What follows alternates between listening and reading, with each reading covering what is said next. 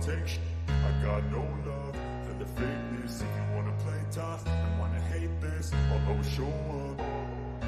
I don't ever slow up, no I don't take shit. I got no love for the fakeness. If you wanna play tough and wanna hate this, I'll always show up and make a statement. I don't ever slow up, no I don't take shit. I got no love for the fakeness. If you wanna play tough and wanna hate this, I'll always show up and make a statement. Everything I do so instinctive and so passionate. Every word I move so descriptive like an adjective. I got a vendetta against people who patented being negative when you should be getting after it.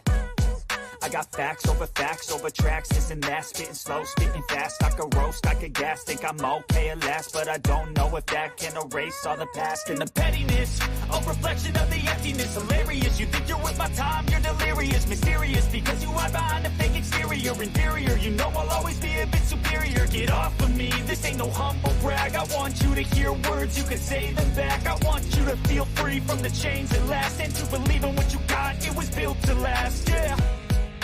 Now that I've been put through, I never got anyone's help. I had to do it all myself. I don't ever slow up, no I don't take shit. I got no love for the fakeness. If you wanna play tough and wanna hate this, I'll always show up and make a statement. I don't ever slow up, no I don't take shit. I got no love for the fakeness. If you wanna play tough and wanna hate this, I'll always show up and make a statement. Gonna learn the consequence of being incompetent. Mental health is confidence, dreams and some honestness. I'm not here to save the day, that's for you to take away. I could play a million mind games, but instead I say something not illogical, something that is topical. Rub it on and watch it go, make yourself unstoppable. Dreams are irresponsible, but they're always possible. If you just believe, you could be so remarkable. Thoughts in my head, a collage and they spread. I'll be great one day, going off of my meds. No, I'm not giving up, no, I'm not giving in. I will make it to the top, taking off in the wind. I gotta make it, I'm saving every day to taste it. I'm patient, but my mind, it can hardly take it. I'm chasing a dream that I've had for several ages. A vacant, modern kingdom for the taking. Now that I've been put through, I never got anyone's help. I had to do it all myself. I don't ever slow up, no I don't take shit. I got no love for the fakeness. If you wanna play tough and wanna hate this, I'll always show up and make a statement. I don't ever slow up, no I don't take shit. I got no love for the fakeness. If you wanna play tough and wanna hate this, I'll always show up and make a statement. I don't ever slow up, no I don't take shit. I got no love for the fakeness. If you wanna play tough and wanna hate this, I'll always show up.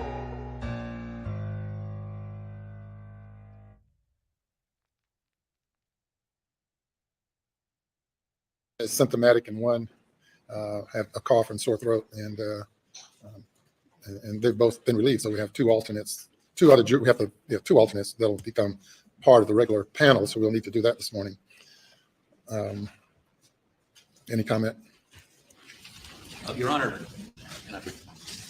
great consternation, having just gotten over COVID myself over the Christmas holidays. And did a little studying on it. My understanding is that if you've been exposed to somebody with COVID, it can be up to 5 days before you exhibit symptoms. My only concern is that we don't create a train wreck with this jury that's testing negative now. And in abundance of caution, should we not, I hate to use the word delay, but that's what it would be, till some health professional will tell us that they were exposed last Friday when they were together, they would show symptoms or test positive by Tuesday or Wednesday. I mean, I'm not trying to, trust me, it's an economic disaster for us. We've had a doctor who came and tested them this morning, and who recommend that they be tested again on Wednesday. So, and she is a doctor who fully understands the CDC guidelines and other precautions, and so your concern is being addressed by the court. Are you going to keep together between now and Wednesday? Yes, and we've recommended that they have agreed to wear masks, as everyone in here probably should, other than the essential people who have to talk all the time. But my focus primarily is with the jurors. Of course, our camera person, I noticed they tend to wear masks, and most others do not, and some clerk personnel. Yes, sir. Your Honor, my only other concern is, well, I understand the clerk of court is out with COVID. Yes. And one of her staff, they've been tested and they're all negative. I don't know what to say. I mean, I want to make sure that this, as you do, that this jury does not infect each other, and then we're position none of us want to be Or in. affect me or you. We all have that same concern, and the jurors are aware of that, and they have a positive attitude about it. And according to the doctor who administered the test to them this morning. The last question: do you have masks? I didn't bring a mask. I have one right here, and my clerk has one right there, and we have a few others in the back. You're welcome to have one of them if you would like to have it. Clerk staff, she's going somewhere. Are you heading towards masks or something? Are we good? Yeah. Okay, we're good, Your Honor. All right, Mr. Waters. Yeah, I was going to echo the same concern that, if we have the two who are released and then we have it kind of spread through those that are remaining, if, again, this is not what I want to do at all, if some sort of delay to see what happens. Because in talking with the defense as we first heard about these issues, I think we were both in agreement that we would rather, if forced to delay a little bit rather than end up with a mistrial and be unable to continue at all. And that would just be my only point that I would raise at this time. And, we could have two. If we go ahead and release them, then we could have some others become symptomatic and we just have to, wait a few days for it to run its course. But that would be my only thought and recommendation. But obviously you've had a doctor come in here and discuss a course of action. And Your Honor, we would concur that, again, trust me, I'm not interested in delaying this at all. But what I don't want is to run the risk that we have a mistrial because they all get COVID or they all get symptomatic. It just seems to me if by Wednesday they'd know, it might be prudent to adjourn for a couple of days. And I'm not questioning your decision. I'm just concerned that we not, and if they have masks on, that's great. But when they go back in the jury room to drink the water or have lunch or whatever they're going to do, they'll have those masks off. It's not 100%. I caught COVID the first week of the second week of December. It took me 3 weeks to get over it. And I don't want to lose this jury. We don't want to either. Again, if we were going to do that, I would say then with the two that have tested positive, we would, at least keep them in the bullpen, I guess, until we figure that out or see what happens over the next few days. The two with COVID, they have been released from jury service, and here's the mask carrier is right behind you there.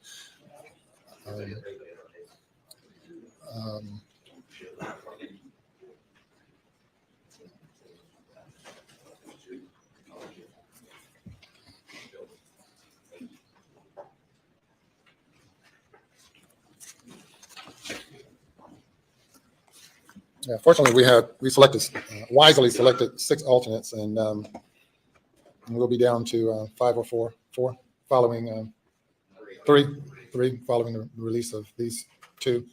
And of course, we have no way of knowing. We just have to take precautions, as we all do, as we navigate through life during this period of time.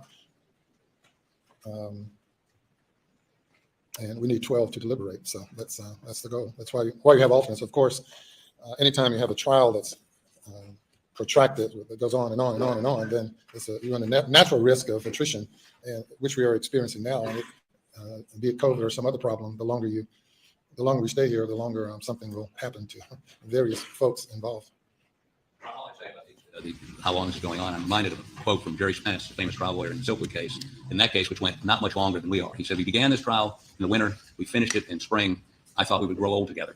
So I'm beginning to feel much like Mr. Spence, but hopefully we can finish the state's case this week. And we can begin our case. Yes.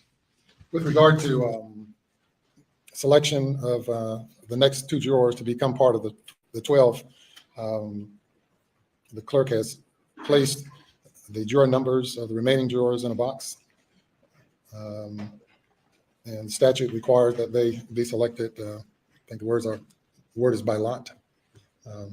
Any objection to a member of the clerk staff selecting the next 2? All right, if you will pull number 1, Madam Clerk. All right, and you can tell us what juror number it is. Juror number 441. Number 441 becomes a member of the regular panel. And the next one? Juror 326. Number 326. Not juror numbers of those that are excused. Yes, of course. Jurors have now been excused. Juror 220. Is that correct, Madam Clerk? 220 and 528.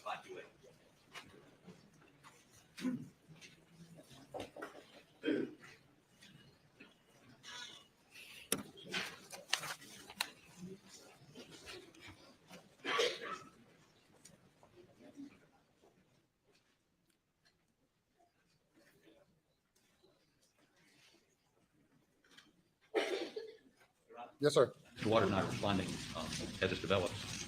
And I'm not trying to, it's a joint concern. We have a huge gallery out here. Are we exposing ourselves to more risk by having them there? Yeah, probably so. Brought that to your attention. Would you like me to issue a mask mandate for everyone in the courtroom? Other than witnesses who are testifying and people who have to speak openly in court, like the judge and lawyers? Well, and aside from the mask mandate, we might, have a little bit of social distancing, a little less numbers might be warranted. I mean, none of us want to limit anything, but we're in a different paradigm, and both of us have a concern about getting this thing and that's the paramount concern for both the state and the defense and the court. And Your Honor, half our alternates are gone now. Half our alternates are gone. We're 3 weeks in, 3 jurors down.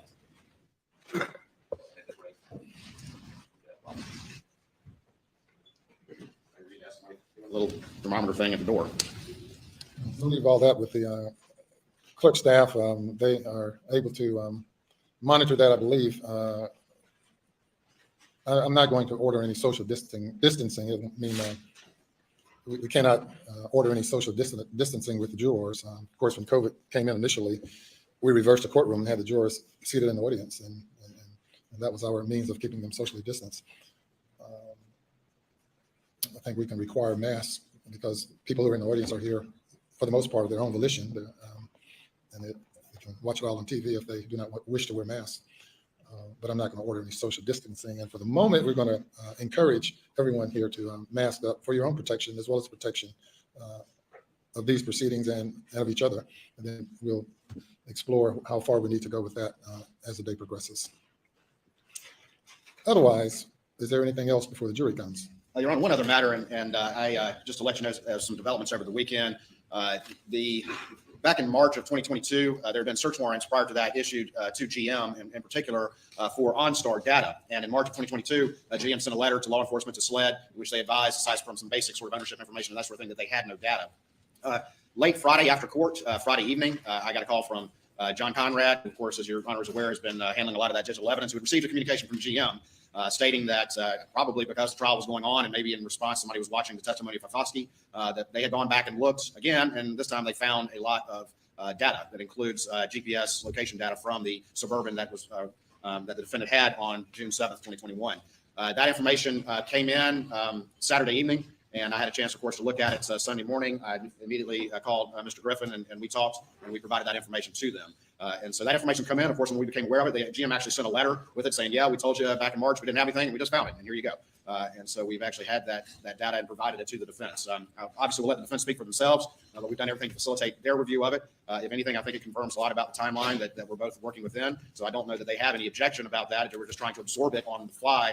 It's a substantial amount of information. But I wanted to raise that to the court's attention and of those developments, and of course, let the defense speak for themselves. Your Honor, again, it is a massive amount of data, which we forwarded to our experts last night. They're beginning to look through it. Some of it is very helpful to us. We don't see it in any way contradicting the state's previous timeline, but the data, we can show you car speed, can show you GPS exactly where they were. It can show, just many things that we did not have before. And again, this is not about who didn't do what when GM concedes they didn't give it.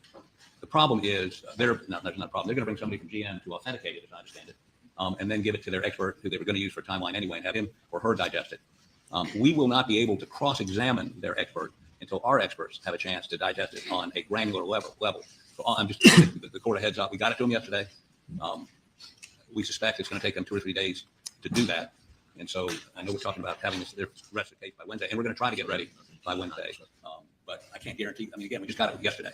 So the only hang up that once they authenticate it, before we cross-examine their expert, we need an opportunity to have our experts advise us what, if anything, we need to ask them. I mean, that's just how it works.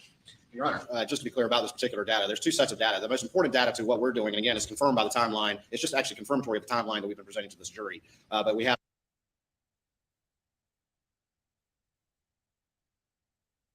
vehicle speed. That's the crucial data that's in this from the relevant time period. There's another file that has some various sensor data that's logged, but in our initial review, I don't think there's going to be anything in that information that's going to be helpful to either side.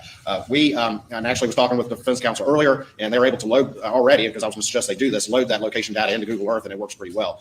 So I think it's something that's going to be able to be digested fairly quickly, and at least in our review, it does not appear that there's any information in there that's different than the timelines that we were already working from. It's just much more specific and confirmatory of what had already been established. Your Honor, with all due respect to Mr. Waters, his opinion on what's important to us is not, we find things in that other data he talks about that's not relevant or not of interest to them, that is of interest to us. An expert's can't load it into Google Earth. You have to do some things with it to get it in a position. I mean, Mr. Barber, who's our computer whiz kid, was able to do the Google stuff yesterday and indicates that other materials, the car function, are the doors locked, are they unlocked, is it in gear, is it not in gear, and the information about other functions of the vehicle. It's just amazing what they capture.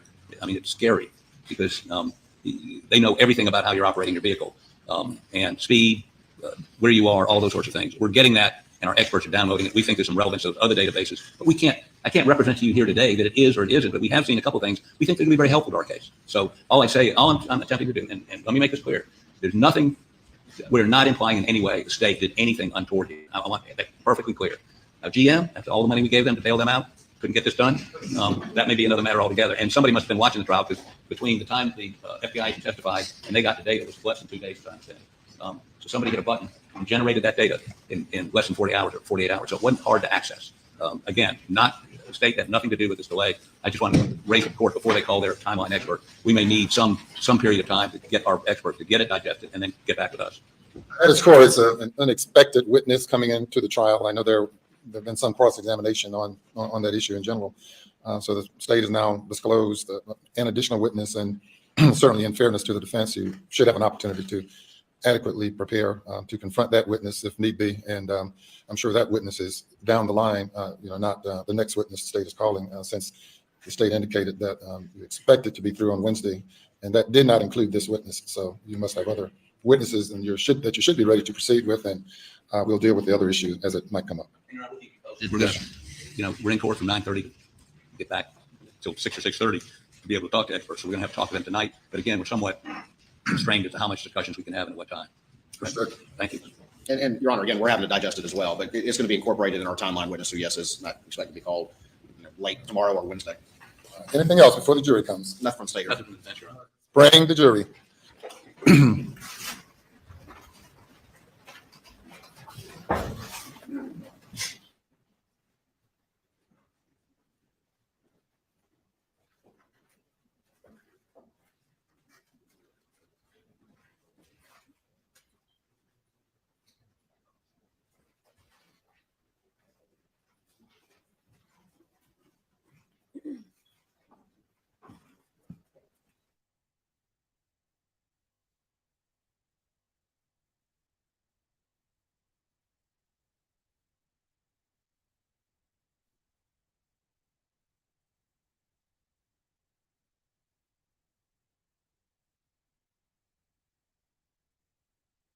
All right, very good. Good morning.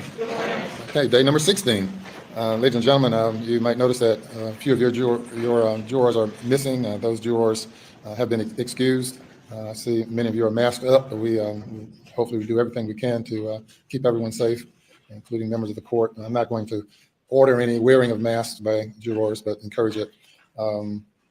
But we have excused 2 jurors and now we'll have 2 other jurors who will move up to be among the first 12 jurors. And that means we have 2, 4, 6, 8, 10, 12, 14, still have 3 alternates remaining. So juror number 441. Who is 441? All right. Number 441, you're a member of the first 12, and juror number 326. 326, you're a member of the first 12. Of course, it doesn't matter where you sit. You just need to know that. And with that, we're ready to move forward. State's case, next witness. Thank you. The state calls Ryan Kelly.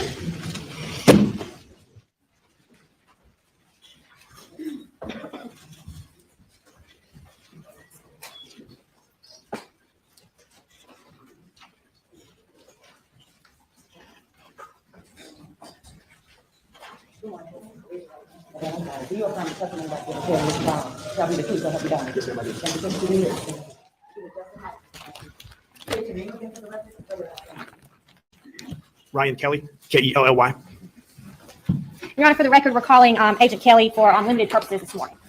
Yes, ma'am. Agent Kelly, could you please tell the jurors where you work? I'm a special agent with the South Carolina Law Enforcement Division, SLED. And what is your position at SLED? I'm a senior special agent. And in your position as a senior special agent, were you involved in the investigation into the deaths of Paul and Maggie Murdaugh? Yes, ma'am, I was.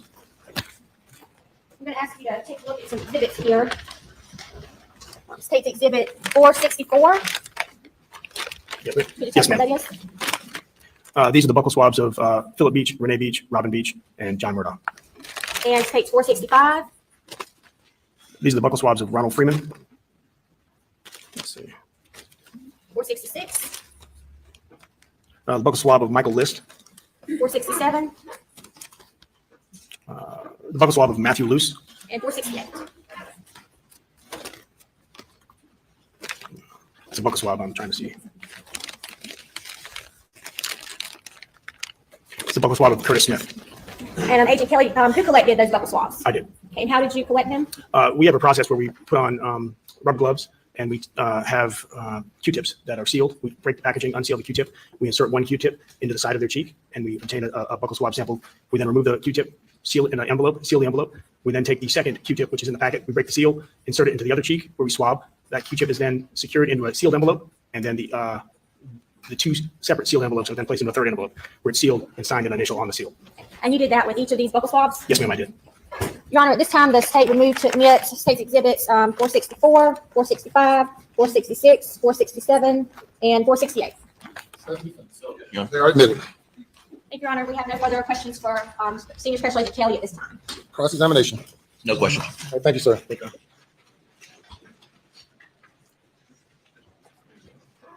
Your next witness. Rachel Wynn.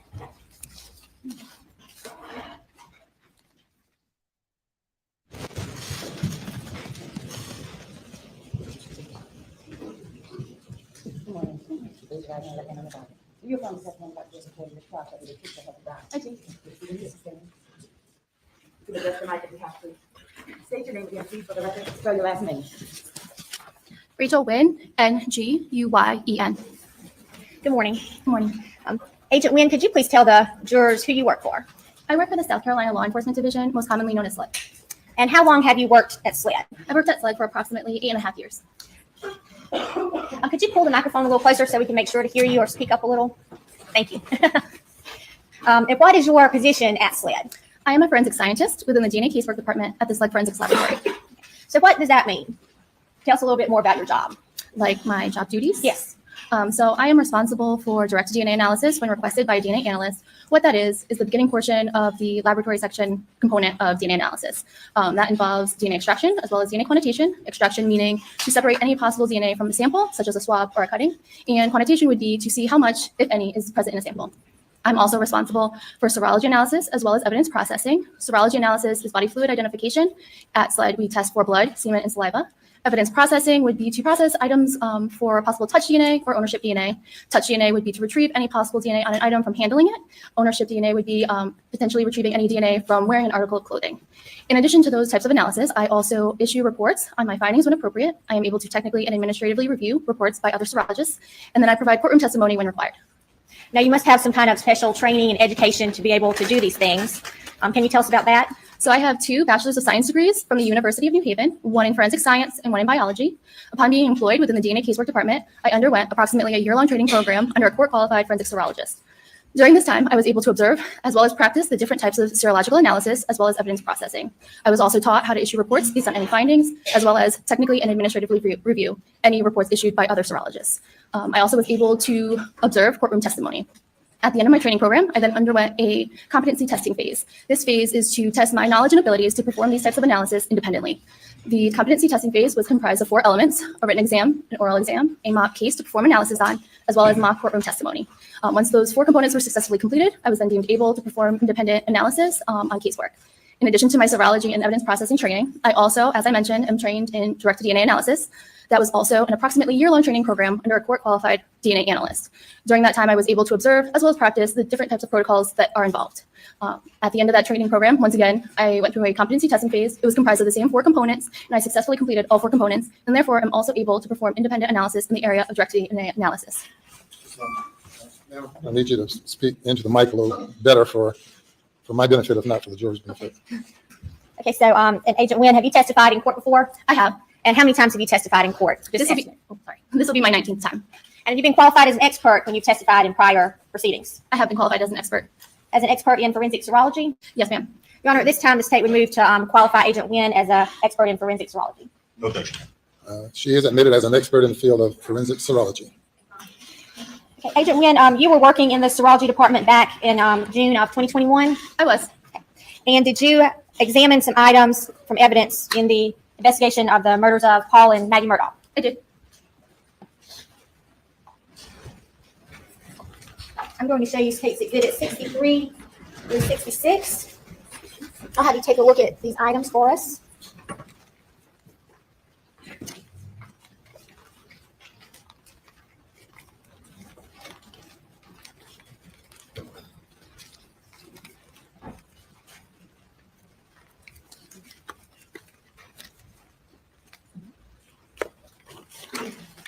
Are those items that you examined? Yes, they are. I can identify these items because on the small manila envelopes contained within, I have written the unique case number that was assigned to this case at SLED, as well as each of their item numbers, my initials, and the date I opened the packaging.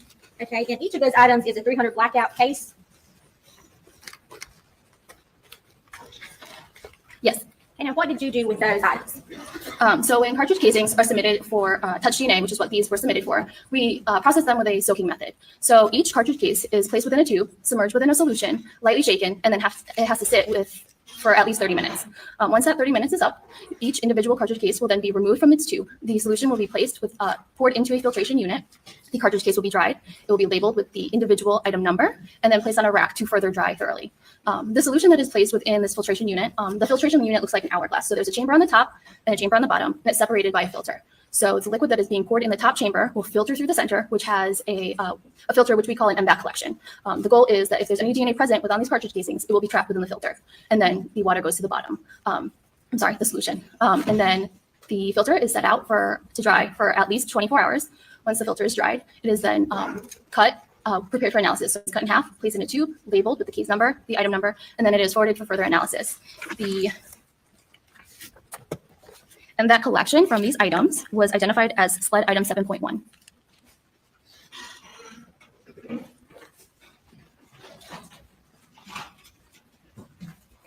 going to show you State Exhibit 459. You can tell us, is that what you collected from those cases there? Yes, so within here is, as I mentioned, SLED item 7.1. Once again, I recognize this because it has the unique case number, the container number, my name and date on the outside, as well as my name and date on a seal at the top. And what did you say you did when you collected the, I guess, disc? So once the MVAC collection or the filter is dried, I will cut it in half and then half again. So each water will be placed within a tube for DNA analysis. It's labeled with the unique case number, the item number, and it is forwarded for further analysis. So you forwarded that to DNA for more analysis. That is correct. Your Honor, at this time, the state would move 459 into evidence. Submitted. I'm going to show you tapes 33 and 34, which are fired shot shells. Did you perform any kind of testing on those two items? Yes, so states 33 and states 34 are consistent with SLED item number 9 and 10, which were fired shot shells. These were also submitted to the laboratory for touch processing. These shot shells were swabbed for the touch collection. So basically I take 2 swabs, sterile swabs, and moisten one with the ionized water, and then I will rub it against the exterior of both of them and then leave them out to dry. Once the swabs are dried, I will then prepare them for DNA analysis, which involves just cutting a small portion from each swab, placing it within a tube, labeling it with the case number, the item number, and forwarding it for further analysis. For this, these swabs from the entire exterior of these 2 items were identified as item 10.1. And I believe item 10.1 is also in State's Exhibit 459, which has been admitted. You can open that if you need to.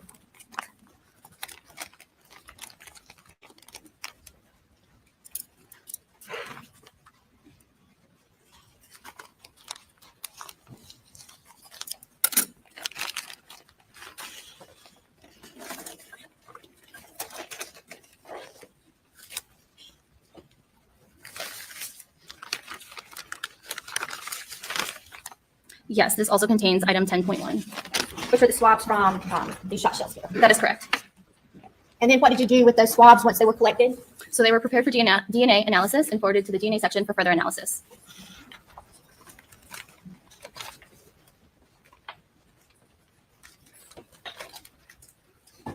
Okay. I'm going to hand you what's been marked as case exhibit 18, which I believe is your item 17.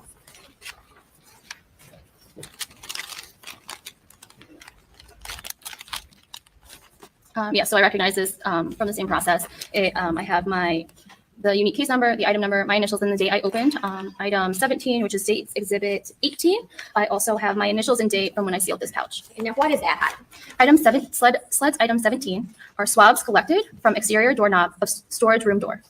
And what did you do with that item? So I prepared these swabs for DNA analysis. Once again, I just cut a small portion from the swabs and imported it for further analysis. States 259.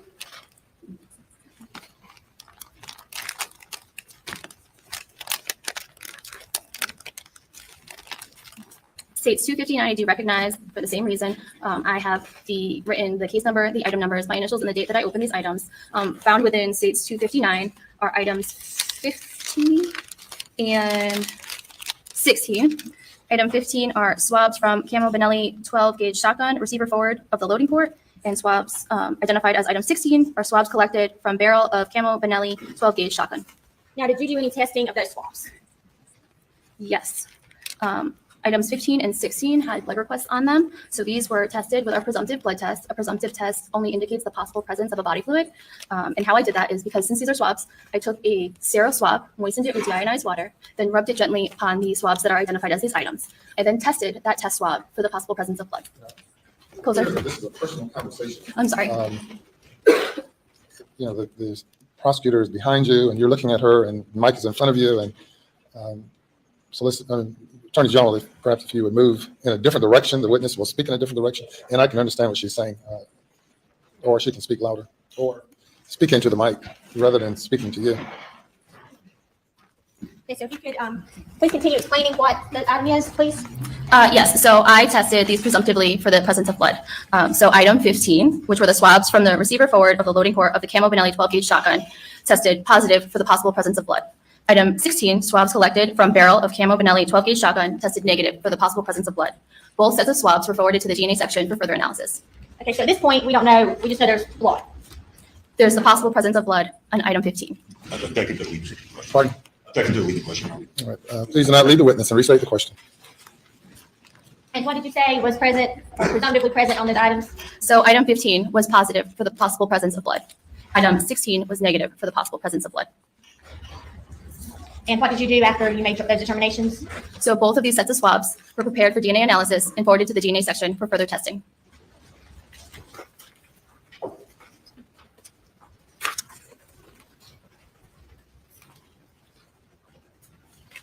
I'm going to hand you State's Exhibit 398. If you will take a look at those two items and tell the jury what those are.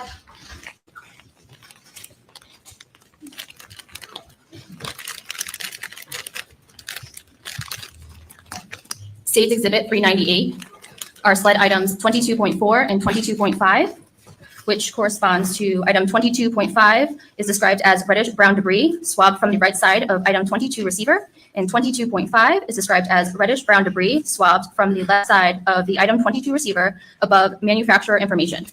And what did you do with those items? These items also had a blood request. So the same process as the previous items I just mentioned. I took a sterile swab, moistened it with deionized water, swabbed these swabs, and then with that test swab is what I tested for the presumptive blood test. Could you please explain any results? So both items 22.4 and 22.5 tested positive for the possible presence of blood. And then what did you do with those items once you did the blood test? These two sets of swabs were then prepared for DNA analysis and forwarded to the DNA section for further testing.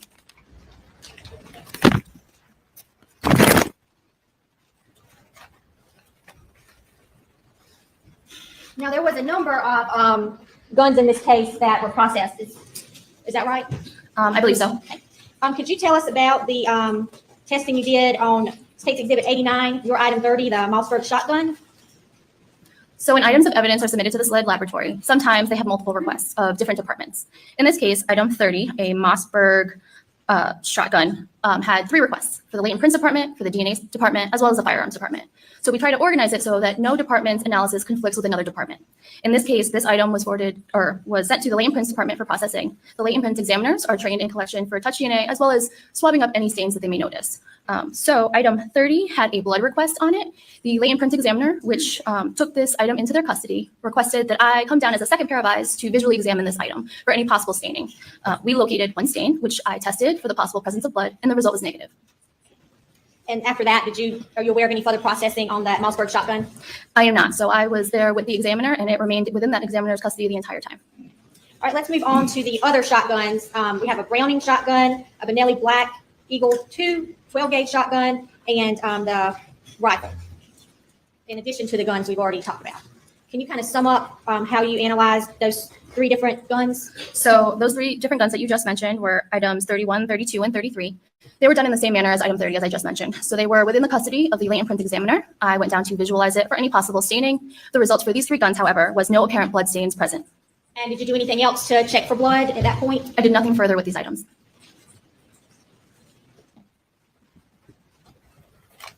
I'm going to show you State's Exhibit 83.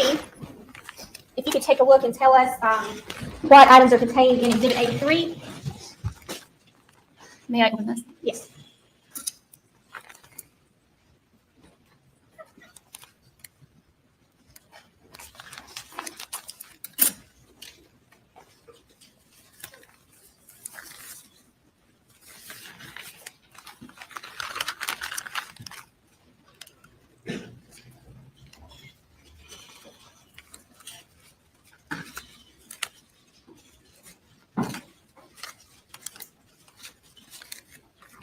State's Exhibit 83 contains the slide items 51 Agent Wynn, you don't have to go through the slide item numbers. through 60. Yeah. And those items are what, though? They are all swabs that were taken from the Chevy Suburban. And can you tell us what kind of testing was done on those swabs? So it appears that these swabs were collected because they were Blue Star positive, which to my understanding is a presumptive test used by the crime scene unit to indicate areas of possible blood staining. Since they were already presumptively tested, I used a confirmatory test to test these swabs for the presence of blood. So slide items 51 through 55 and 57 through 60 were all negative with that testing, which means there's no human blood identified. Item 56, which was swabs collected from steering wheel, had a positive result, which means blood was identified on this item. And what kind of testing did you do to confirm that blood? I used a confirmatory test called Hemotrace. And how does Hemotrace work? So Hemotrace is a card test. It's similar to a pregnancy test or more relevant, a COVID test. You take a sample from the item of evidence, place it in a solution, and it should sit there for a while. And then once it has mixed in with the solution will then be placed on this card test, and then a result will be revealed. Results are read after 10 minutes. And what are the potential results from that test? Just in general, from Hemotrace testing. There's a positive result or a negative result. And in this case, what was the result on the steering wheel swab? On the steering wheel swab, it was positive, which is a result of blood identified. And then what did you do with that swab once you completed your test? So item 56 was then prepared for DNA analysis and forwarded to the DNA section for further analysis.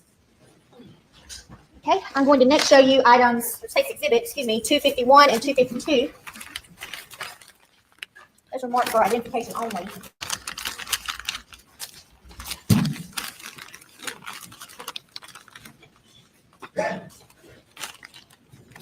Okay, can you tell us what are those items?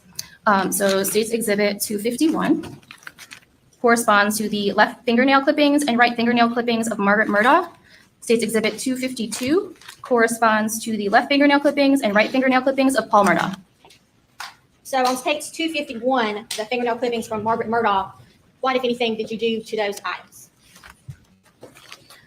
So State's Exhibit 251, what's received is clipping from her fingernails. So I will take a portion of the clippings that have been submitted, place it within a tube, and forward it to the DNA section for further analysis. Okay, when you say a portion of the clippings, does that mean you clip some more and send to DNA, or what does that mean? So the literal fingernail clippings are what's being submitted within the envelope. So say there's 5 clippings. I will forward approximately 2 to 3 of what's been submitted, place it within the tube, and that's what will be forwarded for analysis.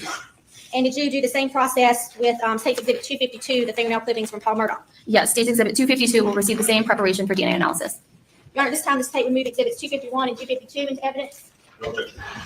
Go admit it. All right, Agent Wynn, next if you could tell us a little about State's Exhibit 418, which was Alec Murdaugh's shirt. Could you describe how you first processed the shirt when it was initially received by the lab? So the white shirt from Richard Murdaugh was submitted with a blood request. On June 9th of 2021, I processed this item for the possible presence of blood. So that entails I first visually examined the shirt for any areas that are consistent with the staining of blood. Then I tested these items that I have indicated with our phenolphthalein presumptive test for blood. 2 stains were tested. Both stains were positive for the possible presence of blood. 1 stain located at the exterior front bottom edge of white shirt was forwarded to the DNA section for further analysis. Afterward, okay. And I'm going to hand you case 460.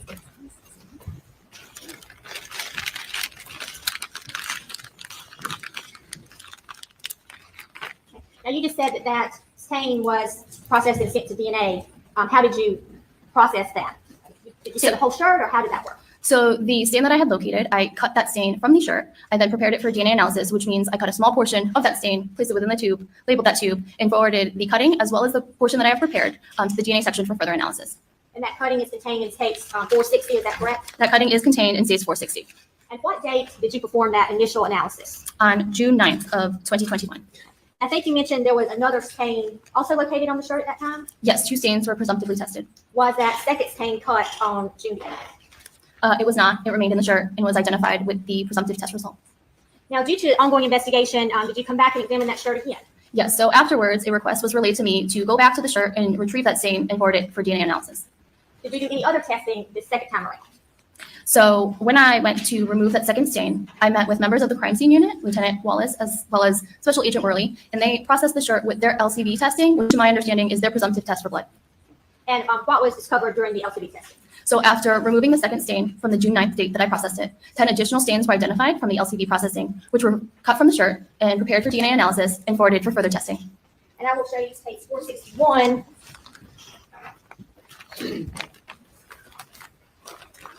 Are those the additional cuttings from the shirt?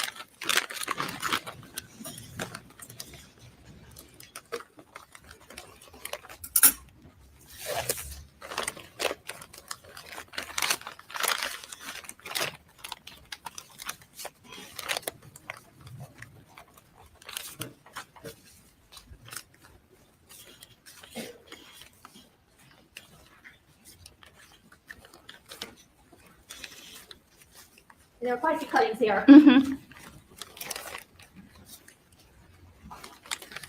Yes, so all the cuttings from the shirt are here. Now, as far as you're concerned, did you process the shirt any further? No, besides preparing these additional stains that were identified, nothing further was done. And what did you do with those cuttings? I cut a small portion from each of the stains that was indicated as being positive and forwarded it to the DNA section for further analysis. All right, and case exhibit 418 is the defendant's shorts. How were those shorts processed in comparison to the shirt? So the shorts also were submitted with a blood request. They were processed in a similar manner. Several stains were tested. However, 2 were positive for the possible presence of blood.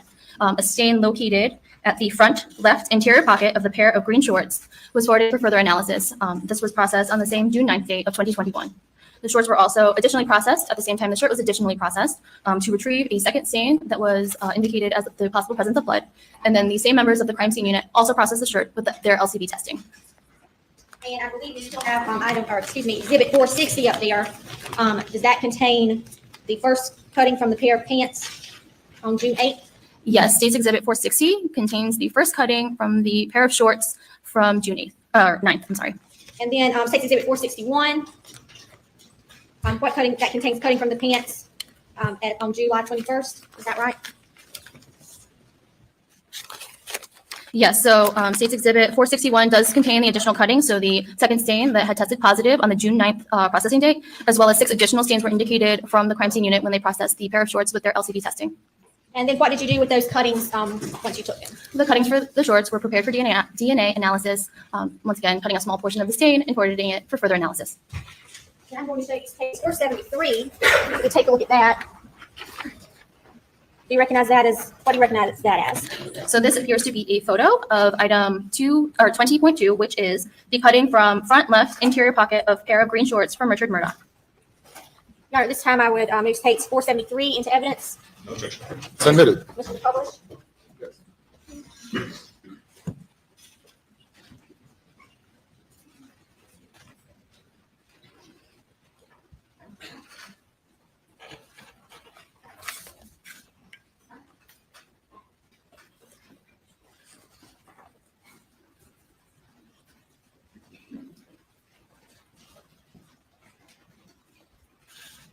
Okay, and Agent Wynn, if you could describe to the jurors what they're looking at in that picture.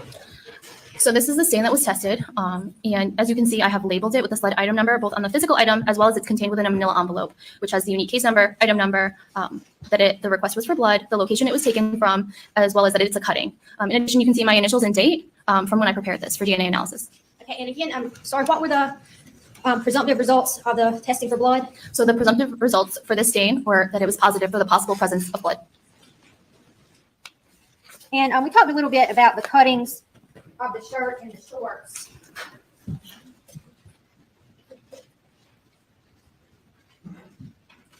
Just to kind of aid the jury in seeing what you actually did, I'm going to show you states 471 and 472.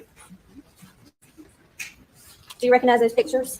I do recognize these pictures. They are from the additional processing that occurred on the shirt. Your Honor, at this time, the state remove 471 and 472 in evidence. No objection. They are admitted.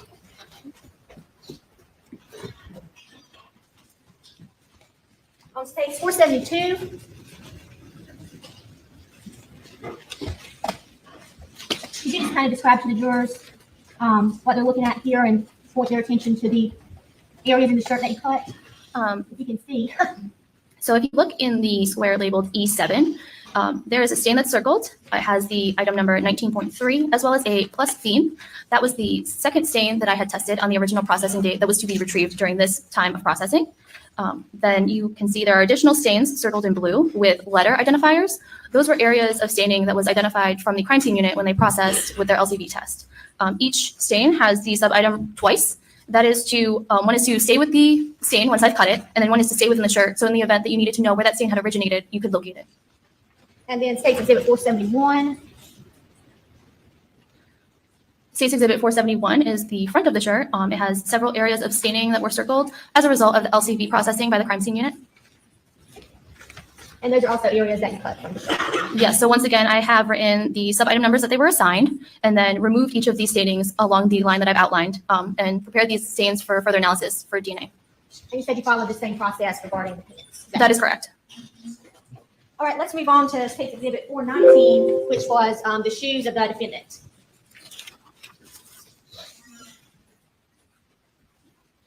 Can you tell us what you did with those shoes? So the shoes, which are described as a pair of red, yellow, and white tennis shoes from Richard Murdaugh, they had the same blood request. So I visually examined the shoes for any areas of possible blood staining and then tested those stainings. 2 were indicated as being possibly positive for the possible presence of blood. One stain was forwarded for DNA analysis, and it was located on the left shoelace of the pair of red, yellow, and white tennis shoes. And are those cuttings in State's Exhibit 460 that you already have up there with you? Yes, the cutting from the shoes is contained within State's Exhibit 460. Your Honor, this time the state removes tapes 460 and 461 into evidence. No objection. They're admitted.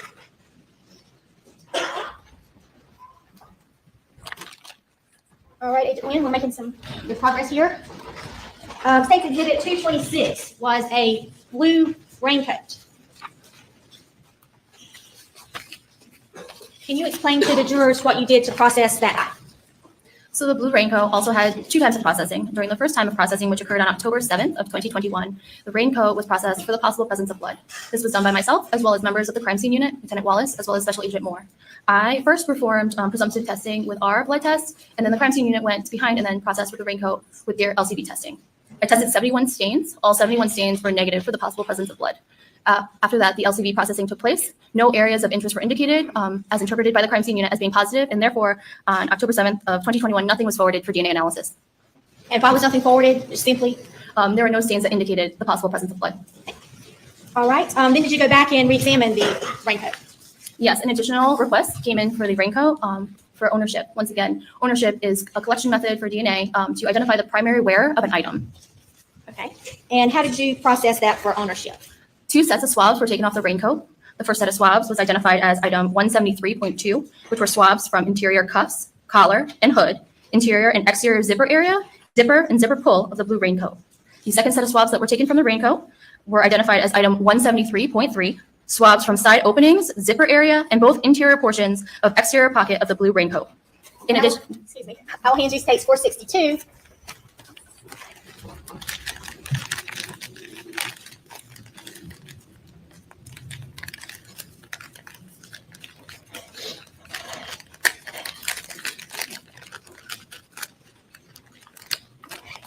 And what are those? Are those swabs you were just telling us about? State's Exhibit 462 are both sets of swabs that I just recently spoke about from collecting from the raincoat.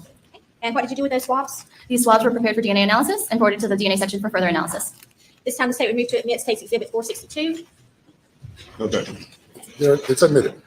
And Agent Wynn, when you were examining the raincoat for ownership, did you find anything on that raincoat to help with that analysis, such as hair or anything like that? So part of the ownership processing is to look for hair. The raincoat, there was no hair found.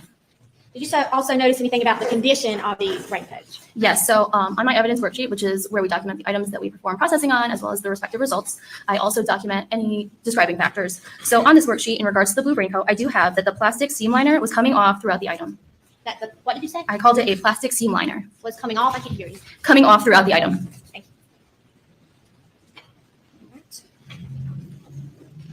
All right. Also, in this case, did you receive a number of buccal swabs? I did. And that is, what did you do with those buccal swabs when you received them? So buccal swabs don't require any testing on my part. I just prepare those buccal swabs for DNA analysis. Once again, cutting a small portion off of each swab, placing it within a tube, and forwarding it for further analysis. All right, Agent Wynn, the state has no further questions at this time. If you'll please answer any questions from the defense. Mr. Barber.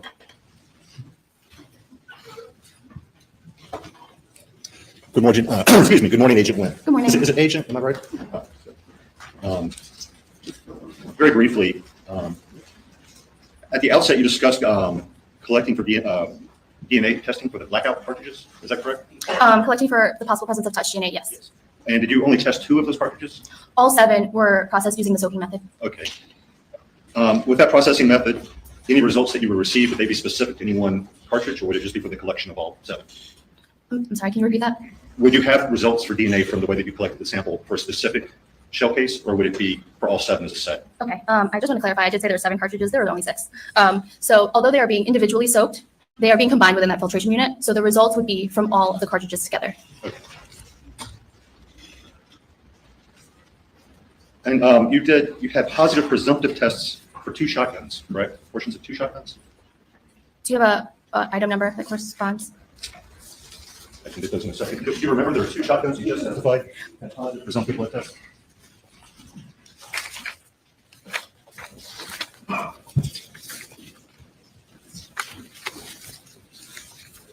One was sled item number 15.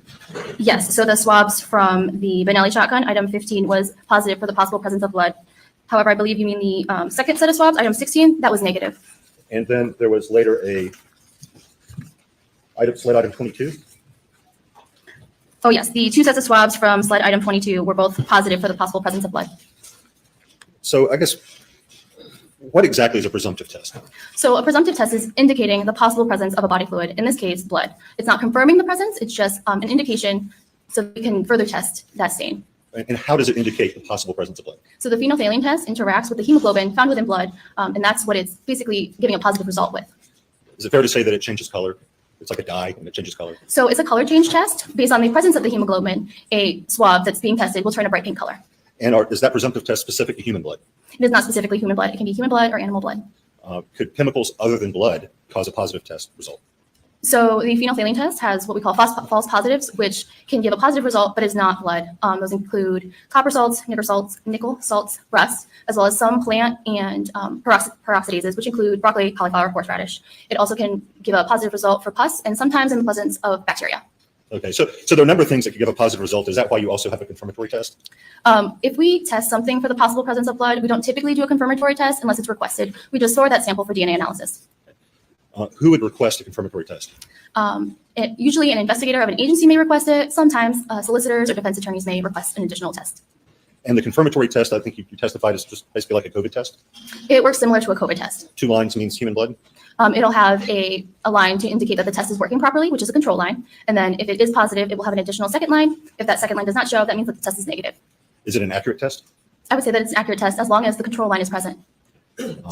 It's more accurate than the presumptive test. That's why you use it, correct? So the confirmatory test is saying that, yes, blood is identified on the item that's being tested. Human blood. Human blood, as well as higher primate blood and ferret blood. And you did not do any confirmatory tests on the shotguns? I did not do any confirmatory tests on the shotgun swabs.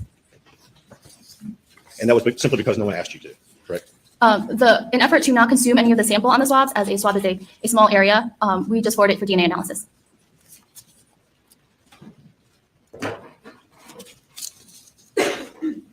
But in the Chevy Suburban, you did perform a Hematrace test? Yes, because that these swabs for the Chevy Suburban were already previously processed with another presumptive test by the crime scene unit, we could not presumptive test behind because our two tests work in a similar manner. Whose decision was it to do the Hematrace test on the Chevy Suburban? That is typically how we process items of evidence that we receive from the crime scene unit in the form of swabs based on any of their presumptive testing. But like, who made the decision to do the Hematrace test on that steering wheel? The name of a person? I perform the Hematrace test. On your own initiative? No, that is a common way we do testing on swabs that have already been collected based on a presumptive test. Did someone instruct you to perform a Hematrace test on the steering wheel? No, it is part of our general operating procedures. But you did not perform Hematrace tests on the weapons? The swabs that were collected off of the weapons, no, because they were not presumptively testing prior, so I could use our presumptive test on those items. Did you perform or prepare any samples for the victim's clothing or bodies other than the fingernail clippings that you discussed? I do not believe so. Okay. So the only thing from the body of Maggie Murdaugh or Paul Murdaugh that you tested were the fingernail clippings for Maggie Murdaugh? So I prepared the fingernail clippings for DNA analysis, as well as the buccal swabs from those individuals. But nothing else from their bodies, correct? No, I did not test their Or clothing. their clothing. I Sorry. did not test their clothing.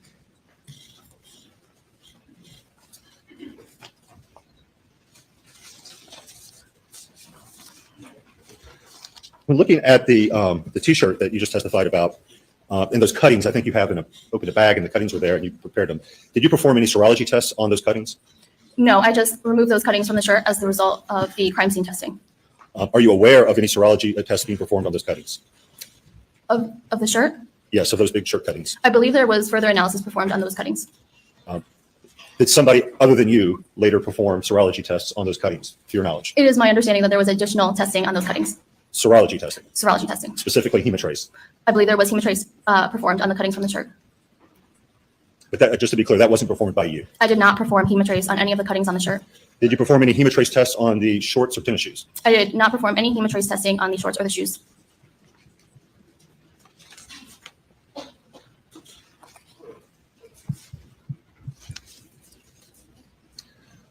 Just, I guess, maybe a little bit of background to understand maybe who does what. When you're working on this case, do you have like a direct supervisor? I do have a direct supervisor. And who is that person? Her name is Laura Hash. And is she the person who directs your activities as regard to this case? Objection, Your Honor, relevance. Objections overruled. I'm sorry, what was the question? Is Lieutenant Laura Hash the person who would direct your activities with regards to this case?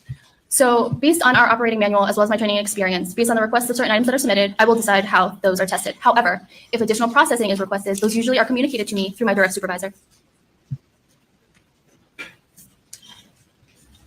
And just clarity, we've talked a bit about DNA, but you're just preparing samples and they go to someone else who does the analysis and reports. That's not you, correct? That's correct. I am just preparing the samples for further analysis. Is the only Hematrace test that you did for this case the steering wheel? Well, strike that. The Chevy Suburban, I believe there may have been some negative tests from the Suburban, but were those the only Hematrace tests you did for this case? No, I did Hematrace the swabs from the Chevy Suburban. I also Hematrace tested swabs collected from a Ford F-250. And what were the results from the Ford F-250? There were 4 swabs submitted from the Ford F-250, and the results for all 4 of those sets of swabs were negative for human blood. So the steering wheel was the only positive test that you did for Hematrace? Yes, the steering wheel from the Chevy Suburban is the only positive Hematrace result I have.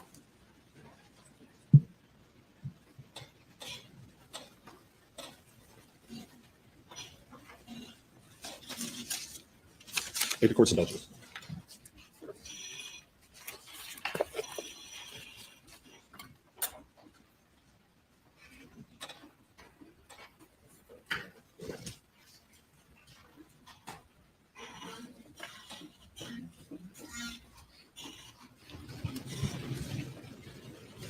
Just maybe one final question or a little set of questions. It seems like sometimes the crime scene people or department, I shouldn't just say people, I guess their department, do presumptive blood tests. Is that correct? Yes, it's my understanding that the crime scene unit does perform presumptive blood tests. And the initials LCV have been used. I think you might have mentioned. What does that mean? It stands for leucocrystalline violet. And can you describe that test? I don't know much about the test. I just know that it is a test that the crime scene unit uses as their presumptive blood test. Do you know what color it turns when there's a positive result? It'll turn a purple color. So with, I think let me ask this. Why, we saw a picture of the shirt gridded out. You remember that exhibit? I do. Why was the presumptive test done? Presumably it was at the SLAB laboratory. Is that the location that was? Are you asking about the LCV processing? Yes, where was that test conducted? That was done at the SLED laboratory. Why was that done by the crime scene unit and not the serology unit? We do not use LCV testing, and I am unsure as to why that particular test was chosen to be used by the crime scene unit. Because earlier, you did tests on the hem, right? The pheno tests on the front and back hem of the shirt. Is that correct? I did. But then the crime scene unit later came back and in the lab did a different kind of test. That is correct. And you don't know why? I was not part of that decision. I was just notified that they would be performing that test while I was retrieving the additional stain that I had tested earlier. And finally, it seems like if something is tested presumptive in the field and comes to you, you do a confirmatory test. Is that what happened with the Chevy Suburban? Yes, that's correct. But if something comes to you and there's not been a presumptive test, like with the shotguns, then you don't perform a confirmatory test? No, I do the presumptive test.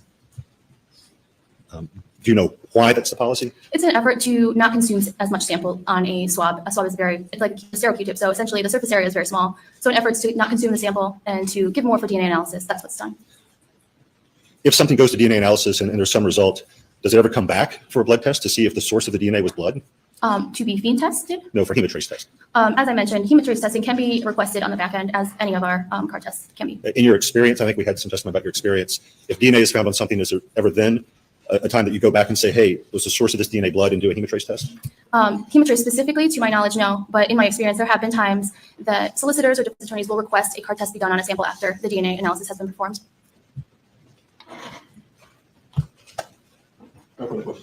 Any redirect? No, from the state, Your Honor. Thank you. You may sit down.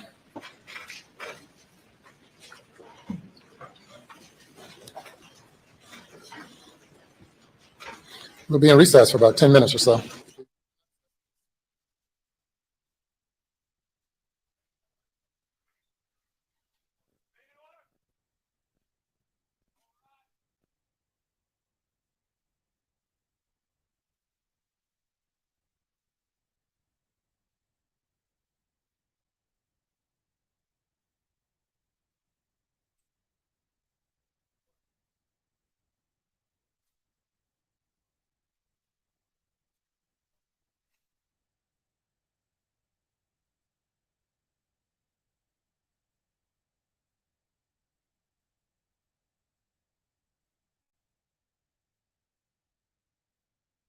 SLED items 51 through 55 and 57 through 60 were all negative with that testing, which means there's no human blood identified.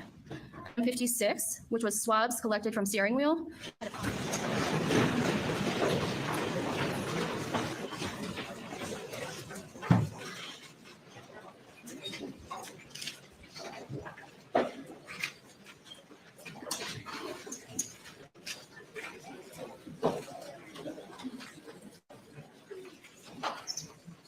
If you bring the jury.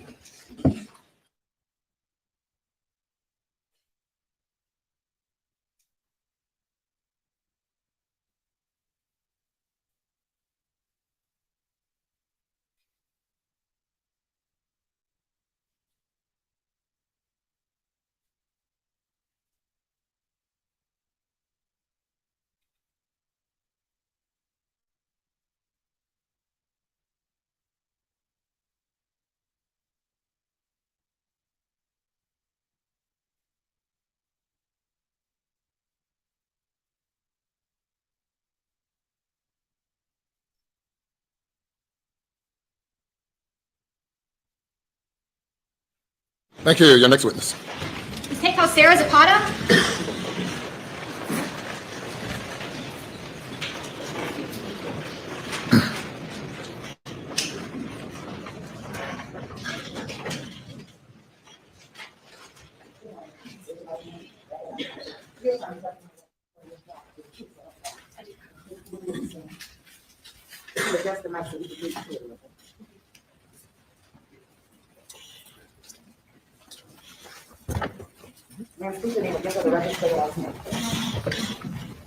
Sarah Zapata, Z-A-P-A-T-A.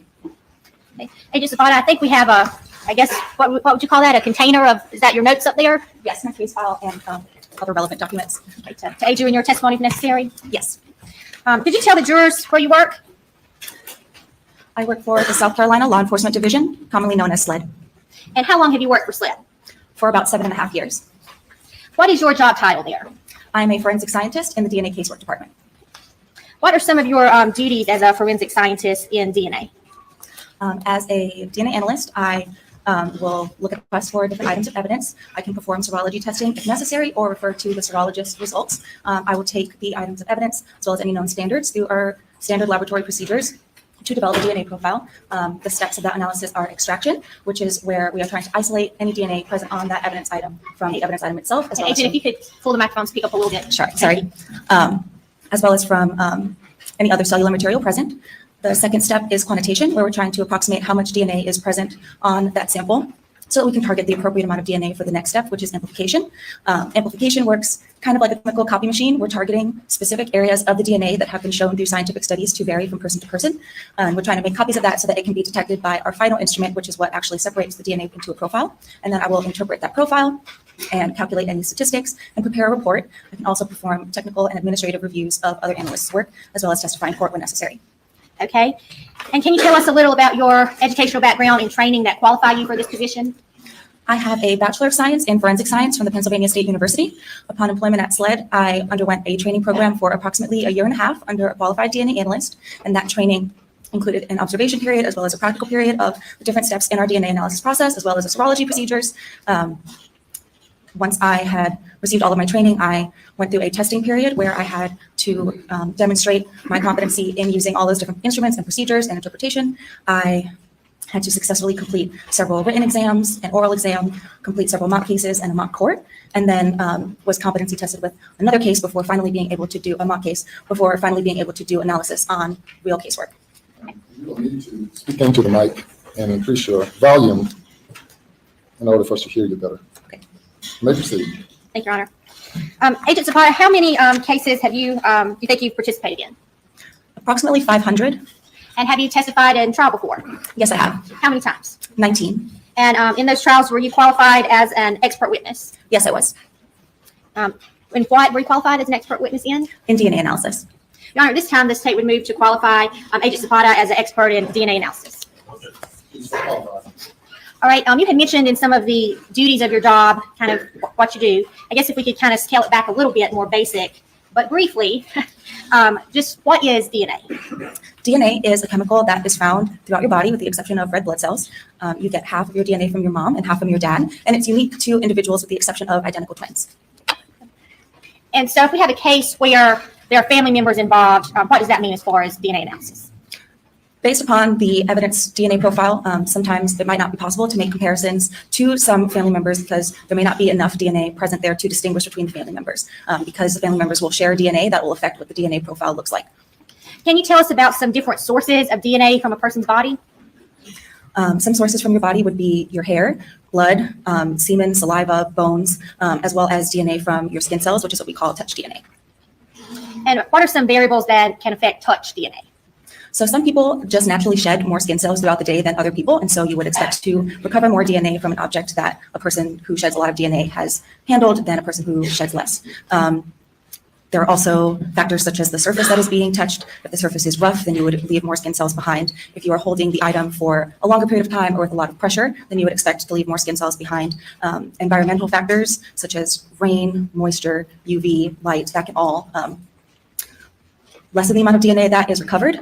And also personal hygiene habits can affect how much DNA you leave behind. So if you just washed your hands, there may not be as much skin cells left behind. So do you leave touch DNA behind kind of like you would leave fingerprints behind? Is that a fair comparison? Kind of. If you touch an object, you may leave some behind.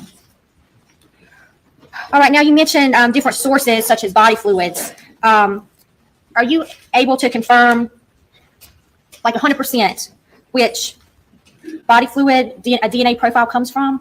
So the test that we perform to try to identify a body fluid is different from the DNA testing that is being performed. Especially in cases where the evidence profile is a mixture, there's no way for us to tell, did all of this DNA come from blood? Did it come from saliva and blood mixed together? There's no way for us to identify 100% the source of the DNA profile. We can indicate that a body fluid may be present, but we cannot say the blood on this item is from this individual. So if I had a drop of blood on my shirt up here, could you ever say this was my blood? I could test it for the indication of a body fluid. I could see if your DNA profile is recovered from that stain, if the evidentiary DNA profile, if you are included as a contributor to that profile, but I can never 100% say that is your blood. So you could say my DNA is here, but not my blood. I could say that you're included as a contributor to the DNA profile. Okay. All right, and I think you kind of already explained your process of DNA analysis when you explained your duties. Can you tell us about some of the, standard lab procedures and protocol? How specifically do you mean? I mean, I guess just basically how you analyze a DNA sample. So I will take the DNA sample. If it has been previously cut by a serologist or an evidence processor, I will add reagents to the tube and proceed with my analysis that way. If it has not previously been cut, then I can prepare the sample for DNA and then take it through those steps that I explained earlier. So extraction, quantitation, amplification, and separation into a profile. And then I will interpret the DNA profile that was developed. So I will determine if there is enough DNA present there for the profile to be used for comparison. I will determine the number of contributors to that profile. So a profile can be single source, which is DNA from just one individual, or a mixture, DNA from multiple individuals are present in the profile. I'll determine if it's a mixture, how many people are in that mixture, or how many I'm interpreting that mixture as.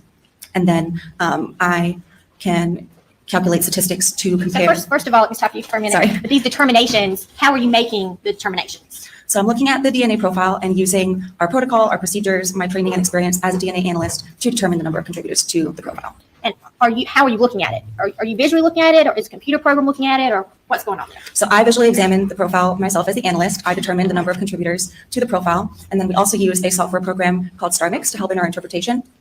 And what StarMix does is look at the evidence profile and attempt to break it down into the potential contributors to that profile. So if you think about the evidence profile as like grandma's chocolate chip cookies, you know exactly what that cookie is supposed to taste like. You know what the final product is supposed to be, and you're trying to recreate that recipe and get it as close to grandma's cookie as what you know it's supposed to be. So you're testing different ingredients at different proportions to see what can make up that cookie. And that's kind of what StarMix does when it's looking at the profile. And then I will evaluate the StarMix output, make sure that what StarMix is telling me makes sense based upon what the profile looks like. And then if everything worked properly, I can use StarMix also to calculate our statistics. Okay, and how do you calculate that statistic? So the statistic that StarMix calculates is called a likelihood ratio. It's a comparison of two possible scenarios to see which is a better explanation of the DNA profile that was developed. It works kind of like a seesaw. So if you have one scenario on one side and another scenario on the other side, and StarMix is going to put more weight on the scenario that is a better explanation of the DNA profile.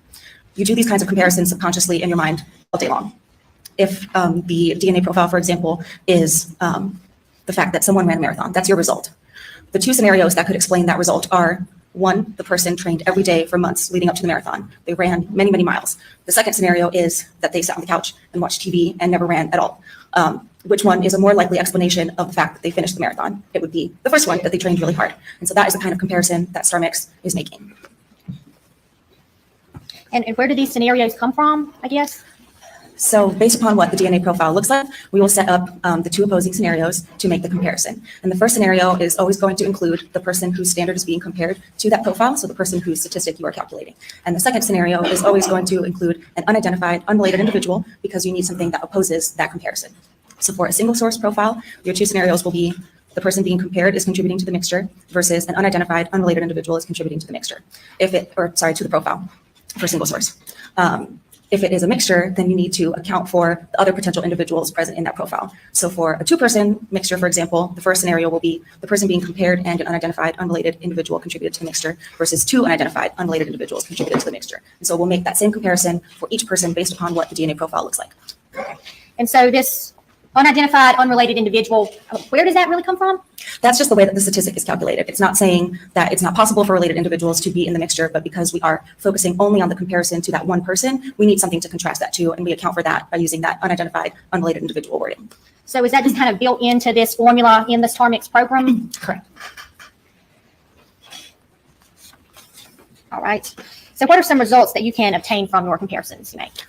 So a result in support of the first scenario, which is that the person being compared to the profile is contributing to the profile, the seesaw will tilt in that direction, and we call that an inclusion. If it is tilting far enough in the other direction, we call that an exclusion. It's saying that the person being compared is not a contributor to the profile under those two scenarios that are being compared. It's possible for the seesaw to just tilt a little bit in either direction if the DNA in the profile is very low level or very partial. There's just not that much information there to make the comparison, and so it's not tilting in one way or the other very strongly. It is also possible if it's very partial, very low level information, for the seesaw to just not move at all. It's saying that neither explanation is a better explanation for the DNA profile, and we'll call that uninformative. Okay. And do you set up propositions the same way for each comparison to an item? Yes, so first we will say if the item is suitable for comparison, then we will say the number of contributors that we're interpreting that profile as, and then we will set up those two scenarios each time. In the cases of items that are being taken off of someone's body or swabs from their body, we'll call that an intimate item. And so we want to account for the presence of the individual whose body the item was taken off of in that profile. Because it's being removed from their body, we're expecting that profile to be there. And so we can do that in two ways. We'll look at the DNA profile. If their DNA is clearly present in the profile, we will assume them as a contributor. And what that does is put that person on both sides of the seesaw. And so we're only making comparisons now to the DNA that is not that person who we already know is there. It's like someone telling you, I know there are 2 cups of flour in grandma's cookie recipe. So now you're just adjusting the other potential ingredients to see what else is making up that recipe. If their DNA profile is maybe more partial or low level, then we'll run the statistic for that individual first to make sure that it meets our threshold to put them on both sides of the seesaw. And we'll call that a conditioned contributor. It treats it the same way once we've run that standard comparison. And so the propositions will list any individual that has been assumed or conditioned on as a contributor, and then it will have the 2 opposing scenarios for the other individuals that are being compared, and then finally the result of that comparison. So if you had my shirt for testing, you would assume my DNA was on the shirt because you knew I was wearing the shirt. Right. I would look at your profile first and visually compare that to the item of evidence. If you are clearly contributing to the mixture, then I will assume you. If maybe you are a lower level contributor, but it looks like your DNA profile could be there, then in order to confirm that, I will run your statistic first and then continue on with you on both sides of the seesaw. All right. And now, are there some times where you are unable to make comparisons to specific individuals? Yes, like we mentioned earlier, if there are individuals that are related and maybe the DNA profile that we're comparing them to is lower level, or there's just not a lot of information there for a lower level contributor, we can't distinguish between them. And so we won't make comparisons in those cases to those individuals. Okay. And I guess before we get started, just kind of going back to DNA in general, what are alleles? So alleles are the results of our testing at a specific location. Like I explained earlier, the final step of the laboratory portion of our analysis is the separation of the DNA into a profile, and the separation is what generates those allele results. Okay. And how many alleles are we dealing with when you're making an analysis with DNA? I guess if there are more or less, what that can tell you. Does that make sense? I'm not sure I know what you're asking. All right. Well, sometimes our DNA samples, you mentioned lower or higher levels of DNA there. Mm-hmm. Would that affect the alleles that are there? Yes, so the alleles are the actual result that we're looking at, it's the DNA profile that we're looking at. We are evaluating the profile based upon the heights of those alleles. So the higher the allele, the potential greater contribution of that individual's DNA. The lower level the allele, the less DNA potentially from that individual in that profile. And if you only have a few alleles to look at, is that very informative in your analysis? No, the fewer number of alleles that you have to make comparisons, the less informative the statistic is going to be. So that's where we have it in that range where it's not tilting greatly in one direction over the other. It's kind of like trying to identify something based off of an eyewitness description. If it's very vague, like it was a red sedan, there are many red sedans that could fit that description. So that would be an example of having few alleles. But if you have a more specific description, like it was a red sedan with 5 bumper stickers and a bedazzled license plate, that's very specific. And so you have more information to make a comparison to that vehicle.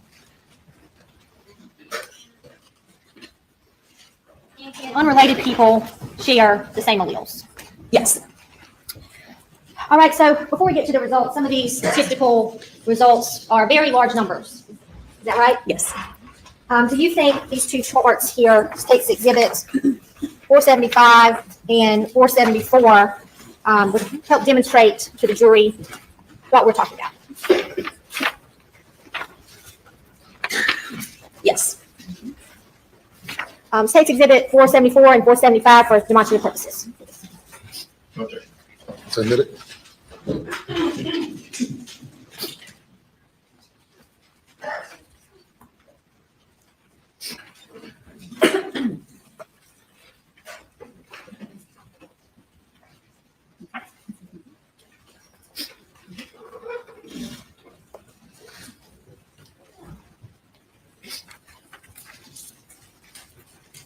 All right, did you receive a number of vocal swabs analyzed in this case? Yes, I did.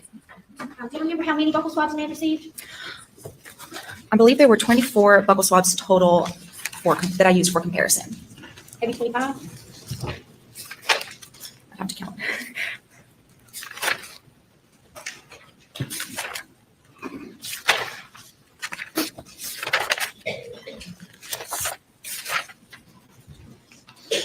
There was one that I received, but I did not perform analysis on. Maybe that's the one that you're counting. I'll have you take a look at tanks 463. Do you recognize that buccal swab? Yes. And who is that a buccal swab from? It's labeled as buccal swabs from Nolan Tootin. There's our laboratory case number and item number on packaging. And you performed analysis on this buccal swab? Yes. Say we move 463 into evidence. Okay. Submit it.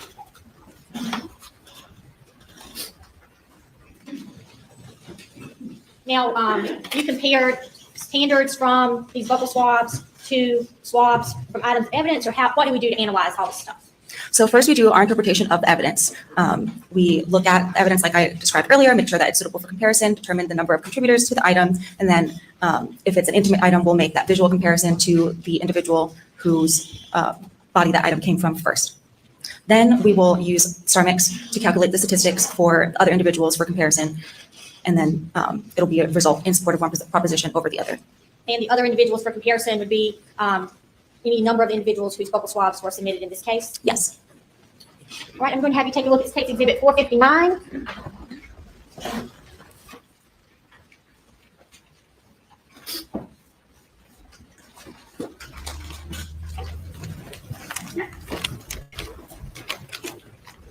Is case exhibit 459 an item that you analyzed? 459 are our laboratory items 7.1 and 10.1. Okay. And can you tell us what that actually is? 7.1 was the MBAC collection from cartridge cases 2 through 7. And 10.1 were the swabs from the exterior of items 9 and 10, which were shotgun shells. And you performed analysis on both of those items? Yes, I did. Can you tell us the results of your analysis on the MBAC collection from the 300 blackout cases? Your item 7.1.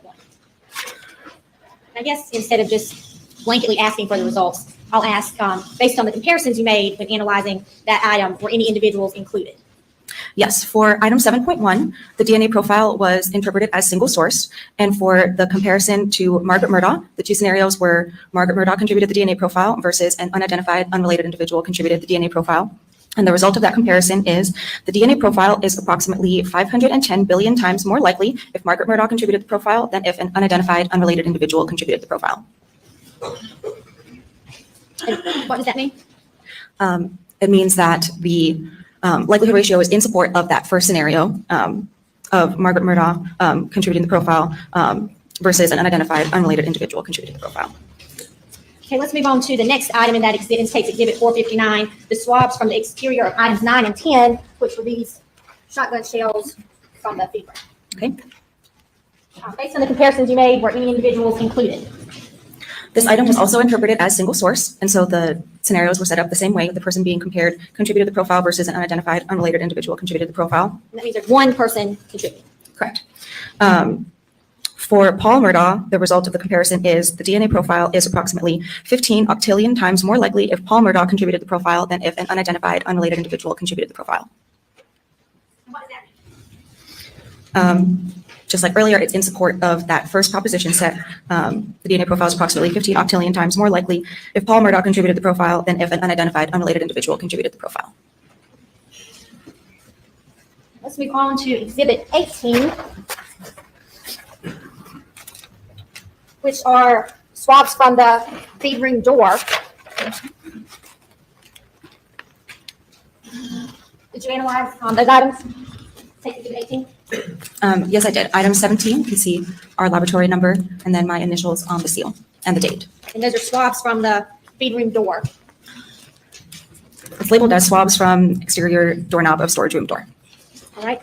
And based on the comparisons you made, were any individuals included? For item 17, the comparison with Paul Murdaugh, The DNA profile was again interpreted as single source, so we're setting up the propositions in that same way. The result is the DNA profile is approximately 15 octillion times more likely if Paul Murdaugh contributed the profile than if an unidentified, unrelated individual contributed the profile. 15 octillion times more likely. An octillion has 27 zeros. Yes, So that's a pretty high statistical number there. yes. Let's move on to Exhibit 256.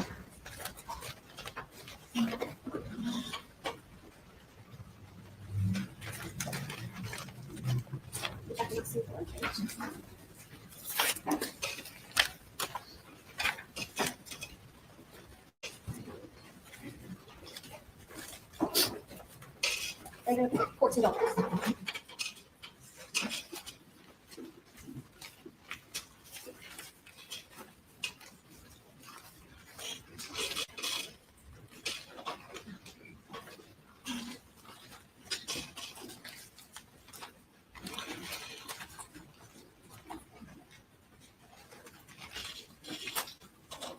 Did you analyze item 256?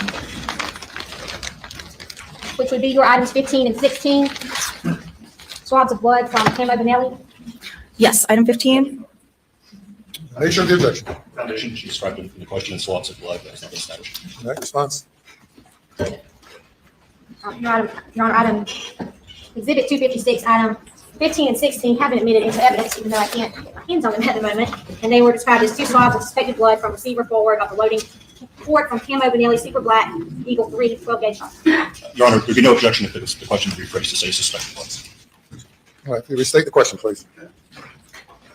I believe I misspoke, and this would be State's Exhibit 259. And what is that item? 259 contains sled items 15 and 16, which were swabs from the Camo Benelli 12-gauge shotgun. And did you analyze those items? Yes, I did. Based on your comparisons that you made, were any individuals included? For which item? Let's start with item 15. Item 15 was interpreted as a mixture originating from 2 individuals. So for this comparison, we have the person being compared to the DNA profile and an unidentified, unrelated individual as the first scenario.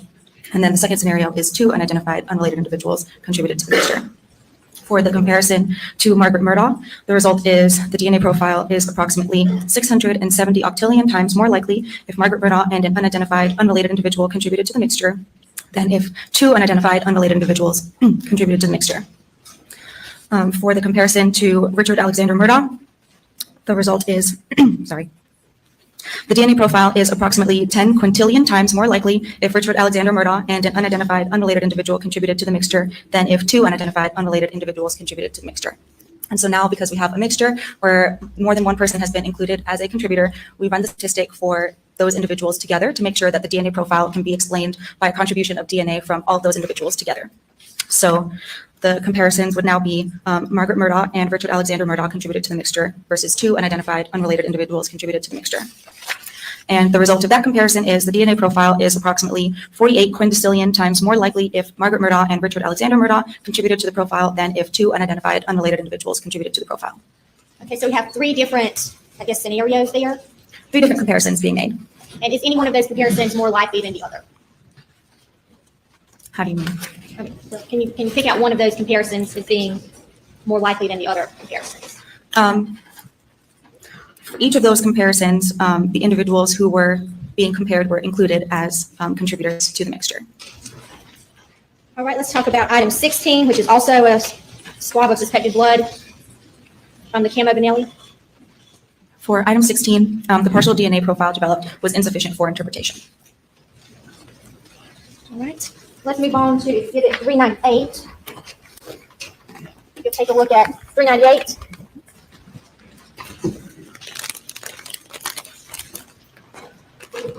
.398 contains our slide lab numbers 22.4 and 22.5.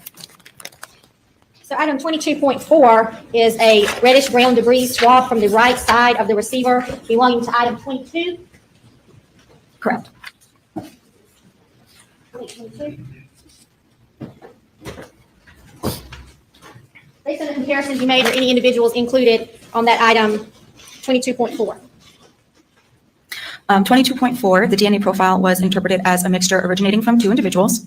For the comparison with Margaret Murdaugh, the result was the DNA profile is approximately 480 octillion times more likely if Margaret Murdaugh and an unidentified, unrelated individual contributed to the mixture than if 2 unidentified, unrelated individuals contributed to the mixture. And what does that mean? The result is in support of that first scenario of Margaret Murdaugh being included as a contributor to the mixture. The likelihood ratio is 480 octillion times more. The DNA profile is approximately 480 octillion times more likely if Margaret Murdaugh and an identified unrelated individual contributed to the mixture than if 2 unidentified unrelated individuals contributed to the mixture. And then the next item, 22.5, is also a swab from that same shotgun from the left side. Yes. Based on the comparisons you made, were any individuals included? Item 22.5, the DNA profile was also interpreted as a mixture originating from 2 individuals. For the comparison with Margaret Murdaugh, the DNA profile is approximately 570 octillion times more likely if Margaret Murdaugh and an unidentified unrelated individual contributed to the mixture than if 2 unidentified unrelated individuals contributed to the mixture. 75 octillion times more likely that Margaret Murdaugh contributed to that mixture. The DNA profile is approximately 570 octillion times more likely if Margaret Murdaugh and an unidentified unrelated individual contributed to the mixture than if 2 unidentified unrelated individuals contributed to the mixture. And now this unidentified, unrelated individual is popping up, and what does that mean again? It's just the way that we make our calculation. We have to account for an opposing scenario to the person being compared. And then when there is a mixture, we need to account for the other individuals in that mixture when we're making our comparison. And so we use an unidentified, unrelated individual. Did you analyze some swabs from Palmer and cell phone? I believe that would be your item 25.1. Yes. And what were the results of your analysis there? A partial DNA profile was developed. Due to the limited information obtained and the inability to determine the number of contributors, no further interpretation will be offered.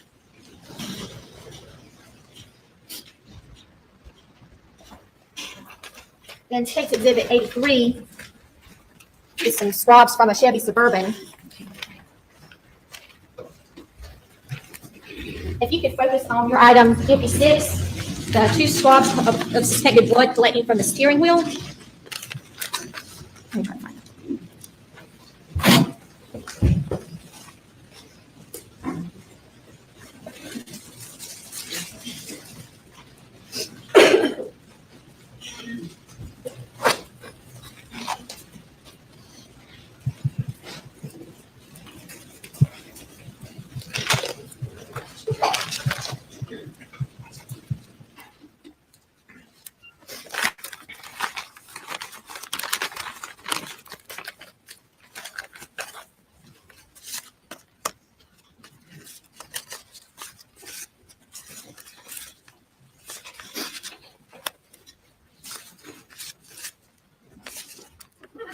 You said 56?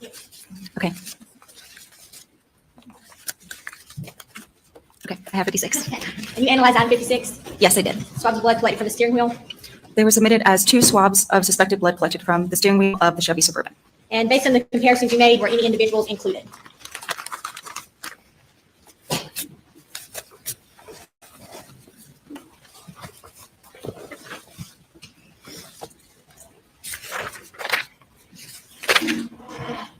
For item 56, the DNA profile was interpreted as a mixture originating from 2 individuals. For the comparison to Margaret Murdaugh, the result is the DNA profile is approximately 35 times more likely if Margaret Murdaugh and an unidentified unrelated individual contributed to the mixture than if 2 unidentified unrelated individuals contributed to the mixture. For the comparison to Richard Alexander Murdaugh, the result is the DNA profile is approximately 100 quadrillion times more likely if Richard Alexander Murdaugh and an unidentified unrelated individual contributed to the mixture than if 2 unidentified unrelated individuals contributed to the mixture. And then just like before, because we had 2 individuals who were included individually as contributors to the mixture, we have to run the comparison of them together to make sure that the DNA profile can be explained by a contribution of DNA from all those individuals. So for that comparison, the DNA profile is approximately 240 quintillion times more likely if Margaret Murdaugh and Richard Alexander Murdaugh contributed to the mixture than if 2 unidentified unrelated individuals contributed to the mixture. There's also a statement that because that first comparison to Margaret Murdaugh had a likelihood ratio result that is on the lower end of our scale, we want to put more emphasis on that result when comparing her as a contributor to the mixture. So the likelihood ratio for proposition set 3, which was that comparison together, was calculated to confirm that the mixture could be explained by the contribution of DNA from all individuals listed under HP, which is that first scenario.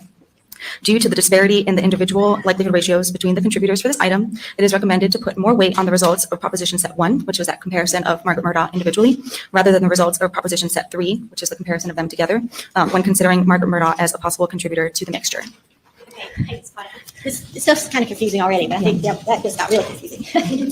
So I guess if you could kind of simplify that a little bit for us. Yes. So think about like two people singing the same song. If one person is singing really quietly and another person is singing loudly, when they're singing together, it'll sound really loud because that one person is already singing loudly by themselves. But that doesn't mean that the person who was singing quietly is suddenly singing very loudly. So we're trying to account for the difference in the weight of the result.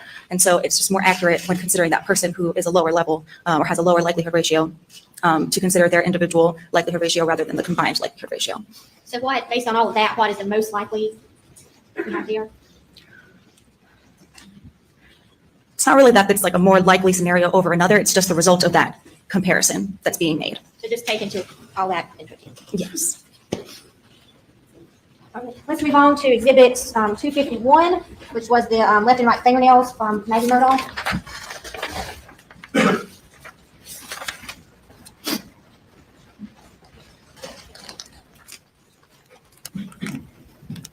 We'll take a look at exhibit 251. Did you analyze those items? I believe item 70 is the left fingernail clippings for Maggie Murdaugh. Yes, and 71 is the right fingernail clippings from Margaret Murdaugh. So let's talk about the left fingernail clippings first. What were the results of your analysis? Are you looking for all of the individuals who were compared? Yes, the results, the entire results. Yes. Okay. For item 70, a DNA profile suitable for comparison was developed. Several individuals were visually excluded from the profile first. Paul Murdaugh, Anthony Cook, Roger Davis, Rogan Gibson, Connor Cook, Philip Beach, Renee Beach, Robin Beach, John Murdaugh, Richard Alexander Murdaugh Jr. or Buster, Richard Alexander Murdaugh, Randy Murdaugh, Miley Altman, and Morgan Dowdy are excluded as contributors. Excluded as contributors.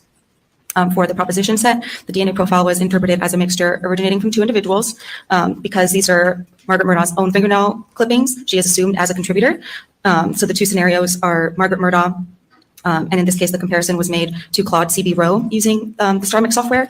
So that first scenario is Margaret Murdaugh and Claude CB Rowe contributed to the mixture, and the second scenario is Margaret Murdaugh and an unidentified, unrelated individual contributed to the mixture. Now, why was Claude CB Rowe included in this comparison? So the other individuals I was able to visually exclude, which just means if I'm looking at the DNA profile and comparing it to their standard, I could exclude them as a contributor. If an individual happens to have the alleles that, or if an individual cannot be visually excluded, so I cannot say if I'm looking at their DNA profile, comparing it to the evidence that they are excluded, then I will run the statistic to compare them to that profile. And so that's why that comparison was made. The result of the comparison is the DNA profile is approximately 11 times more likely if Margaret Murdaugh and an unidentified, unrelated individual contributed to the mixture than if Margaret Murdaugh and Claude CB Rowe contributed to the mixture. So this is a result in support of that second scenario. It's not the first scenario like the others that we've been discussing have been. So, how much DNA were you looking at in this sample?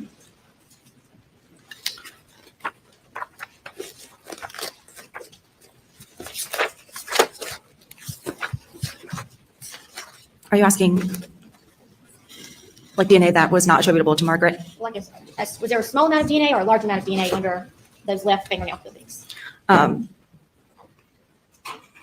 There was not a lot of, there were not many alleles that were not attributable to Margaret in the profile. So let's talk a little bit, explain about those alleles there that when you were doing your testing. Yeah.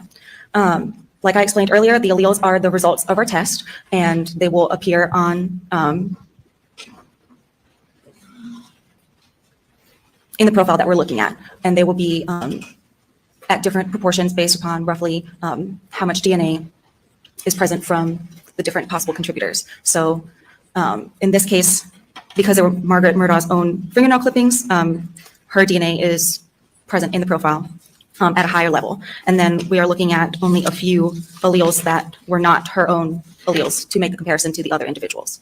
So was it 3 alleles? Yes, that were not Margaret Murdaugh's alleles. And those 3 alleles could be CB Rowe's alleles? I could not visually exclude him, which just means when looking at his profile and comparing it to those other alleles, he did have those alleles, but it's a very low level of DNA that's being compared to. to him. And the result was in support of that second scenario, which was Margaret Murdaugh and an unidentified, unrelated individual contributed to the mixture. And this courtroom here is full of people. Did anybody in this courtroom have those same 3 alleles present in that testing? It's possible. All right, let's move on.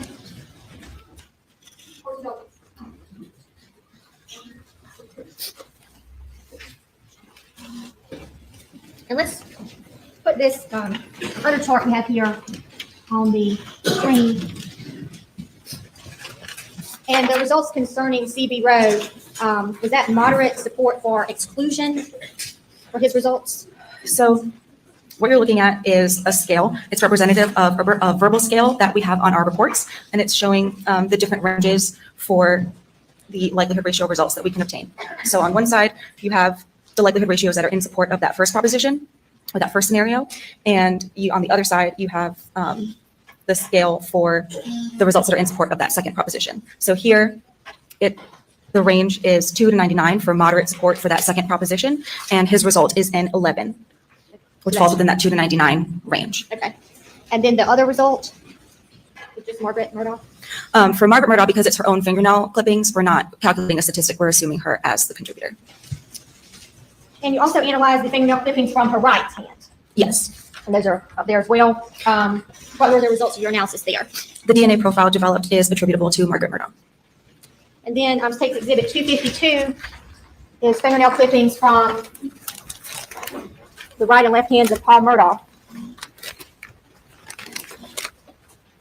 If you could tell us any results from your analysis of Paul's fingernail clippings. For both items 72 and 73, the result was the DNA profile developed is attributable to Paul Murdaugh. Now you also analyzed Alec Murdaugh's shirt, which is take exhibit 418, your item 9.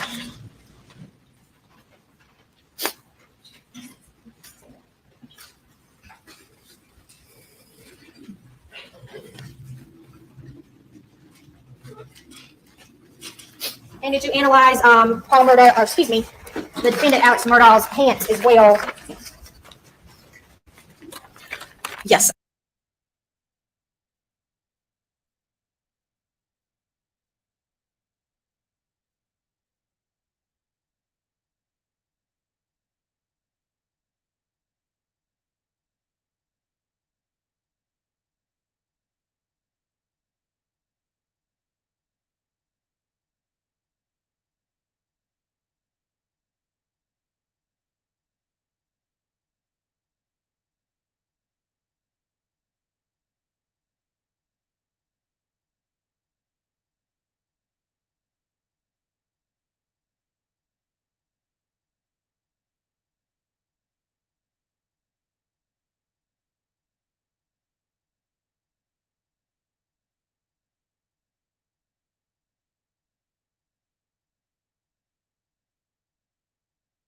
Going to affect the trial, if at all?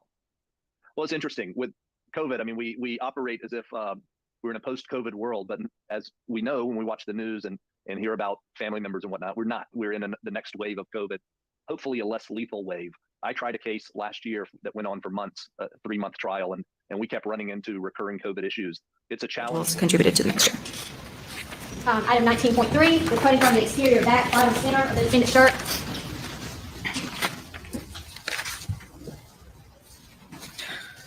For 19.3, the DNA profile was interpreted as a mixture originating from 2 individuals. For this item, I was able to assume Richard Alexander Murdaugh as a contributor. So the propositions or the scenarios that we're comparing are Richard Alexander Murdaugh and the person being compared versus Richard Alexander Murdaugh and an unidentified, unrelated individual contributed to the mixture. For the comparison to Margaret Murdaugh, the DNA profile is approximately 360 quadrillion times more likely if Richard Alexander Murdaugh and Margaret Murdaugh contributed to the mixture than if Richard Alexander Murdaugh and an unidentified, unrelated individual contributed to the mixture. Item 19.4.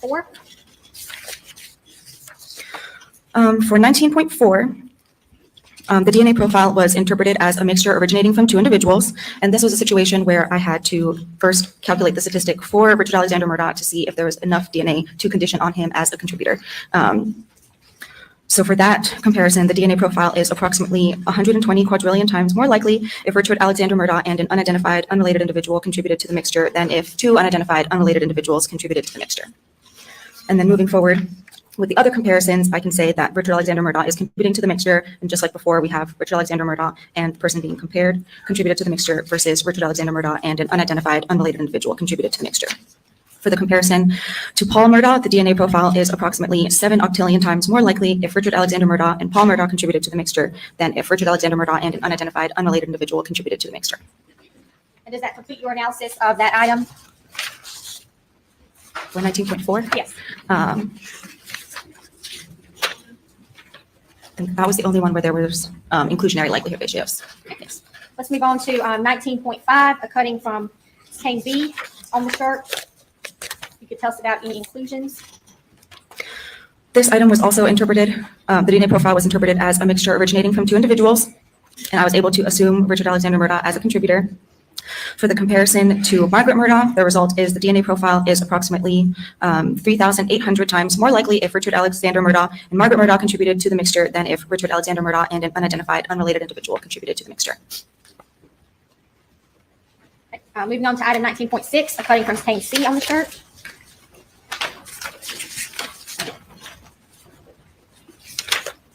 Okay.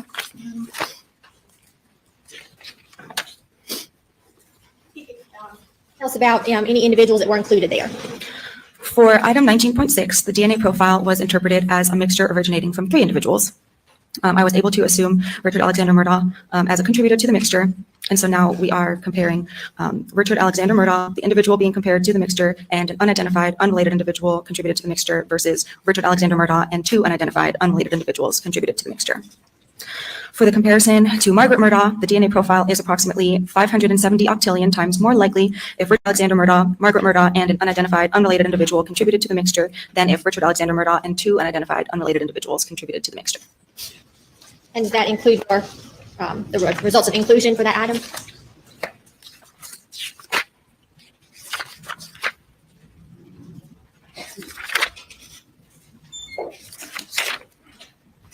Yes.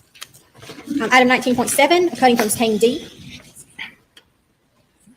For item 19.7, the DNA profile was interpreted as a mixture originating from 4 individuals. Richard Alexander Murdaugh is contributing to the mixture, so I was able to assume him. And so the comparison in this case will be Richard Alexander Murdaugh, the person being compared to the mixture, and 2 unidentified, unrelated individuals contributed to the mixture versus Richard Alexander Murdaugh and 3 unidentified, unrelated individuals contributed to the mixture. For the comparison to Margaret Murdaugh, the DNA profile is approximately 1.9 quadrillion times more likely if Richard Alexander Murdaugh, Margaret Murdaugh, and 2 unidentified, unrelated individuals contributed to the mixture than if Richard Alexander Murdaugh and 3 unidentified, unrelated individuals contributed to the mixture. I also made a comparison to Nolan Tootin.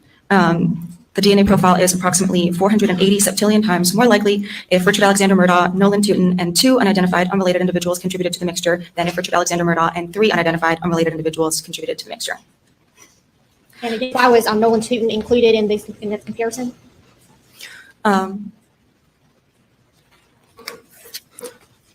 When looking at the evidence DNA profile, I was not able to visually exclude Nolan Tootin as a potential contributor to the mixture, and so I ran his likelihood ratio for comparison to that item. And then similarly to the other items where if an individual is included when you run their likelihood ratio on their own, I also had to do the calculation for all of those individuals together to make sure that the DNA profile can be explained by a contribution of all of those individuals. So for that comparison, the DNA profile is approximately 450 duodecillion times more likely if Richard Alexander Murdaugh, Margaret Murdaugh, Nolan Tootin, and an unidentified, unrelated individual contributed to the mixture than if Richard Alexander Murdaugh and 3 unidentified, unrelated individuals contributed to the mixture. Okay, item 19.8, cutting from another stain on the shirt, stain E.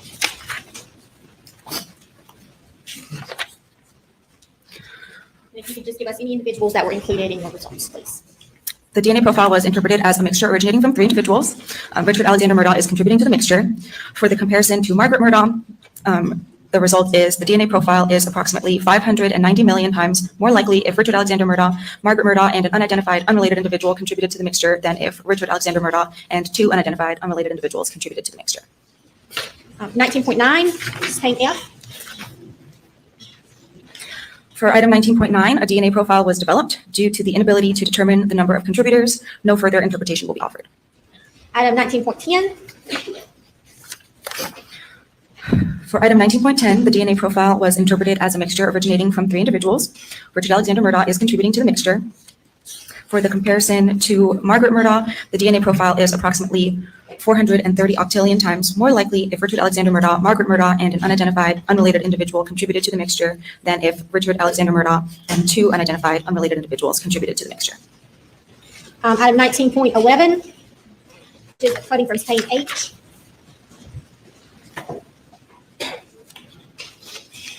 If you could explain any individuals who were included in your analysis.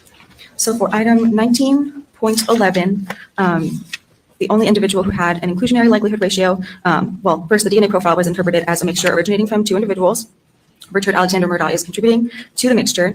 For the comparison to Hipólito Torres, the DNA profile is approximately 10 times more likely if Richard Alexander Murdaugh and Hipólito Torres contributed to the mixture than if Richard Alexander Murdaugh and an unidentified, unrelated individual contributed to the mixture. So with Mr. Torres, this is look back at this chart and tell us where he would fall along there. The likelihood ratio for his comparison under those propositions was 10, which falls under our weak support for that first scenario. So would that be trending towards exclusion? It's in support of that first scenario on this side, the green side of the scale. On the green side? But it's 10. So that very first arrow indicates weak support for that scenario. The range is 2 to 99. Okay, so And his likelihood ratio, when compared to the DNA profile, is approximately 10 times more likely if Richard Alexander Murdaugh and Hipólito Torres contributed to the mixture than if Richard Alexander Murdaugh and an unidentified, unrelated individual contributed to the mixture.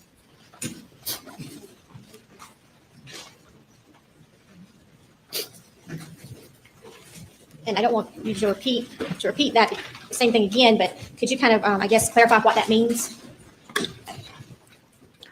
When making my comparison to the evidence DNA profile, I was not able to visually exclude Hipólito Torres as a possible contributor to the mixture, and so I ran the statistic for his comparison.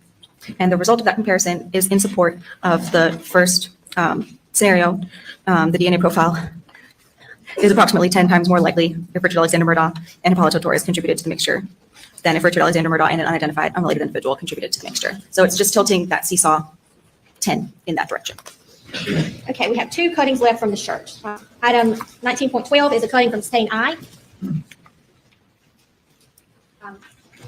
Based on the comparisons you made, were any individuals included? 19.12, the DNA profile was interpreted as a mixture originating from two individuals. Richard Alexander Murdaugh is contributing to the mixture. For the comparison to Margaret Murdaugh, the DNA profile is approximately 1.3 nonillion times more likely if Richard Alexander Murdaugh and Margaret Murdaugh contributed to the mixture than if Richard Alexander Murdaugh and an unidentified, unrelated individual contributed to the mixture. And then item 19.13, the cutting from stain J of the defendant's shirt.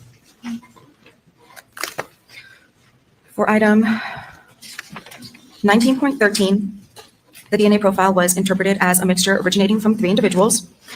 For the comparison to Margaret Murdaugh, the DNA profile is approximately 1.5 sextillion times more likely if Margaret Murdaugh and two unidentified, unrelated individuals contributed to the mixture than if three unidentified, unrelated individuals contributed to the mixture.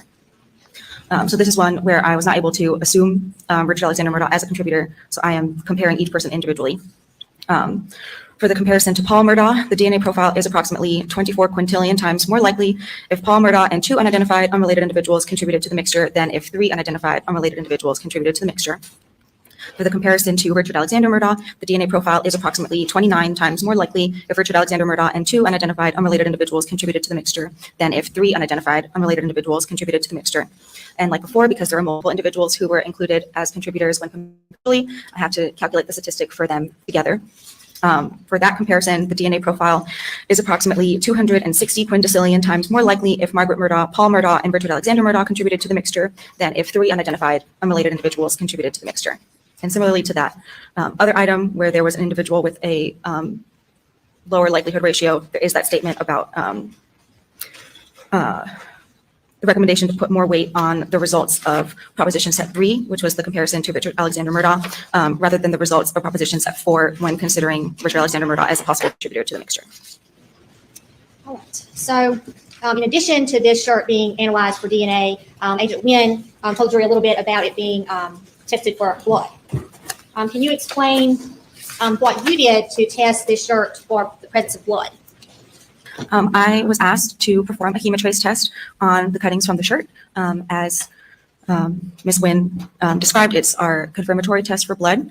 It works similarly to a pregnancy test or a COVID test. One line in the control area is a negative result, a line in the control area, and the test area would be a positive result. That is testing with hemotrace? Yes. And what were the results of the hemotrace testing on all of the items that you just discussed to the jury? For items 19.2 through 19.13, the result was no human blood identified. And could you explain that to us? We had presumptive testing for blood, and then some other testing in the hemotrace, which says there was no blood. So what does that mean? So presumptive tests are sensitive, but not very specific. Like discussed earlier, there are possible false positives for presumptive tests. If we're requested to, we can perform a confirmatory test, which is more specific, but is less sensitive. So in your opinion, if there was blood on that shirt, could testing such as with LCV have diluted any blood on the shirt? I am aware of some studies that have been performed on hemotrace testing after LCV that suggests that there is a possible interaction with LCV and the hemotrace test, and it is possible for there to be amounts of hemoglobin that would not be detected by the test that would give a negative result. But the results of my testing were negative. And as we've discussed, testing for blood and testing for DNA is different. Yes. All right. You also tested the defendant's pants. Yes. Did you test those in a similar manner to the way you would test the cuttings from the shirt? Do you mean for DNA? Yes. Yes. That was exhibit 418, the defendant's pants, and the cuttings items exhibit 460 and 461.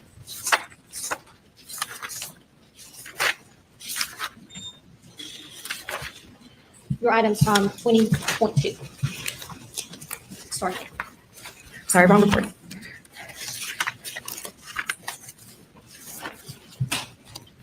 Okay.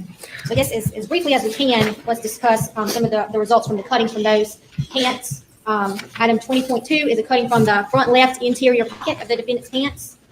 Were any individuals included? So for item 20.2, the DNA profile was interpreted as a mixture originating from 3 individuals. This was one where I calculated his likelihood ratio to see if I could condition on him as a contributor. So the result of that comparison is the DNA profile is approximately 140 quadrillion times more likely if Richard Alexander Murdaugh and 2 unidentified unrelated individuals contributed to the mixture than if 3 unidentified unrelated individuals contributed to the mixture. And so then for the comparisons to the other individuals, Richard Alexander Murdaugh is contributing to the mixture, and the scenarios are Richard Alexander Murdaugh, the person being compared, and an unidentified unrelated individual contributed to the mixture, versus Richard Alexander Murdaugh and 2 unidentified unrelated individuals contributed to the mixture. For the comparison to Margaret Murdaugh, the DNA profile is approximately 5.1 sextillion times more likely if Richard Alexander Murdaugh, Margaret Murdaugh, and an unidentified unrelated individual contributed to the mixture than if Richard Alexander Murdaugh and 2 unidentified unrelated individuals contributed to the mixture. For the comparison to Paul Murdaugh, the DNA profile is approximately 25 quintillion times more likely if Richard Alexander Murdaugh, Paul Murdaugh, and an unidentified unrelated individual contributed to the mixture than if Richard Alexander Murdaugh and 2 unidentified unrelated individuals contributed to the mixture. And for the comparison of all those individuals together, the DNA profile is approximately 2 quintillion times more likely if Richard Alexander Murdaugh, Margaret Murdaugh, and Paul Murdaugh contributed to the mixture than if Richard Alexander Murdaugh and 2 unidentified unrelated individuals contributed to the mixture. The next cutting is item 20.3, a cutting from stain A on the defendant's pants.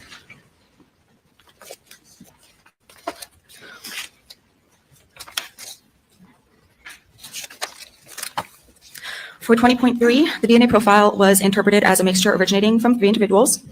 Richard Alexander Murdaugh is contributing to the mixture. For the comparison to Margaret Murdaugh, the DNA profile is approximately 94 septillion times more likely if Richard Alexander Murdaugh, Margaret Murdaugh, and an unidentified unrelated individual contributed to the mixture than if Richard Alexander Murdaugh and 2 unidentified unrelated individuals contributed to the mixture. All right, 20.4, cutting from stain G from the defendant's pants. You could tell us if any individuals were included in that analysis. For 20.4, the DNA profile was interpreted as a mixture originating from 3 individuals. Richard Alexander Murdaugh is contributing to the mixture. For the comparison to Margaret Murdaugh, the DNA profile is approximately 24 sextillion times more likely if Richard Alexander Murdaugh, Margaret Murdaugh, and an unidentified unrelated individual contributed to the mixture than if Richard Alexander Murdaugh and 2 unidentified unrelated individuals contributed to the mixture. Was that the only comparison for that item? That was the only, Inclusion? yes, for the item. Let's move to the next one. I think that would be 20.5, a cutting from staying C from the defendant's pants. Can you please tell us if any individuals were included? For 20.5, the DNA profile was interpreted as a mixture originating from 2 individuals. Richard Alexander Murdaugh is contributing to the mixture. For the comparison to Paul Murdaugh, the DNA profile is approximately 4.1 septillion times more likely if Richard Alexander Murdaugh and Paul Murdaugh contributed to the mixture than if Richard Alexander Murdaugh and an unidentified unrelated individual contributed to the mixture. I think we have 3 left. Item 20.6, a cutting from staying D from the defendant's pants. The DNA profile was interpreted as a mixture originating from 3 individuals. This was one where I was not able to assume Richard Alexander Murdaugh as a contributor, so I'm making the comparisons to each person individually. And you can't assume him. Why? When making that comparison, it seems that his DNA may be present, but at a low level, so I cannot assume him as a contributor. So I would run his likelihood ratio to see if I could condition, but in this case, it was not high enough to meet our threshold to condition, so I'm just comparing him to the profile like every other individual.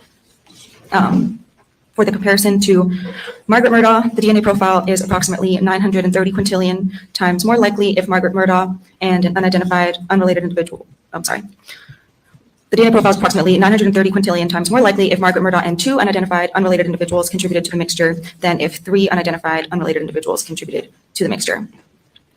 For the comparison to Paul Murdaugh, the DNA profile is approximately 38 quintillion times more likely if Paul Murdaugh and 2 unidentified unrelated individuals contributed to the mixture than if 3 unidentified unrelated individuals contributed to the mixture. For the comparison to Richard Alexander Murdaugh, the DNA profile is approximately 190 times more likely if Richard Alexander Murdaugh and 2 unidentified unrelated individuals contributed to the mixture than if 3 unidentified unrelated individuals contributed to the mixture. And then we're calculating the statistic for all of those individuals together. The DNA profile is approximately 8.7 quintillion times more likely if Margaret Murdaugh, Paul Murdaugh, and Richard Alexander Murdaugh contributed to the mixture than if 3 unidentified unrelated individuals contributed to the mixture. And there's that same statement about putting more weight on the individual likelihood ratio for Richard Alexander Murdaugh when considering him as a contributor rather than the combined.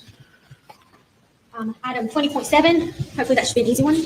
For 20.7, a DNA profile was developed due to the inability to determine the number of contributors. No further interpretation will be offered. And then lastly, item 20.8, a cutting from stain F of defendant's pants. For 20.8, the DNA profile was interpreted as a mixture originating from 3 individuals. I calculated the likelihood ratio for Richard Alexander Murdaugh to see if it met our threshold to condition on him as a contributor.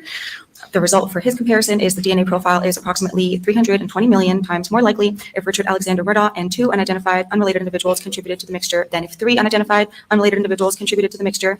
And then when making comparisons to the other individuals, I'm including him as a contributor. So Richard Alexander Murdaugh is contributing to the mixture. For the comparison to Margaret Murdaugh, the DNA profile is approximately 2.6 sextillion times more likely if Richard Alexander Murdaugh, Margaret Murdaugh, and an unidentified unrelated individual contributed to the mixture than if Richard Alexander Murdaugh and 2 unidentified unrelated individuals contributed to the mixture. For the comparison to Paul Murdaugh, the DNA profile is approximately 17 quintillion times more likely if Richard Alexander Murdaugh, Paul Murdaugh, and an unidentified unrelated individual contributed to the mixture than if Richard Alexander Murdaugh and 2 unidentified unrelated individuals contributed to the mixture. And then once again, we're calculating the likelihood ratio of all of those individuals contributing to the mixture together. The DNA profile is approximately 93 quattuordecillion times more likely if Richard Alexander Murdaugh, Margaret Murdaugh, and Paul Murdaugh contributed to the mixture than if Richard Alexander Murdaugh and 2 unidentified unrelated individuals contributed to the mixture. All right. Now, as far as the shorts or defendant's pants go, did you do any confirmatory testing on those with Humatrace? No, I did not. Exhibit 419 is the defendant's shoes, which is item 21. And in exhibit 460, I believe it's up here in some of this. 460. Can you tell us what is contained, if a cutting from the left shoelace of the defendant's shoes is contained in that exhibit? Yes, 21.2 is part of this container. And did you analyze the cutting from that shoelace? Yes. Okay. And were any individuals included in your results there? The DNA profile was interpreted as single source for the comparison to Richard Alexander Murdaugh. The result is the DNA profile is approximately 410 septillion times more likely if Richard Alexander Murdaugh contributed the profile than if an unidentified, unrelated individual contributed the profile. And did you also get some swabs from a raincoat? Yes, I did. That would be case exhibit 462. 2 swabs from a blue raincoat. Your items 173.2 and 173.3. Yes. Can you analyze those items? Yes, I did. Item 173.2 from the raincoat appears to be swabs from the interior cuffs, collar, hood, and interior zipper areas and zipper pull of the blue raincoat. Could you tell us the results of your analysis of that item? No, sorry. No DNA profile was developed. And then item 173.3, swabs from the side opening, zipper area, and both interior portions of exterior pocket of blue raincoat. A partial DNA profile was developed. Due to the limited information obtained and the inability to determine the number of contributors, no further interpretation will be offered. Okay, Agent Zapata, thank you so much for going through all that with us. We have no further questions for you at this time. Ladies and gentlemen, we'll break for lunch now and resume at 2:30. Remain in order.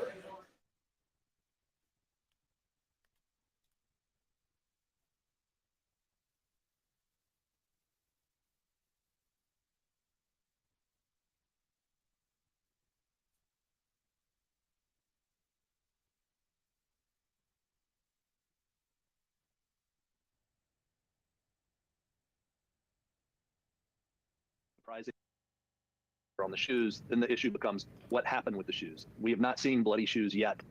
So either Alec had nothing to do with it, or Alec was further away, or Alec destroyed the shoes and got rid of the shoes before he was interviewed by the police. I think there are just a lot of questions about that.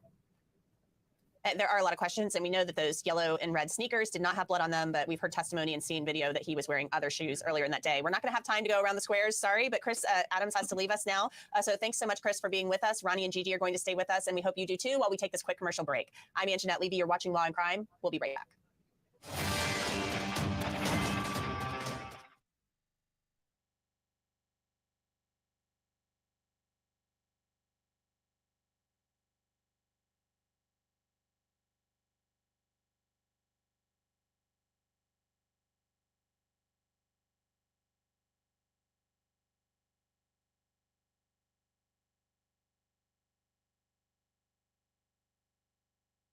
Paul, took that video at 7:38 p.m. It's stored at 7:39. He uploads the Snapchat video at 7:56. They said his location services were on. So if you followed him on Snapchat, you could see where he was. So I think the defense is going to suggest that somebody else could have seen that Paul was there.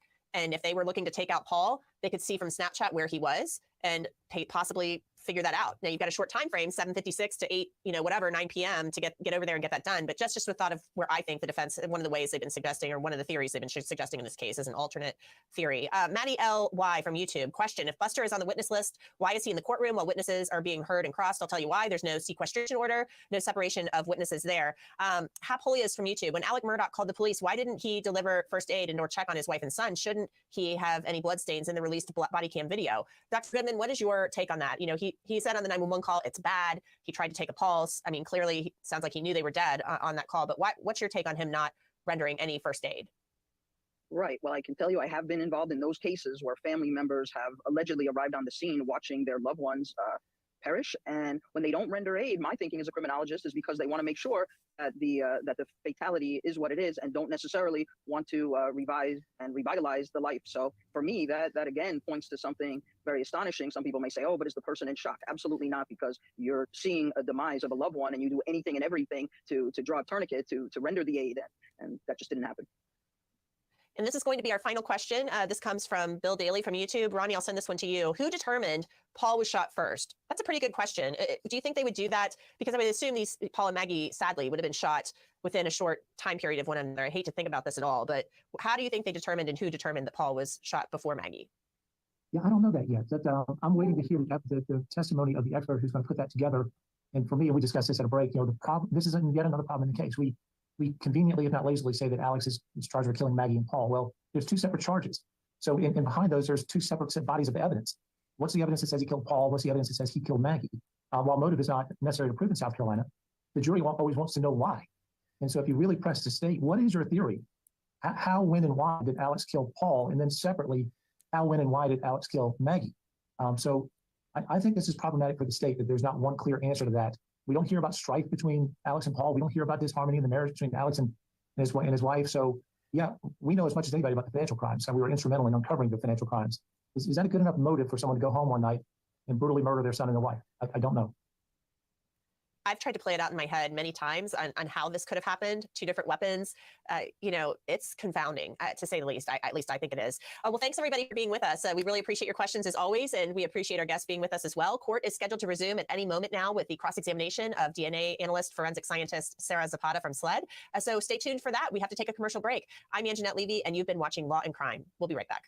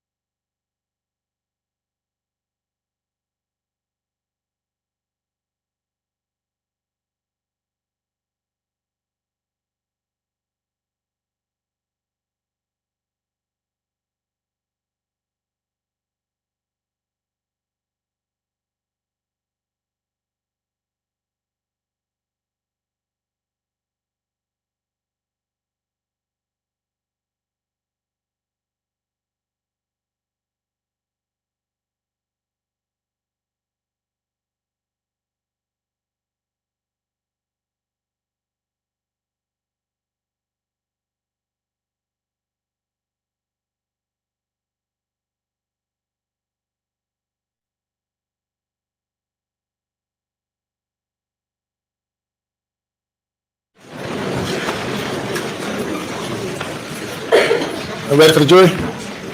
Yes, sir. Very quickly, one thing before we get started, I just wanted to alert the court that after this witness, our next witness will be the pathologist. So obviously, I wanted to make the court aware and the defense aware, which they are aware, and the gallery aware of the graphic and sensitive nature of that testimony. Additionally, obviously, all those exhibits will be under seal, or we would request they be under seal to protect those particular images because of their graphic nature. And Your Honor, it's, they're extraordinarily graphic autopsy photos. And so both Mr. Waters and I are concerned that no display, whether anything, we're going to cover our monitors, but you can make sure no monitor is visible to the public. So we're just concerned about it. It's the kind of thing you don't want to see replicated somewhere else. Yes, sir. Okay, very good. You may bring the jury.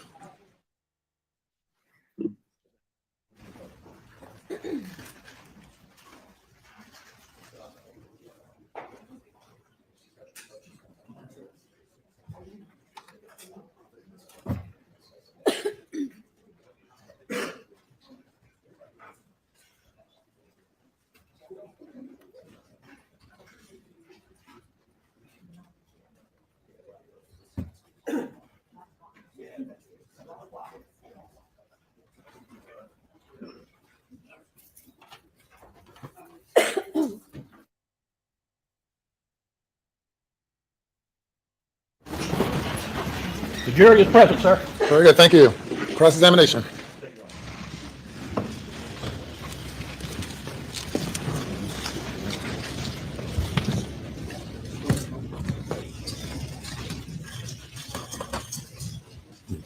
Good afternoon, Agent Zapata. Good afternoon.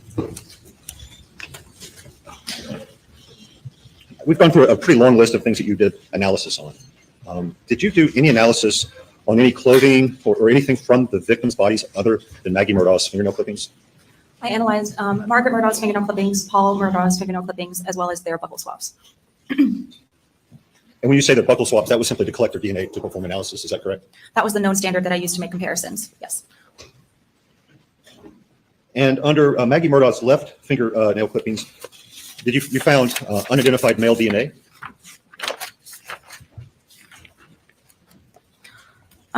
Foreign to Margaret Murdaugh, there were some alleles present, yes. When we say some alleles present, was there DNA from an unrelated male under her fingernails?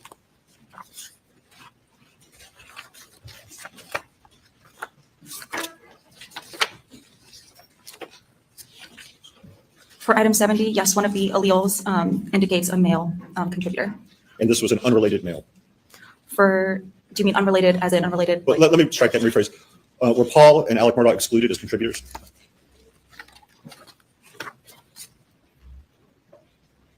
Yes. So male DNA under her fingernails, not from Paul, not from Alec Murdaugh. The foreign DNA to her, yes, they were excluded as contributors.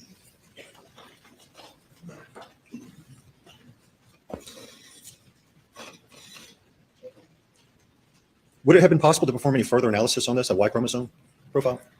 It is possible, but because there were so many male individuals who were related to each other as standards that were submitted, it was decided that would not be the best course of action to continue analysis because the Y chromosome testing that you're discussing is inherited along the males of a familial line, and so there'll be no way to distinguish between any related people, any related males.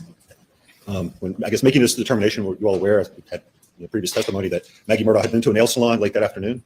I did not have any information about that, no. So if her nails were quite clean coming to Moselle, she doesn't have a lot of opportunity to have contact with unrelated males. I overrule the objection. So if her nails were clean coming to Moselle, it doesn't appear that she has much opportunity to have that kind of contact with unrelated males, does it? It could be DNA, DNA under fingernails. You're picking up DNA anytime you touch an item potentially.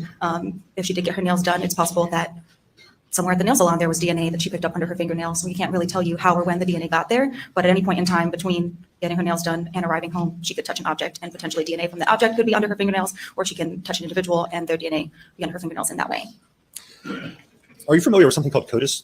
Yes. And what is CODIS? CODIS is a database that we use to enter unknown profiles from a crime to attempt to identify links between different cases and also between individuals who maybe have been arrested or convicted of a crime. So it's a database that you can submit DNA samples to and see if you get a hit. You can identify whose DNA it is. Correct. Was this unidentified unknown male DNA found under Maggie Murdaugh's fingernails submitted to CODIS? It was not because, like we explained earlier, there were only 3 alleles present that were foreign to her, and that does not meet the threshold of information necessary to enter a profile into CODIS. And it was decided not to do this further Y chromosome analysis on it? Correct. Is it unusual in your experience to not test the victim's clothing for DNA? It depends on the situation of the case. A situation where an unknown person has killed 2 people in close point-blank shootings? It would depend on the question that you're trying to answer when you are processing the clothing. Typically, victims of gunshot wounds, their clothing will be saturated in their blood, or there'll be lots of their blood present. And so if you're looking for touch DNA from maybe an individual, we would need to know the specific area of interest to attempt to gather that touch DNA from, because the potential blood from the victims would be on the clothing. So we need to be able to isolate a specific area. If that information is not known, then there's not very much that we can do with that clothing because there's just no specified area for us to test. What about their hands? Would their hands always be an area of interest? Again, it depends. If there is evidence of a struggle, then perhaps, which is why we would take the fingernail clippings. If we don't know, then sometimes you take the fingernail clippings just to see if we can get some DNA from the fingernail clippings. But And the one time something was taken from them, it revealed unknown, unidentifiable male DNA. a very partial low-level profile, 4 and 2 Margaret. And you found Maggie Murdaugh's DNA on the 300 blackout shell casings that were recovered. Is that correct? Are you referring to item 7.1? Yes. She was included as a contributor to that item, yes. And your report doesn't separate between individual shell casings, does it? No. And is your report consistent with one of those shell casings being found in physical contact with her body? I believe there was information from the crime scene that one of the shell casings was recovered from underneath her body. And is your report consistent with that DNA could be transferred by physical contact? That's possible, yes. And for the shot shells found in the feed room that had a presumptive blood test positive, you found Paul's DNA on those, is that correct? Paul was included as a contributor to that item, yes, 10.1. And is that consistent with those being found in a room soaked with his blood? It would not be unexpected. And for the steering wheel of the Chevy Suburban, there was a positive human blood test, and I believe you found Maggie and Alex Murdaugh's DNA on the steering wheel.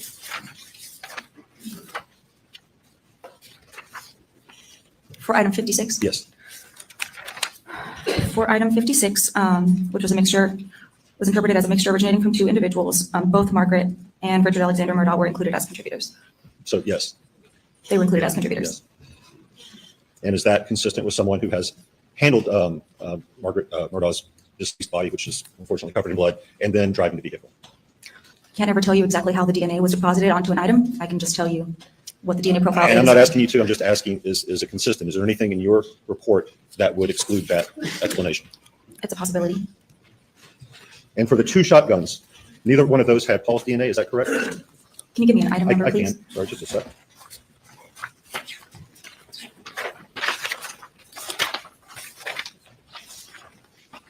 The first one is item 15.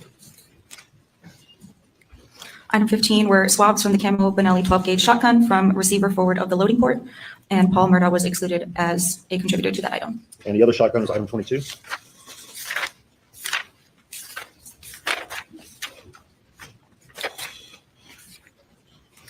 For 22.4, which was interpreted as a mixture originating from two individuals, Paul Murdaugh was excluded as a contributor. For item 22.5, due to the relatedness of the contributors, I was not able to offer a conclusion regarding Paul Murdaugh. So that's the situation that we talked about earlier, where sometimes if there's a small amount of DNA present, we cannot distinguish between related individuals. And so I was not able to make any comparisons to Paul to that item. But you're not able to say for either one of those shotguns that Paul's DNA was detected? He was excluded as a contributor for 22.4. For 22.5, I couldn't make any comparisons to him either way.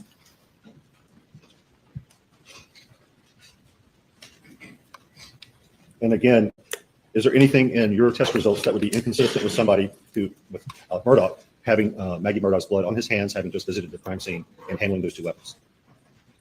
Again, I can't really say exactly how the DNA was deposited onto an item.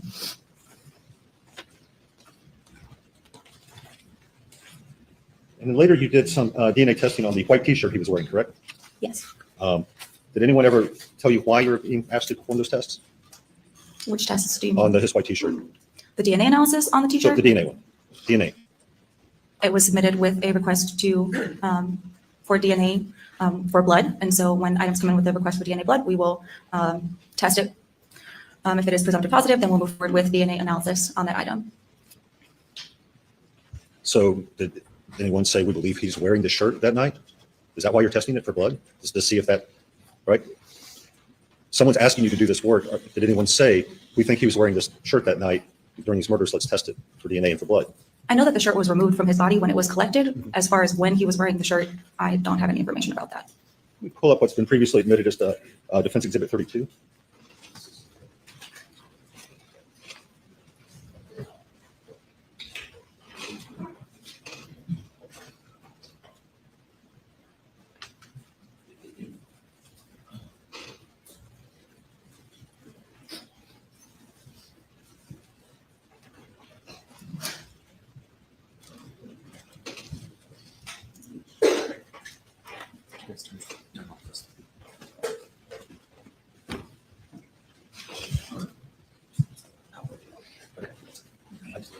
Okay.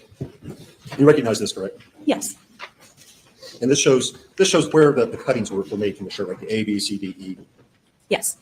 And just kind of going through very quickly, cutting A down here on the bottom, Did you find Maggie or Paul's DNA in cutting A? Cutting A is item 19.4. Yes. For 19.4, Margaret Murdaugh was excluded as a contributor, and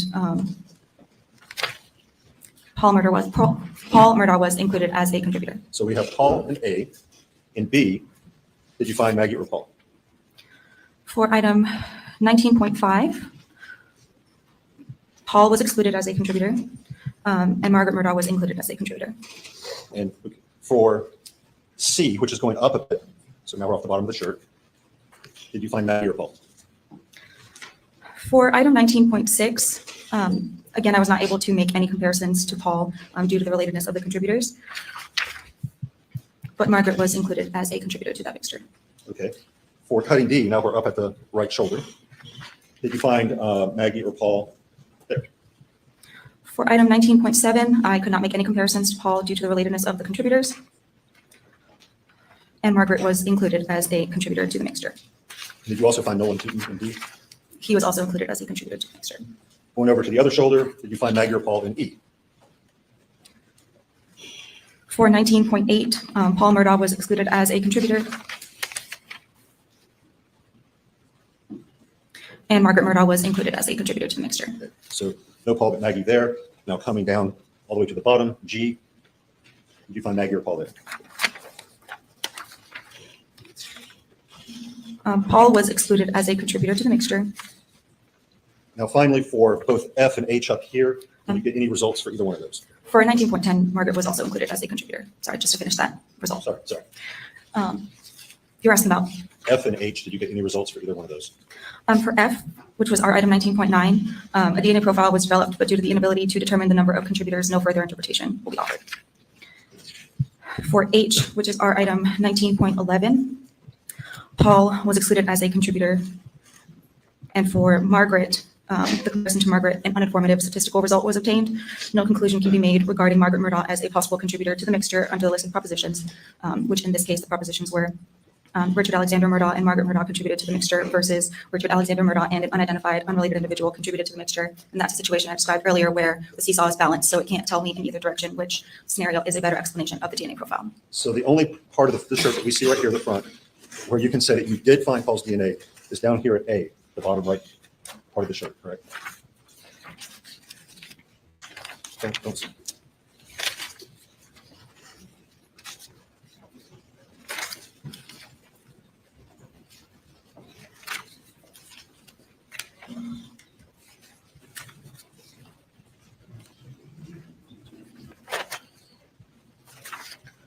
For item A, I did have an inclusionary likelihood ratio for Paul. For several of the other stains, there was, I could not distinguish between him and other related individuals. So I could not make comparisons to him. But the only place you definitely did find Paul was A, is that correct? In the front of the shirt.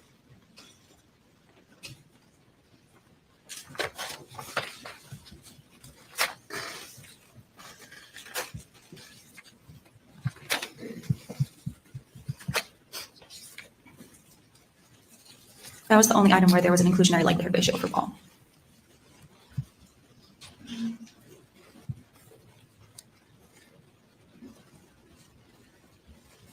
you remember when you did this, when you reported these DNA results, and you had the date?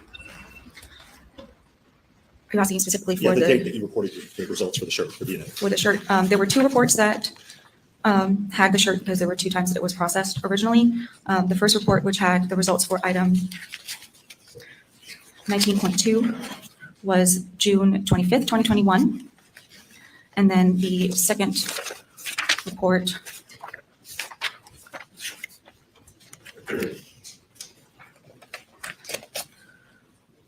was originally issued July 25th, 2021. July 25th, 2021. On July 26th, the day after, did you attend a meeting with President was Major Huey? I apologize if I'm not saying the names correctly. Captain Riley, Captain Reinhardt, Lieutenant Wallace, Lieutenant Shank, Lieutenant Hash, yourself, and Mindy Worley. Did you attend that meeting?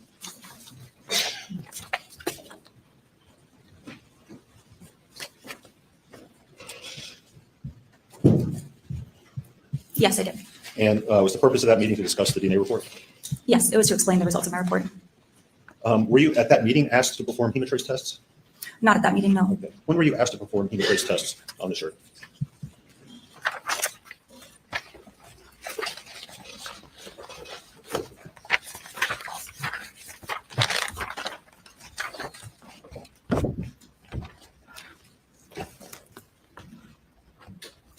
On August 10th, 2021. And is that the day that you performed them? Yes, And I think you previously testified your test results were negative. correct. Can you tell us a little more how you did? Let me ask it this way. To perform the test, did you make smaller cuttings from the larger shirt cuttings?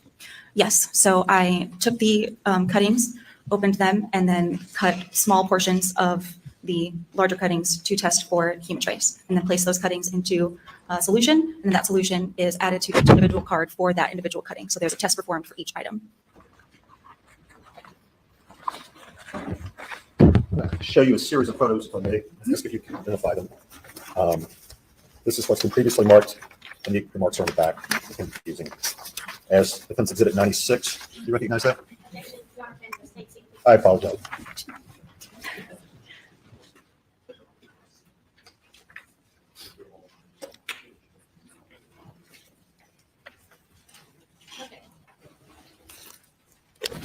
So you recognize the photograph? Yes. And that's one of the cuttings after you made the small cuttings?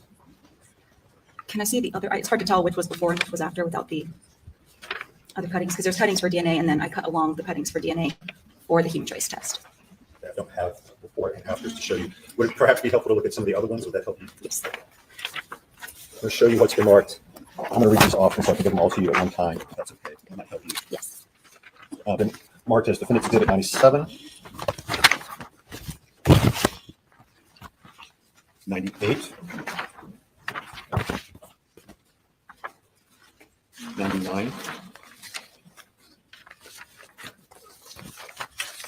There's also still one over here. 100,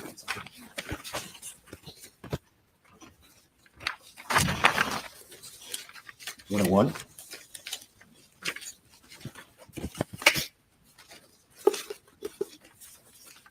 102,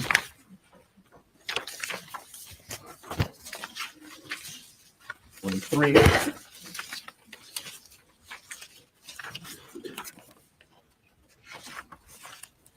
104, 105. I believe this is the last one. I'm going to get the other one. It's over there.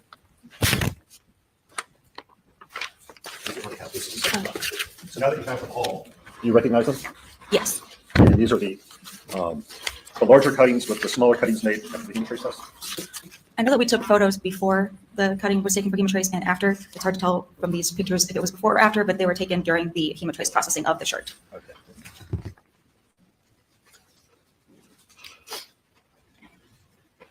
Let's see what this is.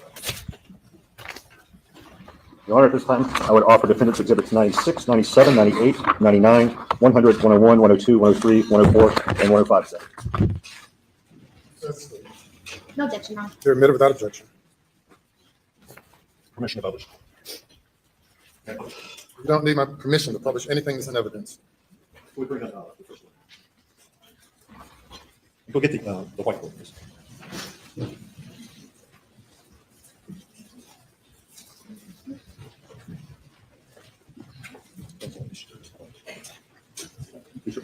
TV.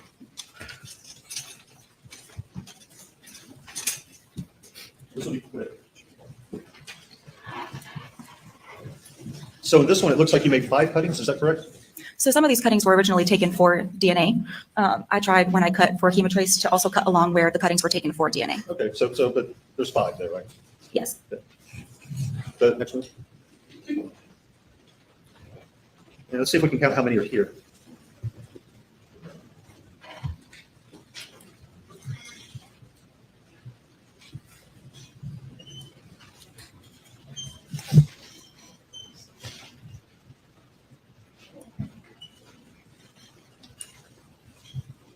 Were you able to count how many?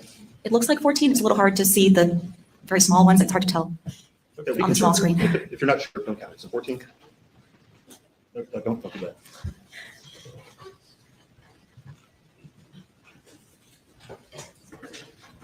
It looks like 14. Okay. Next exhibit. And here.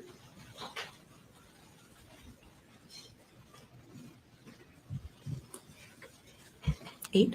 Okay. Next one.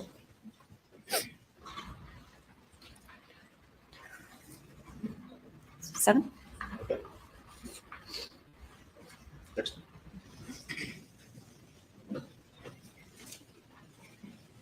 9, Next one.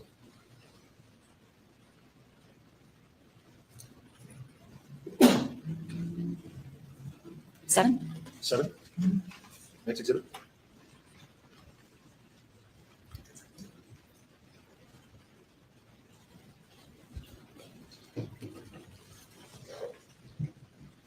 looks like 9. Again, it's a little hard to see. Again, do conservative. Don't count one if you're not sure.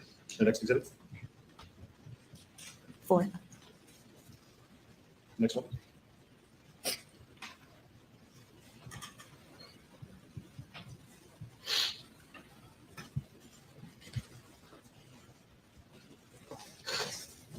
Nine, Next one.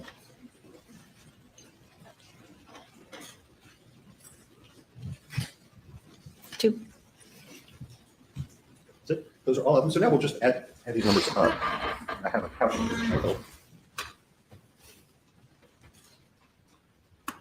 So we have 5 plus 14 plus 8 plus 2 plus 7 plus 9 plus 7 plus 9 plus 4 plus 9. So what's the total? 74. 74. And in your test, none of these did you detect human blood with hematase. Is that correct? For all those cuttings for the different items, they were all put together into that tube for that item. And for all of those tests, the result was negative. So we're over 74 detecting human blood. The result was negative.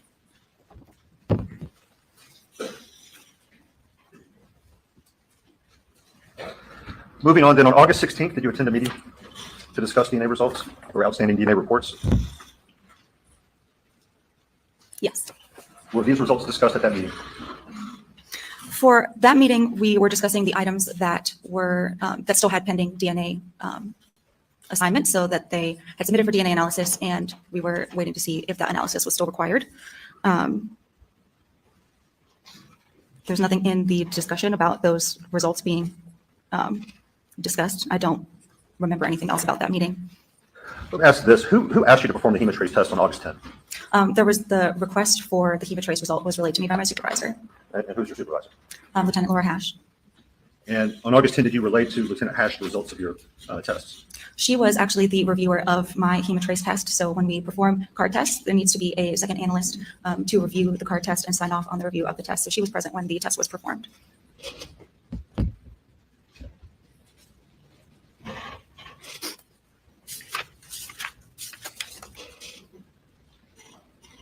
In 2021, were you ever informed that SLED was seeking a blood spatter analysis of the shirt? I was told after the shirt had been sent that it was going to be sent for blood spatter analysis, but I don't know anything about how that came about or where it was being sent to. That was once I was done with my analysis. When you say after the shirt was sent, what do you mean by that?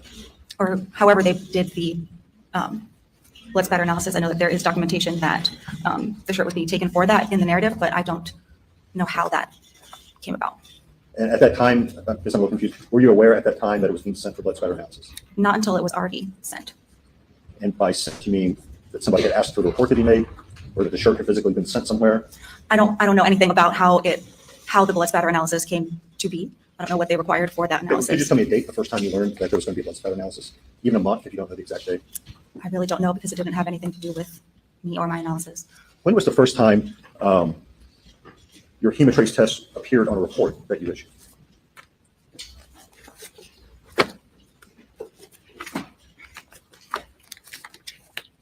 The report with the hematase results was issued on November 10th, 2021. Were the results for the blue raincoat also on that report? Yes, they were. Okay. Did you discuss the hematase test results with anyone working on this case?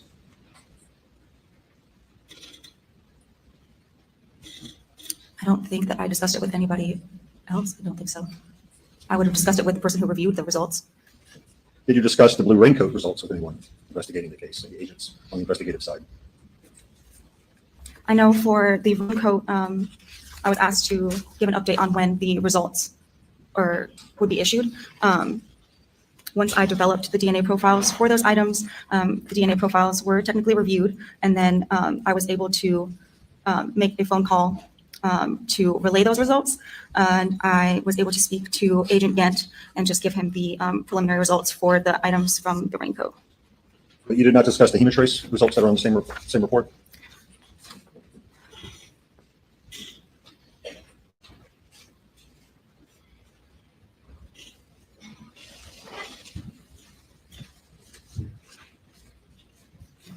According to my notes, I only updated him on the findings from the raincoat. Let's move ahead then to March 22nd of 2022. You just said that you were aware at some point that a blood spatter report had been requested. Were you aware in March that one had been received claiming that there was high velocity impacts blood spatter on the shirt?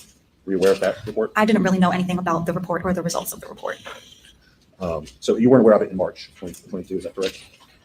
I don't know when. I really do not remember when I was told or what. I know that I didn't really get much information about the report or when. Okay. Well, moving a little further then, on April 11, 2022, the Attorney General requested a meeting that occurred on April 20th, 9 days later, to discuss reports. Yes. And in preparing for that meeting on the 20th, did you access your November 10 report on April 18 and April 19, a couple of days before that meeting? I mean, did I look at the report in preparation for the meeting? I would have reviewed the reports in preparation for the meeting, yes. At that meeting, was there any discussion of blood spatter?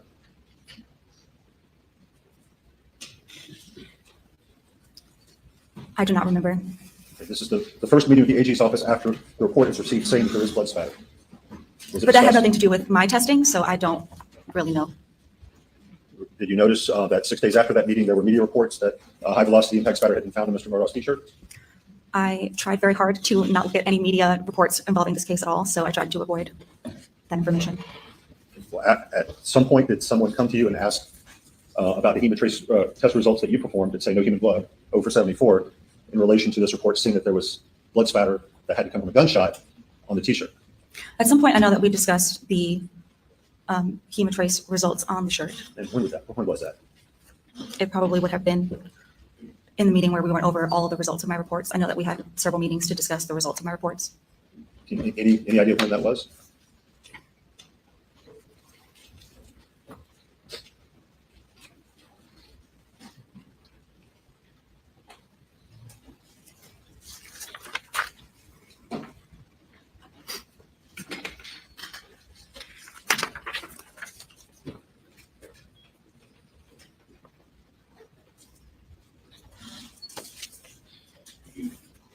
It does appear that that April meeting was the first meeting after that report was issued, where we had a discussion about the reports. So it would have been that meeting that had been discussed, the hematrace test results and the blood spatter report discussed in the same meeting? Possibly, but I don't know that. I also wasn't present for all of the meetings all of the time. I know there were some times when there were meetings with specific individuals first, and then I would come later. So I don't remember if there was specific discussion of blood spatter there when I was present.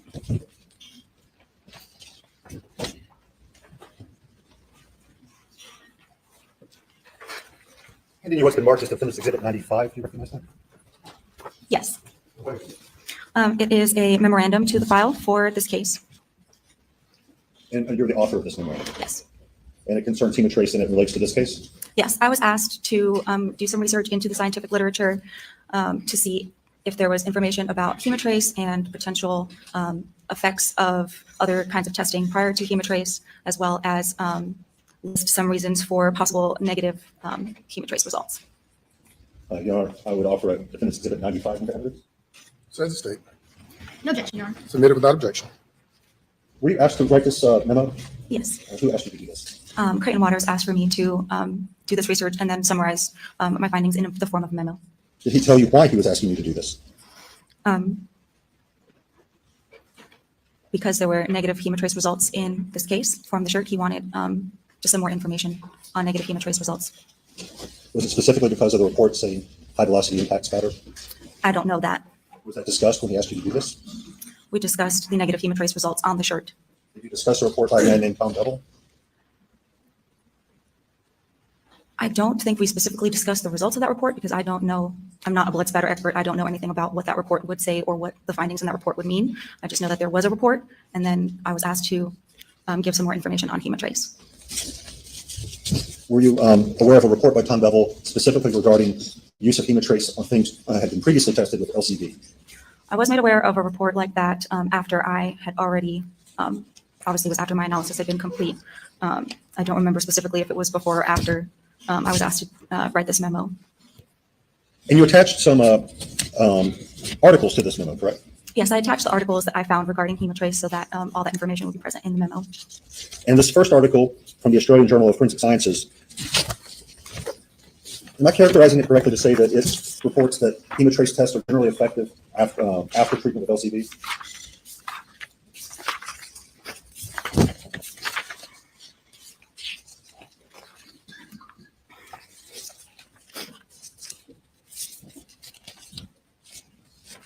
For that article, there were many tests performed comparing testing Hematrace after the use of several other kinds of tests beforehand.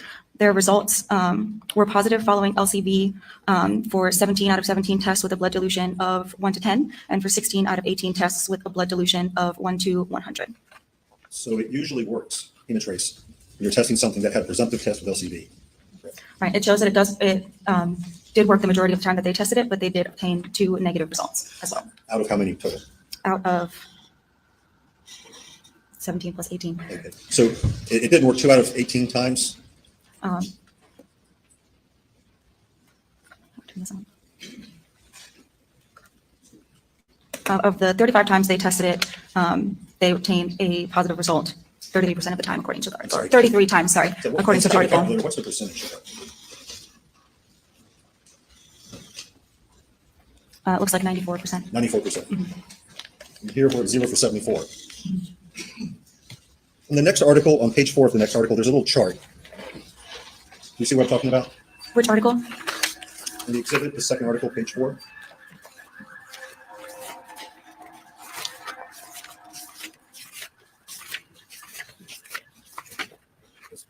Page 28. Okay. Next one. The next one. Okay.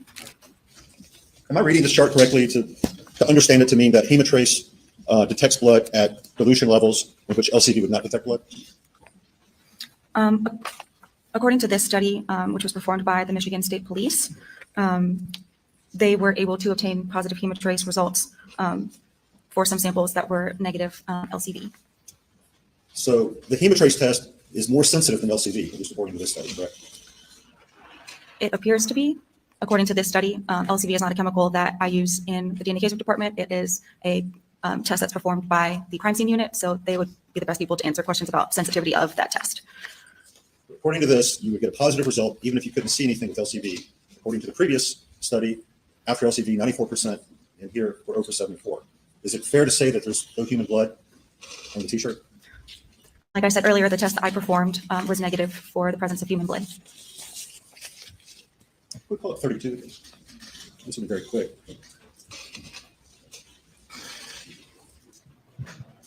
Zoom in on the pocket. Sorry, I don't have an image of the back of it. I believe this is the name of a fishing boat, and there's a fishing boat on the back of the t-shirt. Were you aware from doing this, this is a fishing t-shirt? No. Have you ever gaffed a fish? I don't even know what that word means, no. Well, let me ask it this way, that if someone were doing something while wearing this t-shirt that would cause non-human blood to spray onto the shirt, could that be a reason why something would have a misting pattern with LCV and test negative for Hematrace over 74? I can't really answer anything about the misting pattern because that is not my area of expertise, but one possibility for a negative Hematrace test is that the blood present on the item is not human blood, because Hematrace is a confirmatory test for the presence of human blood. It also reacts to ferret blood and higher primate blood. Does it react to fish blood, does it? No. Did you attend an evidence viewing meeting on January 5th of this year?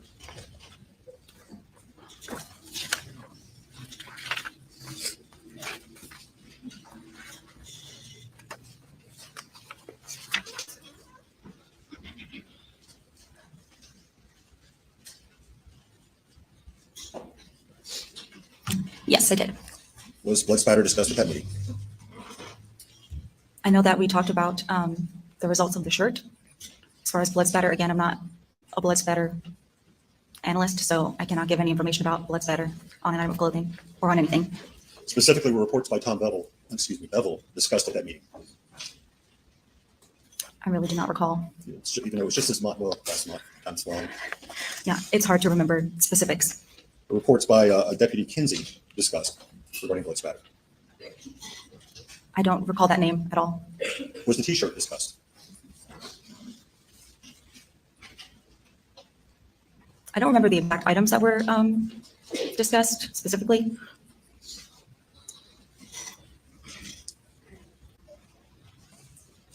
Has anyone, I'm going to ask this, it looks like there's been a lot of work done on this T-shirt. Yes. And that's fair, right? Yes. Put a lot of work into this T-shirt. There were the little cuttings in the beginning, the small ones in the hem, right? And then those are tested with phenolphthalein. Right, and then DNA tested. All of these large cuttings, we haven't even gone over, there were a couple in the back of the shirt as well. All these small cuttings, then you went back and made more small cuttings for the hemotrace, right? Lots of work, and then you're doing this big memo about hemotrace because of the shirt, right? A lot of work, and this is going on from the period of June 21, the month of the murders. It looks like all the way up until a month before trial. Is that fair? Well, my analysis was complete before that, but. I mean, you're doing this memo to file because of the shirt results, correct? Yes, correct. So I mean, so for all this work on this shirt, it appears that the theory was that he was wearing that shirt that night. That's the same.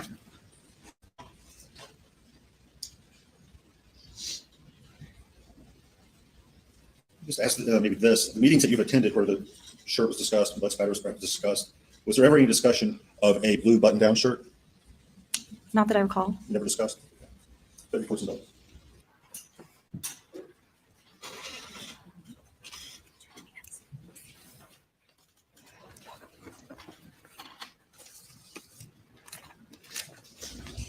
know you said it's not your area, but are you familiar with the term high velocity impact spatter? Not really. You even know what that is? No, I'm not a blood spatter expert. Would you think that you could have blood spatter without blood? No further questions, George. Any redirect?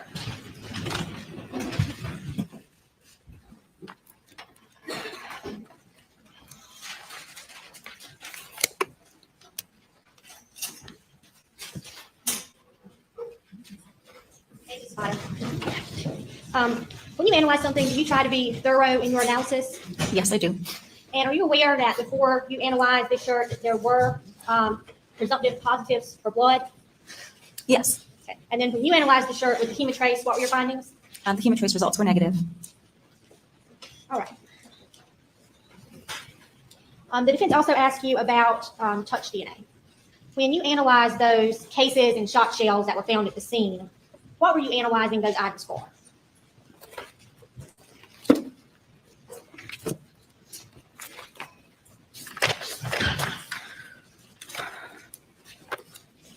For item 7.1, the request was for touch DNA analysis. For items 9 and 10, the request was also for touch DNA analysis, but because there was staining on the swabs when Rachel Wynn did her processing, she presumptively tested those swabs and they were presumptively positive for blood, and so they were forwarded for DNA analysis. But for touch DNA on items like that, would you be looking for possibly whoever loaded those items into a gun? Leave it. Whose other DNA could you be looking for when you're analyzing those cases for DNA? Typically, when cartridge cases or shotgun shells are submitted for touch DNA, we are looking for DNA of an individual who may have handled those cartridge cases or shotgun shells. And is it common to find touch DNA on fired cases or shot shells? In my experience, there's not been a very good yield of DNA on those items. From my understanding, when a bullet is fired, it is being put through a lot of intense heat as it's moving through the firearm. At least that's how firearms analysts seem to explain the process. And so the heat can affect the recovery of DNA from that item. And also with touch DNA, do you know when touch DNA gets them? No, I can never say how or when DNA was deposited on an item. So if I shook somebody's hand at some point in the day, could I have their DNA on my hand? It's possible, yes. And you would know when that got there? No. Now, do you determine what evidence is analyzed in a case? Do you look at all the evidence and pick and choose what you're going to analyze? No, we are requested to analyze items of evidence. There's a request for you to analyze evidence. Correct. Whoever requested for you to analyze the clothes of Maggie and Paul Murdaugh? I was never requested to analyze those items. And do you analyze items that you've not been requested to analyze? No. Thank you. Very quickly, Your Honor. You're asking about touch DNA. Is it common to find that touch DNA on an object when that object is discovered touching a person? Can you repeat that question? If an object is found actually touching a deceased person, would it be uncommon to find that deceased person's touch DNA on that object? No. And would it be uncommon to find a wife's touch DNA on a husband's shirt? It would not be uncommon, no. No further questions. Step down. Ladies and gentlemen, you can go to the jury room for a break. Please not discuss the case.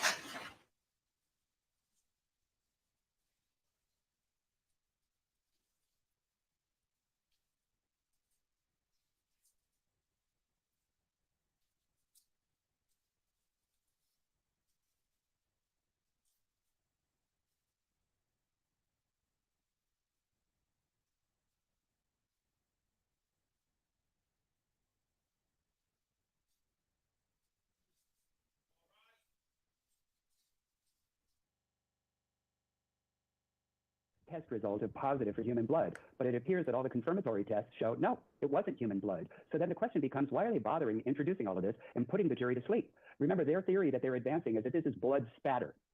If you believe that there is blood spatter on Alex Murdaugh's shirt, it means he was present at the time the gun was fired. But now it appears that with all the testing and all the cuttings, it's been ruled out. So I do think, no pun intended, this could backfire on the prosecution. You know, Krista, going back to my homicide days, I used to have the pleasure of being with the best detectives, one of my tactical operations captains, who really knew people. And he used to say, look, you got to understand, people will lie for many reasons about where they were. They may not want, they know they're the typical suspect, so on and so forth. Is it possible this jury could come away with the idea that maybe he was there or got there at a certain point in time, but something else went down and it was just something he wanted to lie about? One, not to implicate himself, and two, maybe not implicate somebody who was close to him?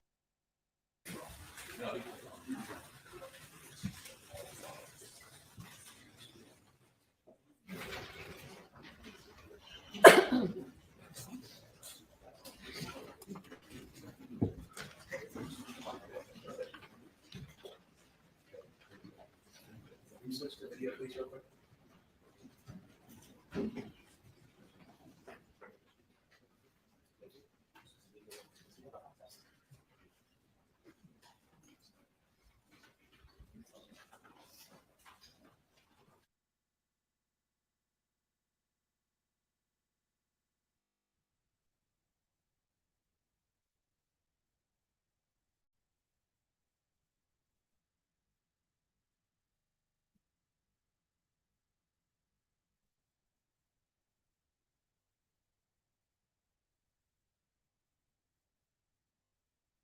Proceed, Your Honor.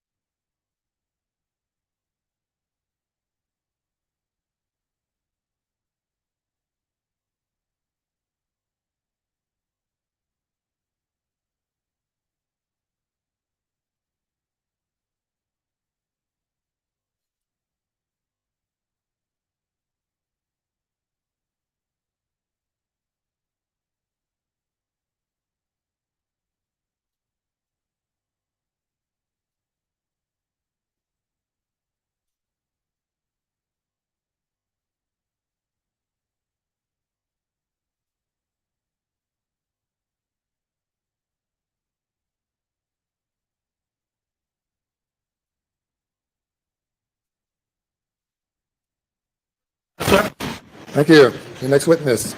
Your Honor, the second is Dr. Ellen Reamer. Wait a minute, ma'am. Ma'am. You witness? Raise your right hand. Left hand on the Bible. Do you affirm the testimony about the recording of this trial shall be the truth, so help you God? Yes. Take a seat in the witness stand. Adjust the microphone if you have to. State your name again for the record. Spell your last name. Yes. Hi, my name is Dr. Ellen Reamer, R-I-E-M-E-R. How are you doing today? I'm doing fine, thank you. I'm gonna go ahead and get right to it. And if you would, just tell the jury a little bit about your education that led up to you becoming a physician, please. Yes. Okay. Well, I graduated from medical school in 1997 with a Doctor of Medicine degree. Following that, I did a residency in pathology at New York Presbyterian Hospital, Columbia University Medical Center in the city of New York. Following that, I did a forensic pathology fellowship at the Office of the Chief Medical Examiner of the state of Maryland. Following that, I did an additional fellowship training year at Johns Hopkins Hospital, Johns Hopkins University School of Medicine, also in Baltimore. And I am board certified in forensic pathology and anatomic pathology. After I completed my all my education and fellowship training, I took my first job as a forensic pathologist at Wake Forest University Baptist Medical Center, Wake Forest University School of Medicine in North Carolina, where I remained for almost 6 years, but before being recruited by the Medical University of South Carolina in Charleston, where I've been for 14 years as a forensic pathologist. All right. And at the Medical University of South Carolina, you said you're a forensic pathologist. Do you have any professorship or teaching responsibilities? Yes. So I have also the title of Professor of Pathology and Laboratory Medicine. And because Medical University of South Carolina is a teaching institution, I am responsible for educating physicians in training as well as medical students. And that's an integral part of my job. So a lot of the work I do is observed by students and trainees. And you mentioned you had some board certifications. Can you tell those to the jury, please? Yes. So, in order for somebody, there's the American Board of Pathology is the organization that certifies specialists in different fields. And well, the American Board of Pathology certifies specialists in pathology and requires them to take very long examinations and demonstrate and pass those examinations. And you can't just sit down and take them. You have to have achieved, gotten through your residency training and fellowship training as well. So I managed to do all of that. And I'm board certified in forensic pathology. And do you have any membership or involvement in any professional societies that are relevant to what we're talking about? Yes, well, I'm a member of the American Academy of Forensic Sciences, and I also am responsible for editing journals. I have various academic responsibilities as well. And you mentioned editing certain journals. Have you published in the field of pathology over the years, given your professorships and your education expertise? So because I'm interested in educating the medical community, I published close to, I don't remember the exact number, but approximately 30 publications in the fields of pathology and forensic pathology. And this is also something that's valued at an academic institution. So you're not just practicing, but also contributing to the body of knowledge in your field. Over the years with this experience, have you had called to conduct a number of autopsies? Yes. So the principal responsibility of my work is to perform autopsies on deceased individuals in order to determine the cause and manner of death. And over the course of my career, don't keep exact track, but I estimate that I've done approximately 5,500 autopsies. 5,500? Correct. All right, we'll talk more about what autopsy is in a minute. Over that course of time doing 5,500 autopsies, have you been qualified as an expert and testified in courts of record in the nation? Yes. So again, I'm not keeping track of every single one, but a conservative estimate would be approximately once a month for more than 20 years, which would put me in the mid 200, so about 250, but that's probably a little bit more than that. And that's times you've been qualified as an expert in forensic pathology? Yes. And is that just in South Carolina or have there been other places? Yeah, the majority have been in South Carolina, but also North Carolina, where I practiced for 6 years prior to moving to South Carolina. And I've also been admitted as an expert witness in forensic pathology in federal court a couple of times where I autopsied individuals who died on tribal lands. Your Honor, this time the state would move to qualify Dr. Reamer, Professor Reamer, as an expert in forensic pathology. Objection, Your Honor. She's so qualified. All right, Dr. Reamer, before we get to your specific findings in this case, can you quickly describe to the jury what is pathology and what is an autopsy? What is it that your science and being a physician, what are you trying to do? Yes. So the purpose of an autopsy is to obtain as much information as I can from examination of the tissues of the body in order to come to a determination of the cause and manner of death. And the autopsy examination is basically a specialized surgical procedure. It starts with an external examination. So before any cuttings get started, I look from head to toe. I look for anything unusual. If there's injuries, I review them. I look at them carefully and document those findings as well as establish an opinion on how injuries may have occurred. And obviously, because in cases where you have traumatic injury, there's no getting around the fact that it's very graphic, the things that you have to look at and the things here today that you have to describe to the jury. Yes, that's just part of it. Did you have call in this particular case to examine the victims of these murders, Paul Murdaugh and Maggie Murdaugh? Yes, I have the name is Margaret Murdaugh. I know she goes by Maggie, but Margaret Murdaugh as well as Paul Murdaugh. I performed the autopsies on both of these individuals. All right. And do you recall what day that was? I'll have to refer to my notes.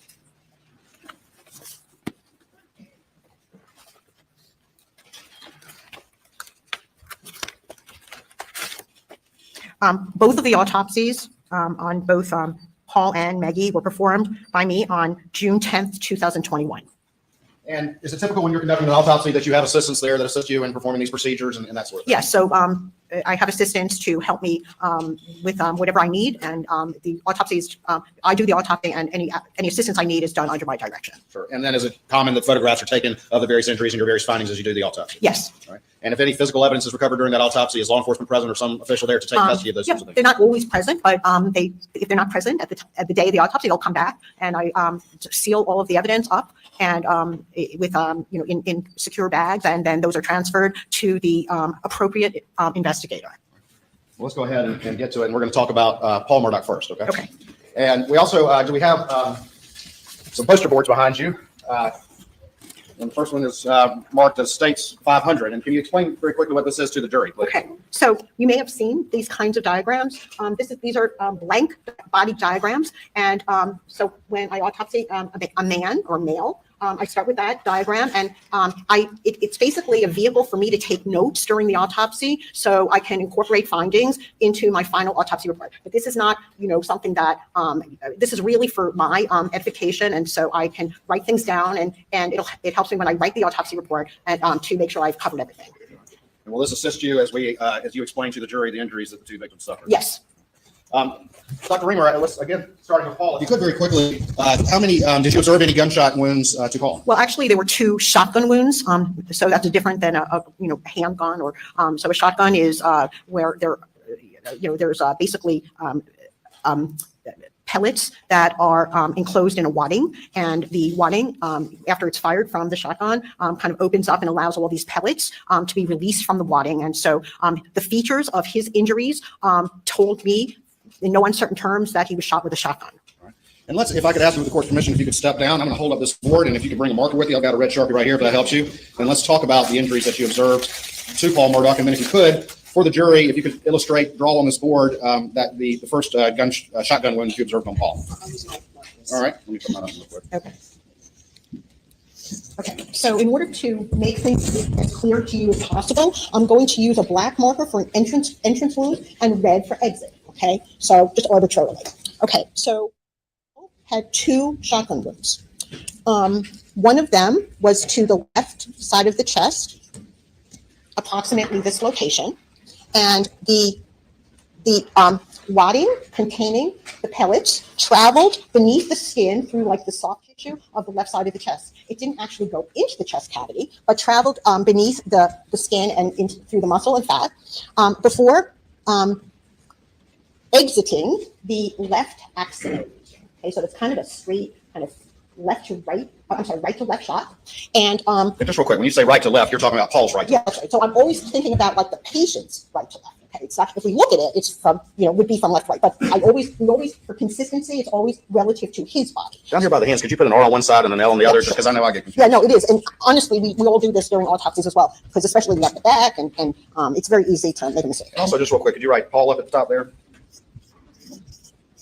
All right, thank you. All right, so you were talking about that first shotgun wound to the chest and where it exited. Were there any other injuries associated with that? Please continue on. Yes, so remember we had wadding enclosing pellets. The wadding actually got stuck, didn't completely exit and continue to fly out. It got stuck right underneath the skin of the left side of the chest, like close to the armpit area. And we have a photograph of that pink wadding that remained in the skin of the exit wound. From there, multiple of the shotgun pellets started going through like the left arm, okay, starting from the underside of the left arm. So the wadding terminated in the skin, and then pellets kind of went out and went through the left arm. And okay, so this is the left. Remember, this is his left side, his left shoulder, his left arm, and then we've got a bunch of exit pellet wounds on the left side of the arm, and some also a little bit on the back. So that you can see this is going through, and then this is actually on the inside of the arm, and the exits are kind of on the left side. So was there any stippling associated with this particular wound? Yes. Okay. So there was stippling, and I'll draw that over here. Okay. So when a projectile comes out of the barrel of a weapon, be it a shotgun, a handgun, an assault rifle, what propels that projectile, we call projectile out of the barrel of the gun? Okay, it's gunpowder, and gunpowder is basically ignited through the action of the shooter on the gun. And so gunpowder is basically burning and projects the projectile out of the barrel of the gun. A projectile can potentially travel a very long distance, like many feet or yards or long, depending on the projectile, until it hits something. Or if it doesn't hit anything, it can eventually use power and go to the ground. But the gunpowder that leaves the barrel of the weapon can travel not too far. It only travels about up to 3 feet, depending on the weapon. So in this case, we actually have some particles of like abrasions from particles of gunpowder. And this is called gunpowder stippling. Okay, so we have stippling, which indicates that this wound was fired at a fairly close range. We can't say exactly, but probably no more than 3 feet, because that's our standard. Could be anywhere from 2 to 3 feet. Interestingly enough, there were some markings on the edge of this kind of cookie cutter type of defect from the wadding going in that shows that some of the petals of the wadding are beginning to open. So this is very classic for a shotgun entrance wound. And the autopsy shows that it went, after going through the underneath the left side of the chest, it went through the left arm. All right. And let me ask you this, and before we look at some of the pictures, which are very graphic, is that correct? Yes, it's just the nature of the beast. If this particular injury, was it immediately fatal? No, amazingly enough, this really, if that was all he sustained, he would have needed medical attention and some stitches and irrigation of the wound to clean it out and make sure it doesn't get infected. But it actually did not pierce the chest or cause any internal bleeding. It did, however, cause a bruise or contusion of the left lung, and that's because there's a lot of energy associated with this, but didn't actually go through the ribs, but caused a contusion of the left lung. But he would have been expected to continue to be standing after this. It would not have sent him to the ground. All right. If you could, there's a dowel stick over by your witness stand, and I'm going to make sure the jurors down here can see what you're talking about. If you could grab that for me real quick, and then we'll look at some of the pictures here. What do you want me to do? Well, I just wanted to show it to these jurors down here, just make sure they can see what you were doing. And then if you could just stay standing for me, I'm going to give them a tip so I can work with that.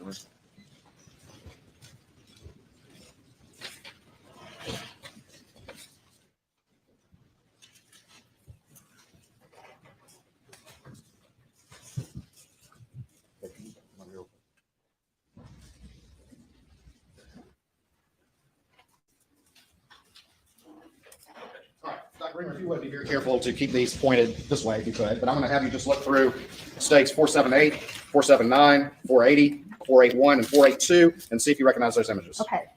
So these are photographs. And just real quick, just tell me if you recognize them. Yes, I recognize all of them. All right. And these images that were taken during the autopsy you conducted the fall Murdaugh? Yes. All right. And would they assist you in explaining the injuries to the jury? Yes. All right, Your Honor, this time I'll move stakes 478, 479, 480, 481, and 482 into evidence. Okay. Without objection. All right. Now, Dr. Greener, if you get the dowel stick and come around here to the screen, I'm going to put this first image up on the Elmo, and then if you could, we'll talk about these injuries and describe them to the jury. Okay. So we can see, it's not great focus here, but this is the entrance shotgun wound on the left side of the chest. His left nipple is over here. So it's the left side of the chest. And there is some stippling And around Dr. it. Greener, I apologize. Okay. If you could come around and work this way so that all our jurors who are that way can absolutely. see. Okay. All right. So the shotgun wound is going in this direction. Remember, it exited that left side of the chest and then continued through the left arm. So that is a photograph of that wound to the shotgun wound to the chest. And we'll see some more close-up images here in a minute, but this is the entrance wound right here. Is that correct? Yes. And then we have some injuries right here. Is that where the Yes, petals exited? that into is the where arm? the wadding, which is the plastic piece and closing the pellets, terminated in the skin. It just didn't manage to get out, but all those pellets kind of got released from the wadding and went through the left arm. I'm going to move. That was states 478 for the record. I'm going to move now to states 479. And what is this image? Okay, so this is a more close-up view of the entrance wound. And you can see that it looks like there's little, almost squares or pegs sticking out of the edge. And that tells us that the wadding is starting to open because it opens up, it kind of opens up, there's petals. And this is a classic, I could put it in a book to say that this is consistent with a shotgun entrance wound. Okay, and we can see the dots around here. Those are from pieces of gunpowder that have basically impacted the skin because it's within a distance of 3 feet or so. Moving now to states 480. Okay, so usually when I take a photo, I don't want to go too close because then you won't be able to see where it is on the body. But here, this is recognized, this is the nipple, right? His left nipple. And we saw the entrance wound over here. And so here we have this is an exit wound where this pink wadding is basically stuck right there. And you can see these are the petals on the edge, and that's what gave that unique appearance to the entrance wound.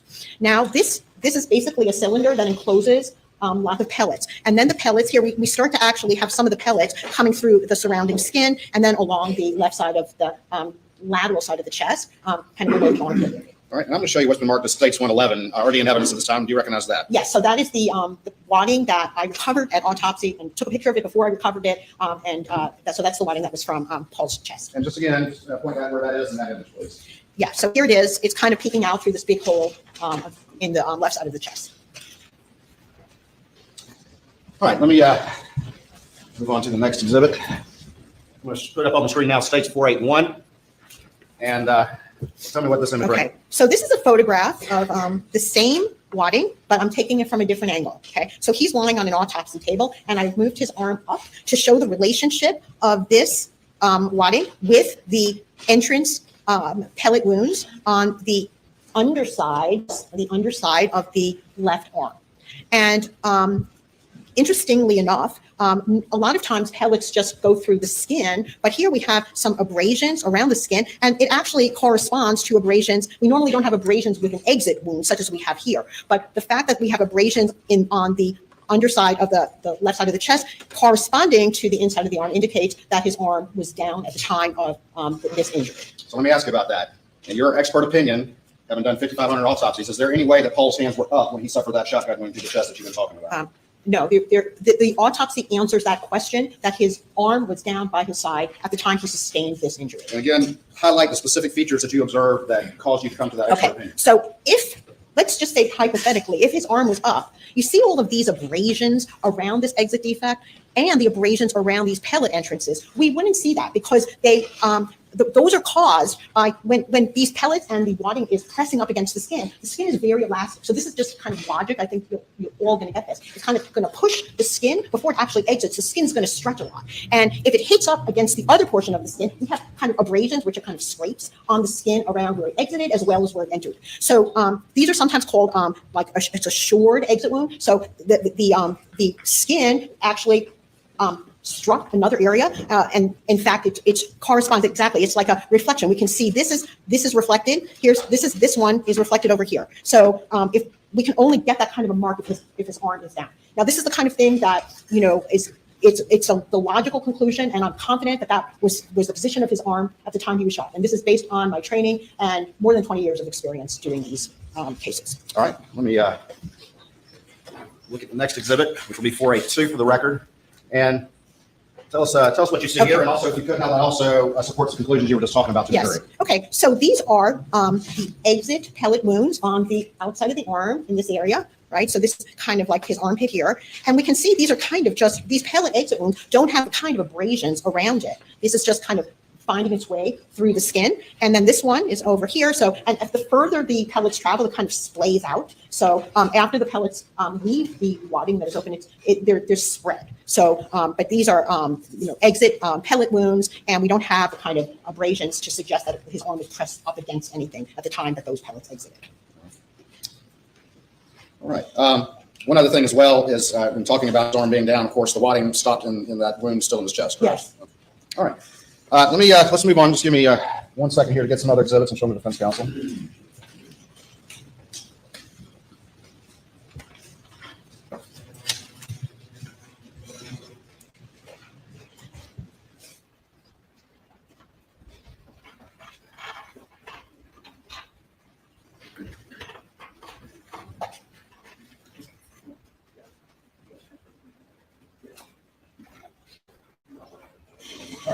All right, Dr. Reamer, if I could get you maybe to stay on that way just a little bit. I know we're in tight confines, and then we're trying to be as respectful as we can with these images. I'm going to show you now what's been marked as 483, states 484, states 485, 486, and 487. And just quickly tell me if you recognize those, and then I want to go back to the board before we talk about those pictures. Yes, I recognize these. All right, and those autopsy photographs that you took of Paul Murdaugh? These are photographs that I took at the autopsy of Paul Murdaugh. And would they assist you and explain to the jury the injuries that he suffered? Yes. Your Honor, this time I've moved states 483, 484, 485, 486, and 487 into evidence. Okay, Your Honor. They are admitted. And Your Honor, I think only the exhibits will be 90% of the introduction will be under seal. Yes, sir. And for the record, these are under seal, and I provided the cover sheets to the court reporter. Every exhibit except for the poster board that we're doing, the state would request to be under seal because of the graphic nature. All right, Dr. Reamer, and we'll come back a little bit more to that first injury, but there was a second shotgun injury as well. Is that correct? Correct. All right, and I'm going to go back to States 500, which is the poster board, and if you could explain to and draw on this diagram that second injury, and then we'll look at the pictures. So there was a large shotgun wound defect to the top of his left shoulder. And there were lots of pellets recovered in the left shoulder area. And from there, the kind of just went across the top of the left shoulder and then went into the left side of the neck and face. Okay? And from there, his face actually was not destroyed from this, but there's a big exit wound on the top of the right side of the head. So this wound went from his left toward his right and upward, and with a slight front to back deviation.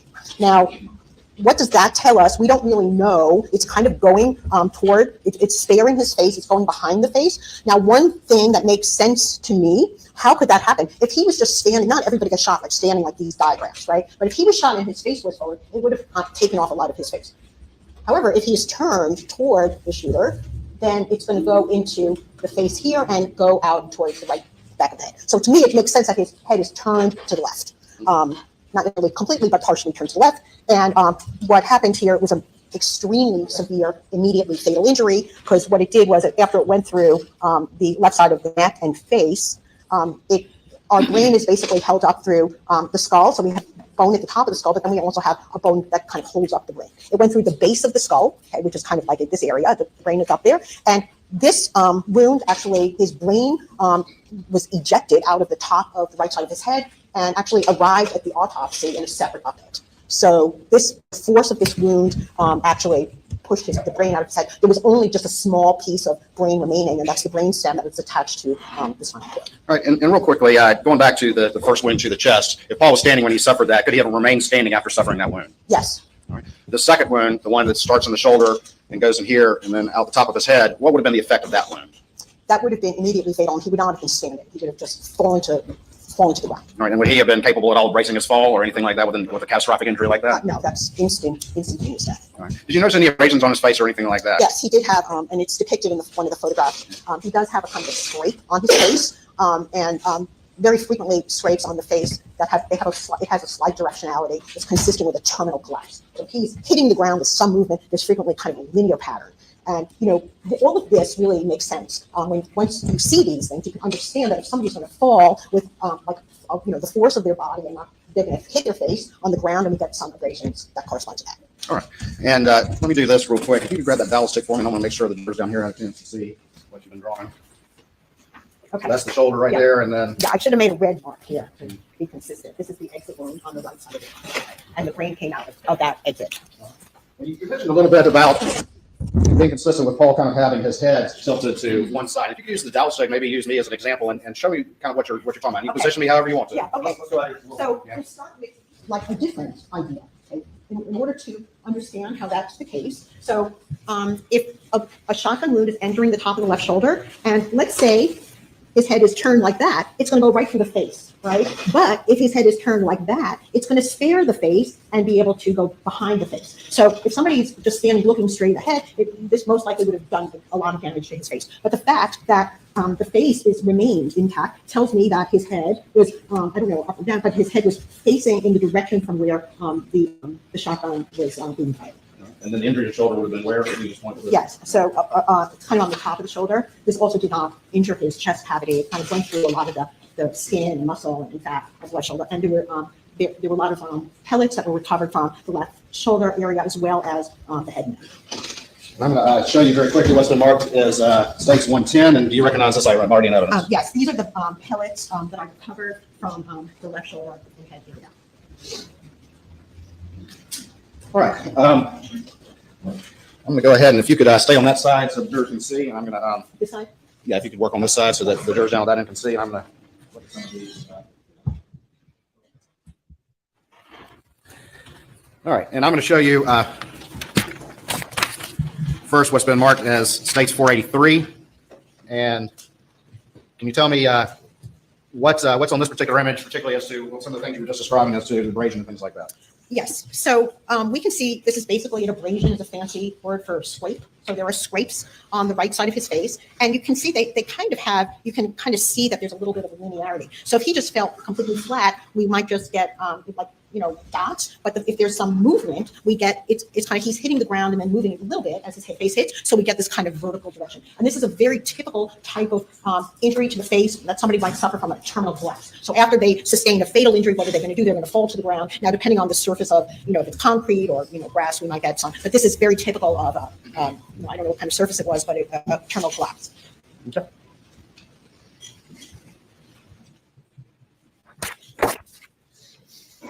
All right, if you would, with this image, and this would be stage 484, please explain to the jury using this image some of the concepts that you've been describing to them. So this is the top of his left shoulder, and this is the continuation of the ammunition through the left side of the lower face. And from there, it proceeded behind the face through the base of the skull and exited the right side of the top of the head and sort of toward the back of the right side of the top. And those two sort of together, that's kind of what you described before when you positioned my head in the manner which you did. That's right. So like you turn to the left like that. I think that makes the most logical sense, and forensic pathology is really logical. So when we look at these things, we have to think, well, how could this have happened? And, you know, after the, it's not always immediately obvious, but, you know, with some thought, we can come to these conclusions with confidence. We're now to stage 485. So this is another perspective. Yes, so this is the same injury. This is formed by a single piece of ammunition here that went through the top of the left shoulder, tore it up, right, and then went into the left side of his face and neck. And some of these pellets also did a lot of damage in the neck because they kind of splay out as they go further. And some of them went actually through his airway and other structures of the neck, as well as continuing through the base of the skull and propelling the majority of the brain out the right side of the back of the head.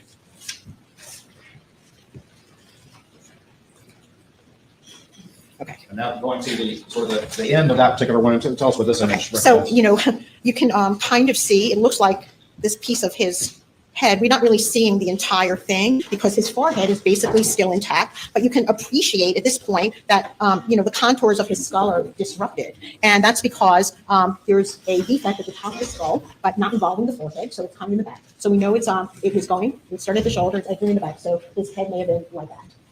Facing toward the left. Stage 486, and finally stage 487. Okay, now this is all right. So this is I can't. It's hard for me to see what I'm doing. It's okay. Yeah. So this is actually a photograph of the right side of this is his the face area. Okay, and I know that because I usually, when I take a photograph of the number, I usually have it like right side up. Okay, so this is the top of his head, and this is. I apologize. No, yeah, like that, yeah, that's good, better. right. So now you can sort of see this is the right side of his head, and it's horrible, I know. And there's a big defect there, and we can see the inside of the skull, but you know, his face was spared. So. All right, Dr. Raymer, if you would. That's all the images I have right now. Excuse me. The jury room for a few moments. Please not specified.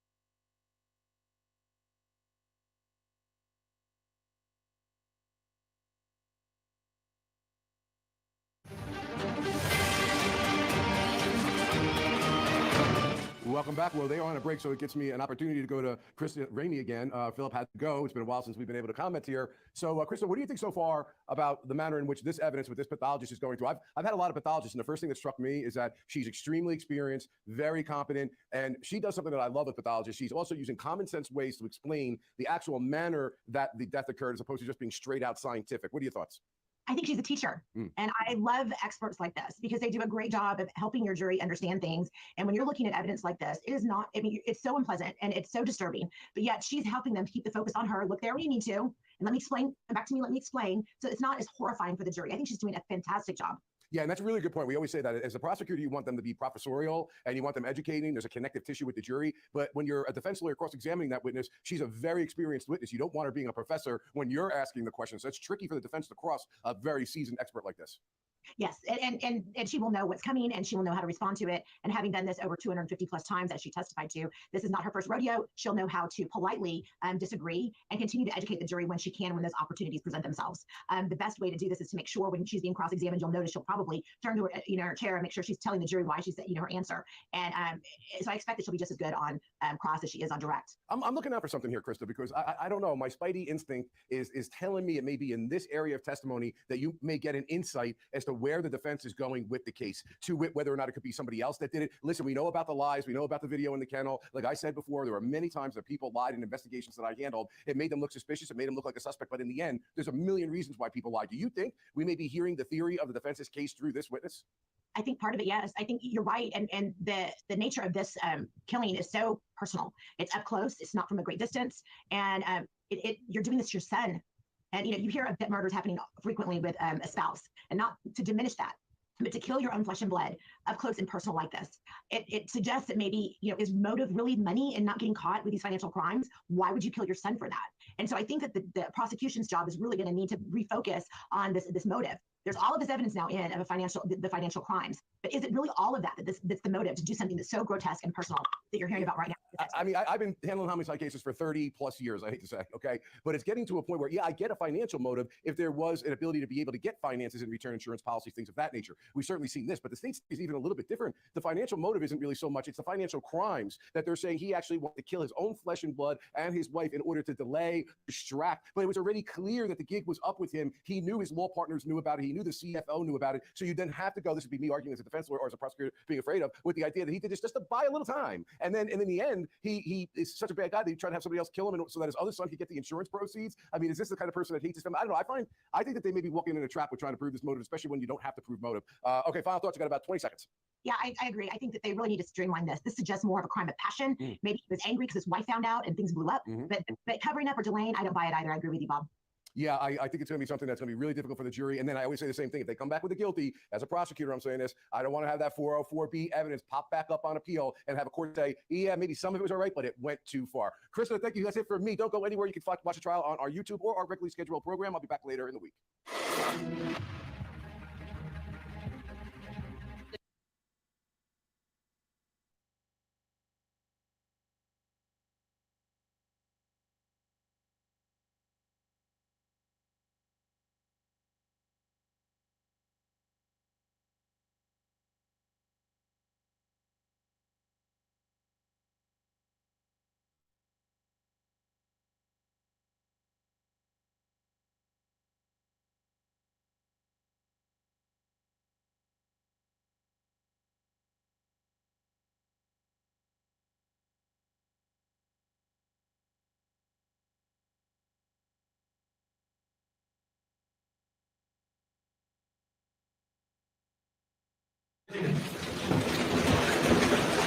You may bring the jury.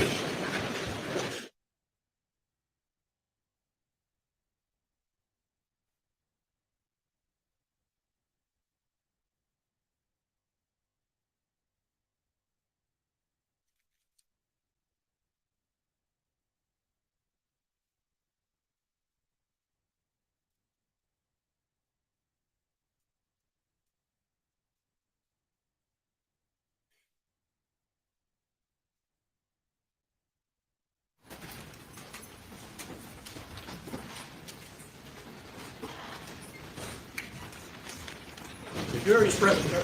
Thank you. You may proceed. Yes, sir, Your Honor. May I please score? Dr. Reamer, before we took a break, we were obviously discussing the very catastrophic injuries from that second shotgun wound to Paul, and that would have been immediately fatal. Is that correct? Yes. Let me ask you this very quickly. Do you see any evidence of any defensive wounds?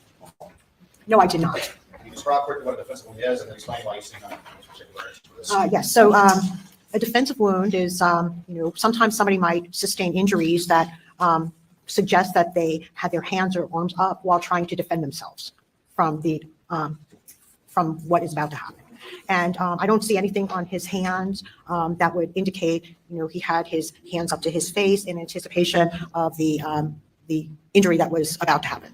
So. And in your expert opinion, as you described it to the jury before, his arm was down for that first shot. Yes. So that first shot, his arm was down, and I don't see any evidence of injury to his hands from the second wound. And then that abrasion on his face is consistent with that second shot and him just having terminal Right. collapse. So falling to the ground, hitting the right side of his face on the ground, with a little bit of forward movement. So we got that kind of linearity, and that would be consistent with collapsing to the ground after, it's very frequently people, after sustaining any kinds of disabling injuries, if they're standing up, they're going to fall, just gravity. And so he fell, and he was face down at the time. So he had a scrape on the cheek, which is the surface of his body that impacted the ground.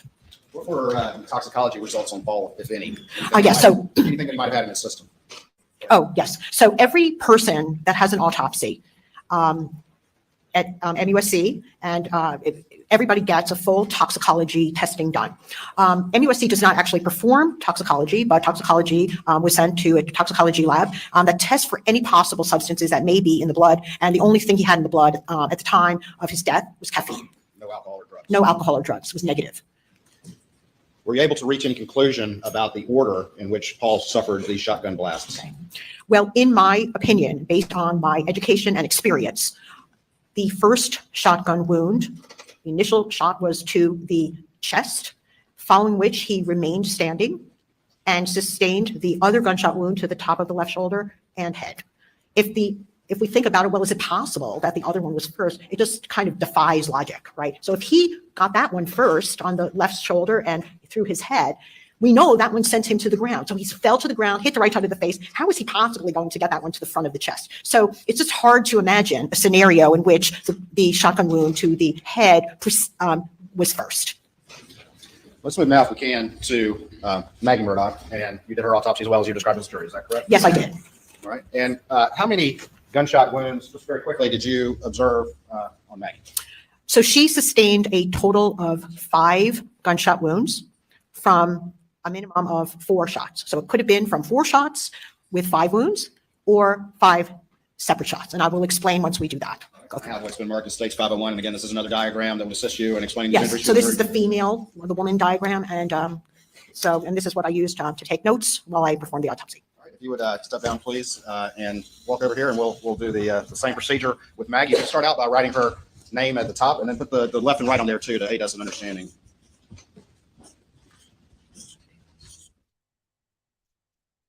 Okay. All right. And let me do this just very quickly. I apologize. And going back to stakes 500, and this is Paul, is that correct? Yes. And you had an arrow right here kind of showing the direction of shot number 1. Is Yes. that right? Can you do an arrow for shot number Sure. 2, please? And Your Honor, this time I move stakes 500 into evidence for demonstrative purposes. I'll move it into evidence. Is he going to just use it for demonstrative purposes, or is he moving it into evidence? I'll move it into evidence. Okay. It's admitted without objection.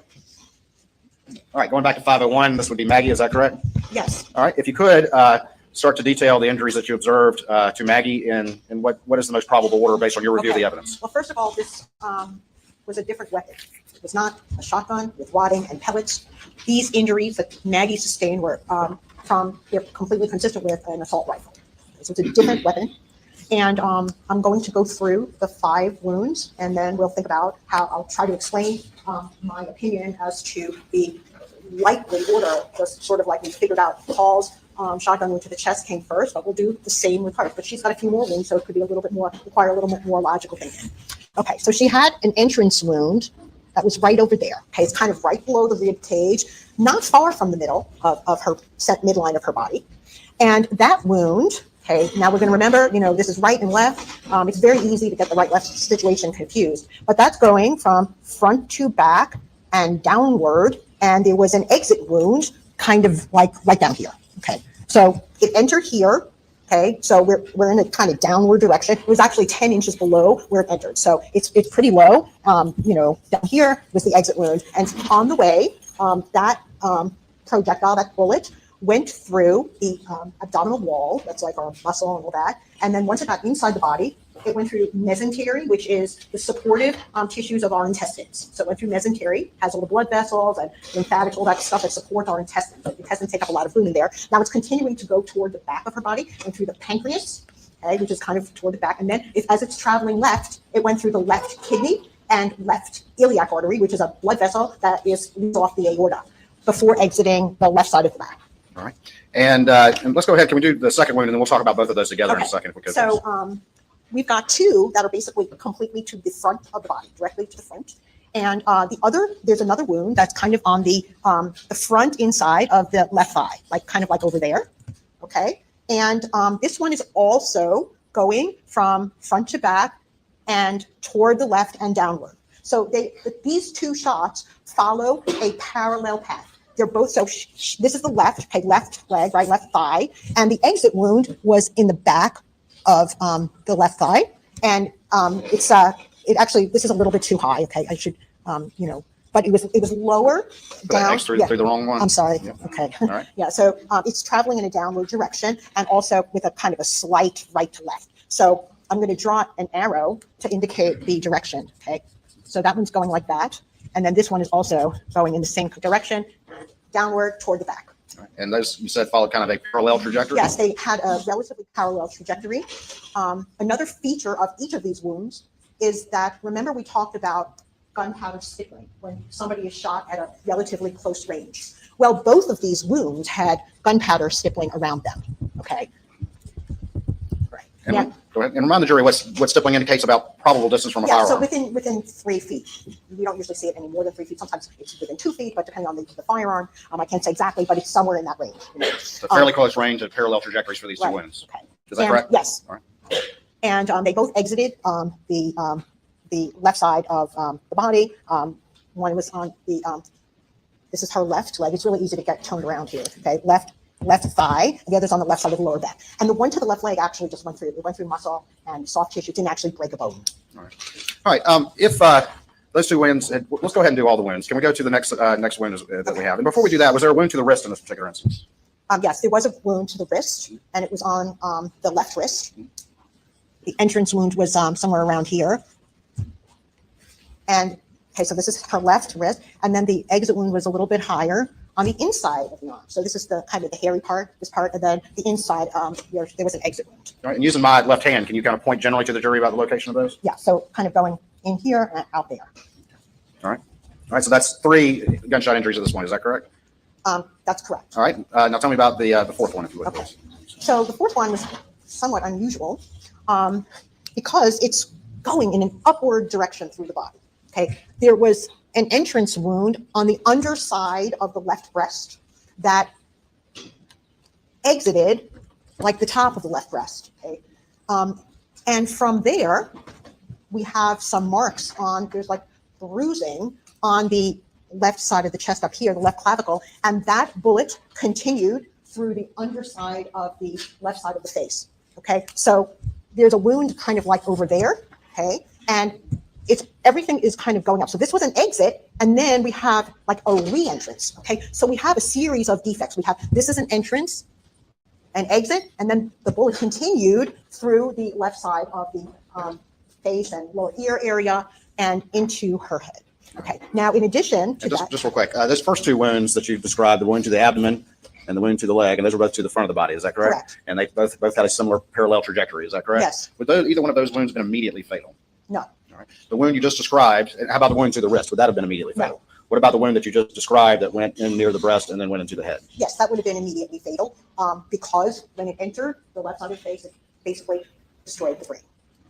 And was there another gunshot injury, traumatic gunshot injury aside from that? Yes, but I'm going to, before I continue, I did want to mention that there was an abrasion, kind of a scrape below that, which indicates below her left breast. So it indicates before it actually went through the left breast, it kind of scraped along the abdomen as it was going upward before it went into her head. On the injury, the gunshot wound, the assault rifle wound to the abdomen and the assault rifle wound to the leg, you said there was stippling there. Is that correct? Yes, the other wounds did not have any stippling, so So they they- were from further back. The wrist wound had no stippling? Correct. And that wound that you just described going up into Maggie's head, that did not have any stippling either? Correct. You mentioned there's one more as well to her head. Is that correct? Yes. All right, describe that to the jury using this chart, please, or this diagram. Okay. So there was an entrance wound to the back of the head. Okay, that was kind of like right over there. Okay, and it's kind of near the base of her skull, and that was going downward. Okay, now this is automatic rifle. It's a rifle ammunition, so it's not a single cylindrical projectile that remains intact. These rifles, the projectiles fragment as they go through the body. That's one of the mechanisms by which they do enormous damage. Okay. Now this wound was going in a downward direction, and then we have lots of exit wounds on the right side of her upper back, where all of those fragmented projectile fragments exited. And this wound, it's in a clearly downward direction. It entered the back of her head, went through the back of the skull, and through the brainstem and cerebellum. Okay, so these are vital portions at the very bottom of the brain, but it did not enter into her chest. It continued just scraping along the top of the back. So we know this is going in a downward direction. So how do we reconcile? How do we make sense of a wound that's going upward and then another wound that's going downward? Okay, you'll recall this wound that went through her left breast and into the left side of her face injured her brain, right? She's not going to be standing anymore. Now, how would this even go upward? Okay, those first two shots, right? The one to her, or we'll say the one to her, at the right side of her abdomen, that went, remember, through her pancreas and the left kidney. Kidney pain is it's usually very painful. We can imagine this did not immediately cause her, but she may have been bent over straight, and that puts her in a position, if someone's bending over, leaning over to get a gunshot wound that goes along. So when we look at her body in an upright position, and she's got a gunshot wound going upward, we know it's going upward because it ended in her head. Probably her body was bent over, and it may have been that she just sustained this very painful wound to her abdomen, not in addition to her thigh, and she was most likely, in my opinion, bent over or even possibly on the ground, but not completely lying flat. At the time, because then we never had been able to go through you have some skip areas here. So if she's bent over, we have some skin folds. We're going to get a skip, plus it went through the underside of the left breast, exit at the top of the left breast. So that would indicate that her breast may have been sort of, like pain all over. All right, so do you have that double stick anywhere? Unless if you would, just, again, use me, if you could, to describe some of the concepts you're talking about. And let's start with those first two shots of the abdomen, and then just kind of position me as we move on to the shots. All right, so one wound. Stand over here if you would, so the group can Absolutely. see. Okay, well, now I have to kind of, I'll have to, I can't show this. Yeah, I'm going to show that the entrance would be about there, right, top of the abdomen, and it went through the body, exiting on the left side of the lower back. Mm-hmm. And while it was in the body, went through the pancreas and the left kidney and a blood vessel nearby. All right, and then the wound to the thigh. Okay, the thigh was kind of on the front, but a little bit toward the inside area, and that exited lower down on the left thigh in the back of the left. That went to the abdomen, but that's been very painful. Yes, I mean, kidney, if you ever knew anybody that had a kidney stones are some of the worst pain medicine. People who aren't kidneys don't have to be on very high doses of morphine just to control the pain. Well, she had like projectiles, ammunition going through her left kidney. We can imagine that was a very painful wound and may have caused her to fold over in pain. So something like this. Yes. All right. And could it even been that she went to the ground and she's on her hands and knees, something like this? Yes, that's also possible, and she could have had her head bent down or sort of touching the ground at that point as well. This one right here that you described right there, is there any way at that point in time she could have been completely prone flat on the ground like this? No, because then the blood is not just going to go up. So she has to at least have been, I can't say for sure, but it makes sense that after receiving those first two shots, she's going to be bent over at least, or possibly, even lower to the ground, enabling her to get a wound. Like that. That's perfect. Okay, going through the front of the left side of the chest. And if your head is bent over even further, you can imagine it's going to go into the head. Okay, so when I first look at this, I'm like, what? It takes a little, but in retrospect, now that I've made sense of this, it all comes together. So far at this point in time, we've talked about the abdomen and the thigh wound. In your opinion, are those two shots the first two shots she suffered? Yes, I think she was standing upright at the time, and then she only could have gotten the wound to the left side of, the left side of the front into her head if she's horizontal but not completely on the ground. But after sustaining that wound, okay, she could have been down on her hands and knees or just bent over, right? It went into her brain. She's going to fall to the ground completely, and that puts her in a position to get the gunshot wound to the back of the head. I can't really, you know, All you right. might not, you're too far away for this. Sorry, I'm gonna go over here.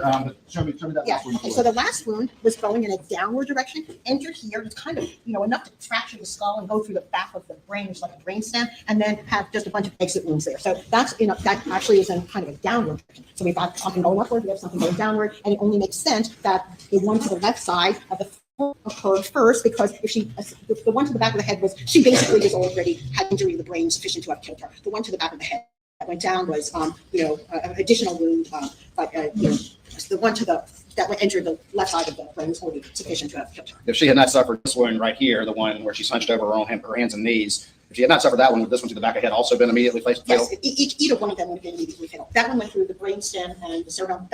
Those sections of the brain, their whole job is to keep us alive. They keep us breathing and set the cardiac rhythm, and without that, none of us would be here. But in your opinion, abdomen and thigh is first. This one that went through her breast into her head is after that, and then this one is when she's prone on the ground to the back of the head. So I This is the do last one. think this isn't something that I, you know, immediately realized, but after thinking about it, how, you know, this is gunshot wounds to one person, how do I make sense of this? And this is the most likely logical sequence of shots that she sustained. I also want to mention, remember we had this wound to the, so we have 4 we know about, right? We've got right side of the abdomen, left thigh, like left, you know, the left side of the head in front, we have breast first, and then we have this last wound while she was prone on the ground, okay, to the back of the head. We also have this additional wound to the left wrist that exited a little bit higher. Now, is it possible that her arm was just somewhere and got shot? Yes. But remember, we know that she must have been in a lot of pain in her abdomen from that shot that went through the abdomen. And if she is bent over, where would her hand likely be? You know, it makes sense she might be bent over with her hand right there. And so if her hand is bent, she's got her hand on her belly, the wound entering the left wrist could exit there before actually going up. So she's got her hand on her belly. I don't know if that's actually happened, but that's why I described 5 individual gunshot wounds. But because the left wrist could have moved, it could have happened before another one. And what you just described there with her wrist kind of close to her stomach after suffering that abdominal and thigh wound, that is consistent with the evidence what you just described. Is that correct? That having her hand right there, like Yeah, that it would be consistent. I can't say 100% that that's what happened, but you know, that is a gunshot wound to the left wrist, and it may have been sustained while she had her hand on her abdomen. Give me 1 second.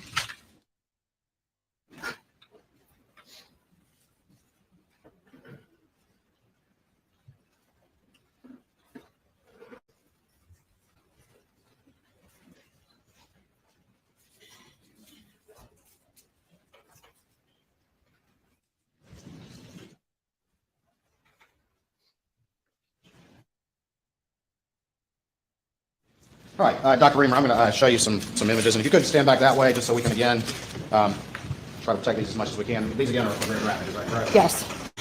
I'm going to show you, if you could, and I'm going to kind of give them to you this way. States 488, 489, 490, 491. Double check. 492, 493,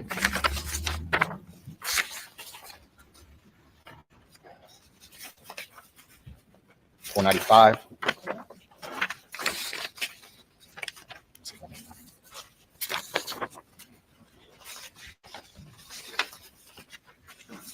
498,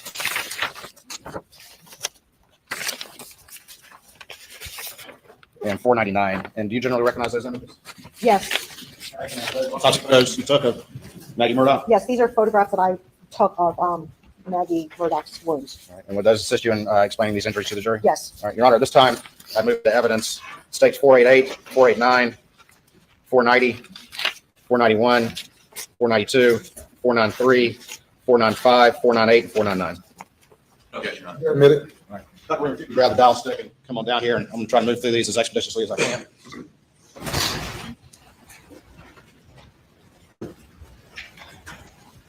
All right, 488. Tell jury. What? Okay, thanks. Okay, so. Just stand on this side real quick. Yeah, so oh, that- got it. Okay, that's good. All right, so this is a photo of her left thigh. Okay, this is the knee area. And we can see this is kind of on the inside area of the front of the left thigh. And we do have the stippling around it, which tells us that it was shot within a certain like relatively close range. And we have the stippling as you've described. Moving on to stage 489. What is All this right here? So you can kind of appreciate this is like the curve of her knees. This is the back of the left thigh where we have an exit wound. Going on now to stage 490. What is this? Okay, so this is the entrance wound on the right side of the front of the abdomen below the rib cage, close to the midline. And we do have stippling here. It's a little sparser and a little further spread. So that was also close enough within 3 or so feet to deposit the stippling, probably a little further back than the one to the left thigh because there's more tightness of the stippling on the thigh. So if we think of it as kind of going outward, it covers a wider area and it's more sparse on the right side of the abdomen. Moving on to the next one. What is this right here? Okay, so this is the exit wound to the left side of the lower back. Just very quickly, you mentioned that there's stippling on both the abdomen and the thigh, but there's a little bit of difference in distance between the two. Is that correct? Yes, a small amount. There's stippling on both, but the wound to the thigh is a more tighter, more closely packed bunch of stippling and doesn't appear as further away from the actual defect. So that was a little bit closer than to the barrel of the gun was a little closer to her body than the one to the right side of the abdomen, but both of them were within 3 feet. And those were the only 2 wounds that you observed with stippling of the ones that you described. Yes. All right. Going on now to this next 492. Tell us what this is, if you would, please. Okay, so this is a wound to the left wrist, and we can see this is her left thumb, so it's kind of right over there, and it's going through the left wrist, exiting on the soft side of her left forearm. Moving on now to 493. What is that? Yes, so there it is. That's the exit wound. So she had the entrance wound to the part of her wrist near her thumb, and it's going through the left forearm area, exiting at an angle. Right, it's kind of exiting at an angle because this defect is oblong. Right, if it's going straight across, we would just have a hole. Right, but if something's exiting at an angle, we have more of an oblong exit. All right. Moving on to the next one, and again, this is graphic, but can you tell me what this is, and I'm going to move the picture down as you describe it, please. Okay, so here's her belly button, just to give you a reference point. And this was that entrance wound on the right side of the abdomen. This is another injury that kind of abraded the left side of the abdomen before going through her left breast. Moving down. Yeah. Is that sufficient? I can't really see. Yeah. So it's fine. Okay, this is a very large destructive hole in the left side of her face, including parts of her left ear. And this makes sense to be a continuation of the one through the left breast. I was confident that this was all the result of a single bullet, single fired shot. And what we see over here is basically a bruise from, it didn't actually go into the left shoulder, but as it's coursing upward through the breast before it kind of goes, and if she's bent over, then it's going to bruise this clavicle area, right? That's that bone right here, before going into the left side of her lower face. All right, moving on now, and I'm going to go out of order just a bit. I'm at 499, and can you explain? All right, I'm having trouble seeing what this, oh yeah, okay, yeah. So at the time I did the autopsy, and I have a wound to the left wrist and through the forearm, and a wound that's going along the left side of the abdomen. I can't be certain, I can't say with absolute certainty that her hand was up against her abdomen at the time that the gunshot wound to her torso was going upward.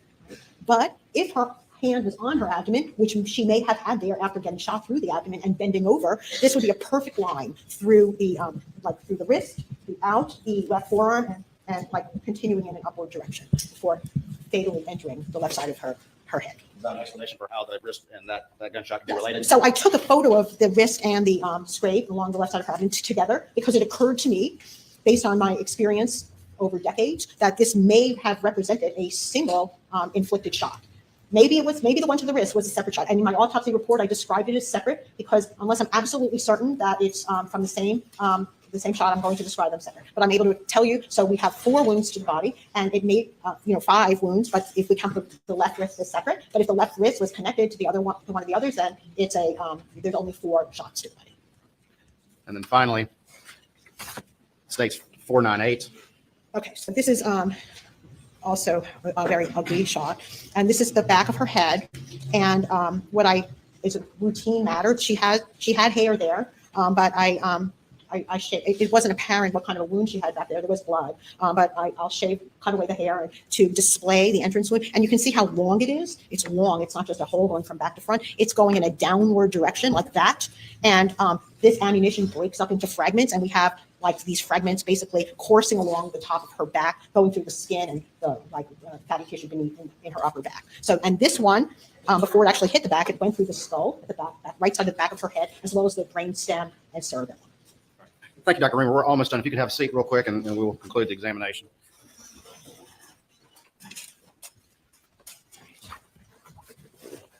Also, at this time, I will move in to evidence states 501, which is the diagram that Dr. Reamer did of the injuries to Maggie. That's No objection. they're admitted. Dr. Reamer, you mentioned that there was a slight difference or a difference in the stippling between the abdominal and the thigh wound, and which one seemed to be a little bit farther away according to your review of the evidence? Yes, the gunshot wound to the abdomen was slightly further away than the gunshot wound to the left thigh. And that could be consistent with Maggie and the shooter changing their positions in relationship to one another. Yeah, people aren't completely just standing still. It could be that the shooter was moving closer toward her, or moving a little bit back, or she could have been moving, or a combination of the two. So I don't know what happened there, but I do know that the barrel of the gun was closer at the time it struck her left thigh, because the stippling is more tight concentrically and doesn't cover as wide an area as the one to the right side of the abdomen. You described the injuries to the front, and then the injury to the breast and to the head, and then this final injury to the back of the head. Could that be consistent with the shooter circling his victim? Yeah, I think that only makes sense if there's some movement on the part of the shooter. We know the gunshot wound to the front of the body that's going up. If Maggie was bent over, either in air or on the ground, the shot would have been fired from behind her, right? From behind her, that's the only way it's going to go up and through the base of the chin area into her head, right? She's bent over. That's the way that it logically makes sense. Nobody's sitting on the floor, and you couldn't do that. After that shot was sustained, the one that went through the front side, the vertical one, okay, it's vertical through her body, but most likely occurred while she was bent over, or then that's going to be an incapacitating shot because it went through her brain and caused her to fall to the ground. She's bent over, she gets that shot, she's going to fall face down, and then the last shot to the back of her head is going in the other direction. So that's going downward. So we have one going, so that only can occur if the wound to the left side of the front is somebody shooting from behind her, and then the gunshot wound to the back of the head is going downward while she's on the ground, indicating somebody's standing at at the top of her. Was there a lot of blood accumulated in Maggie's abdomen? Not that much. The thing about these wounds is there's so much tissue destruction that blood is just basically in all the tissues. So it's not like sometimes with even a small caliber bullet, there's a single clearly defined wound path, and I can take out blood from the abdomen. But in this case, there was so much tissue destruction. There was a lot of blood in the soft tissues, but not necessarily something I can scoop out and measure. Did the lack of a lot of blood in the abdomen tell you anything about how rapidly these all occurred together? Yeah, so if the wound stopped there to the abdomen and somebody walked away, she would have had more bleeding out of those tissues into the abdominal cavity. In both Maggie and Paul, did you make any observations about their stomach contents? Yes, so part of the autopsy, I'm not just looking at the wounds, I'm examining all of the internal organs. And this is how I knew it went through the pancreas and the kidney, because remember, I'm not just looking outside of the body. I do everything, look at all of the internal organs and dissect each one.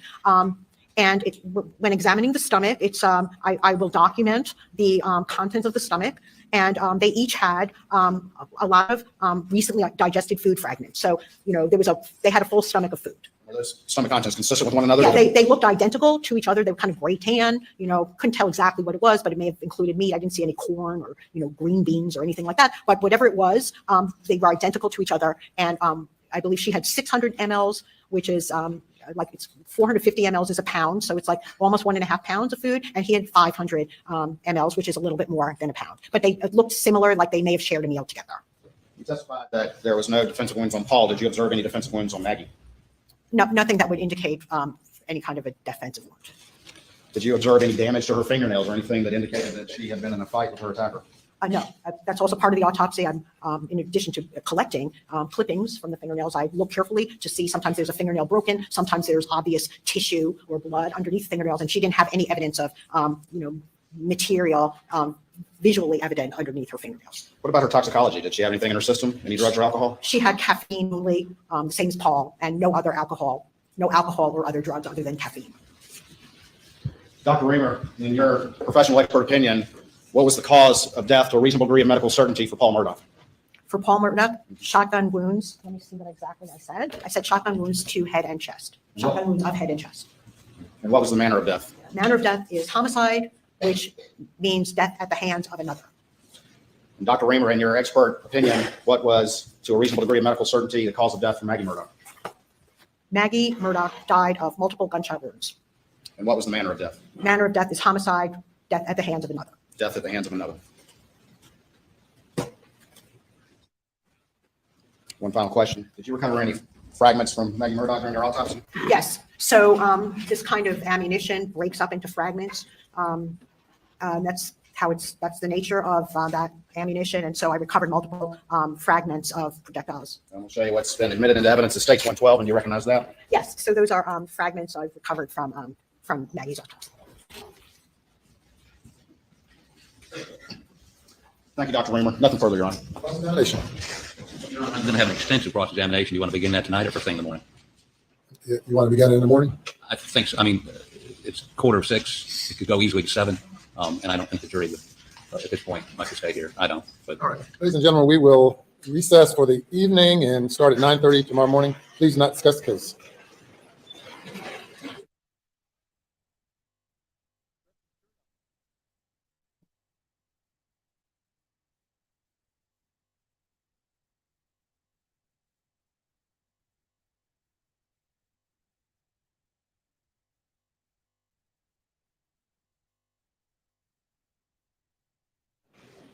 And Doctor, you may step down. Please do not discuss your testimony with anyone.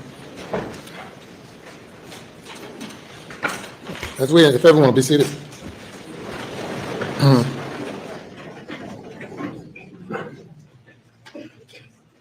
As we anticipate other witnesses tomorrow, are there any matters that the court needs to consider overnight regarding any matters of controversy or in controversy or outstanding issues regarding any witness? we know, Your Honor, not on part of the defense. Not on part of the state. The new information from GM we addressed this morning, and obviously the defense has that, and both sides are analyzing that. But I'm not, aside from that, right now, I'm not aware of any specific issues the court needs to address. The only query I will have, because we're again trying to arrange for people to fly in, and Monday is not going to be a court day, is does the Attorney General have any prognostication on when he might finish his case? I think with the GM material, it would affect if someone, I just don't know how much. Your Honor, we're still on target for Wednesday. That GM material is just confirmatory of the timeline that both sides have had, and it's being incorporated into testimony. We have a custodian coming, which I don't imagine will be an extensive witness. We're still on target for Wednesday, Your Honor. Okay, we'll be in recess to 9:30. All right.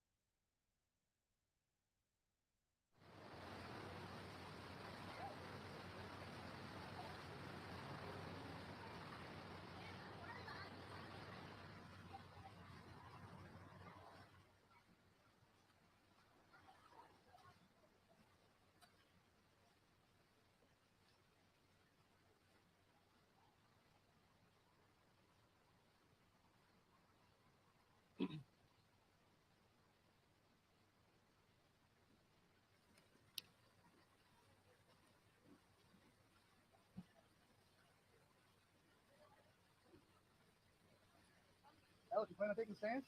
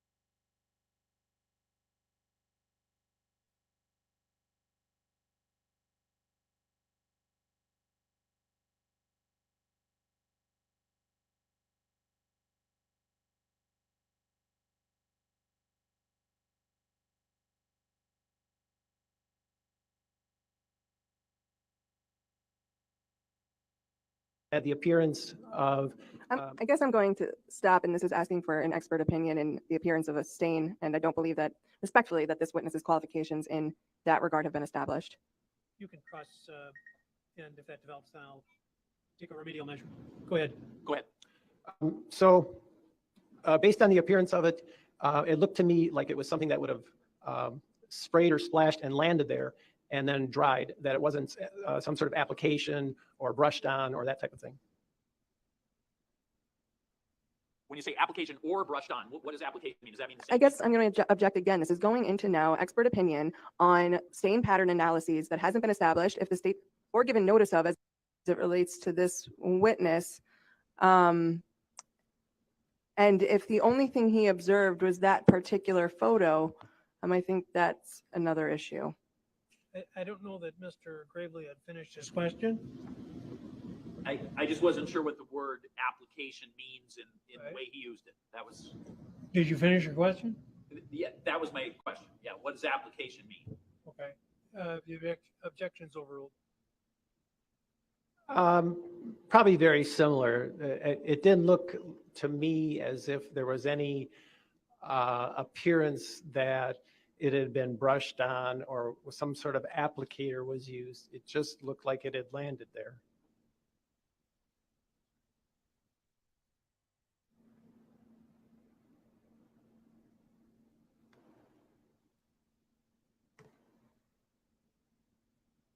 I have no further questions of Mr. Witucky. Thank you.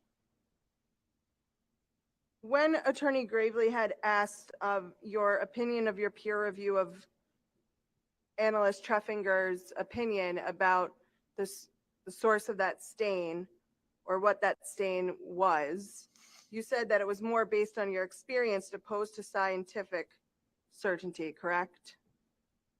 That was your answer?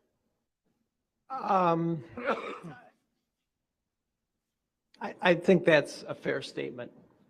And is it a fair statement because that was never actually tested to be blood? That's correct. And in order for something to be scientifically certain in an analyst world, if you're going to say something is what it is, it's important to have the testing to back up that assertion, correct? Correct. And so in this case, there was no test that said that stain was blood. That's correct.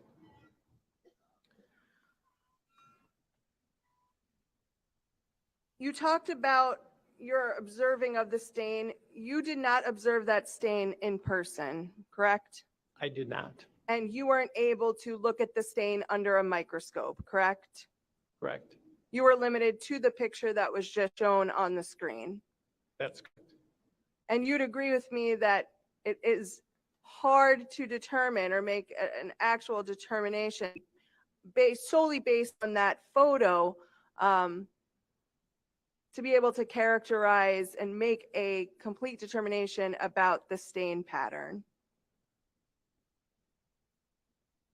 That's a fair statement. Lisa did magnify it for me, so I was able to observe the edges and the overall surface texture. But you're right, there are limitations to viewing a photograph. Some of those limitations have to deal with the angle that the photo was taken at, things of that nature. Yes. I want to go back to the State's Exhibit 44. Is that still, did the state hand that to you? It was your report? I did. Yeah. It should be Okay. there. So you had testified about some swab that you had extracted for testing, correct? As it relates to a pair of jeans? Yep. And you Correct. you had known that those jeans belonged to Mr. Anderson. That's what I was told, yes. And you were told that by whom? I believe it was on the inventory sheet as to who they belong to. And on the inventory sheet, it tells you, hey, this is really a very casual way of putting it, but hey, can you see if you can find, these are the interested parties, this is the suspect, this is the victim. Can you run, see if their DNA is present anywhere? Well, correct. I mean, I was told to examine the item, see if I could find any stains on the item, and if so, make comparisons to any known individual profiles to see if it matched.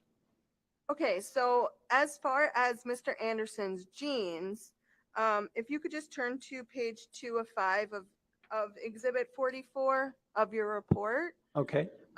So under item says cutting of left cuff area of genes, item AU2, that whole portion. Okay. And that was you had talked about it at length on direct with the state, but that was the sample that had resulted in a 2-person mixture, correct? Correct. And so you did what's called an STR mix to determine if you could make a conclusion of the mixture. Correct. Can you explain what that is to the jury? So in this situation, I found a mixture of that was consistent with 2 individuals. Now, I ran the STR mix computer program on that sample.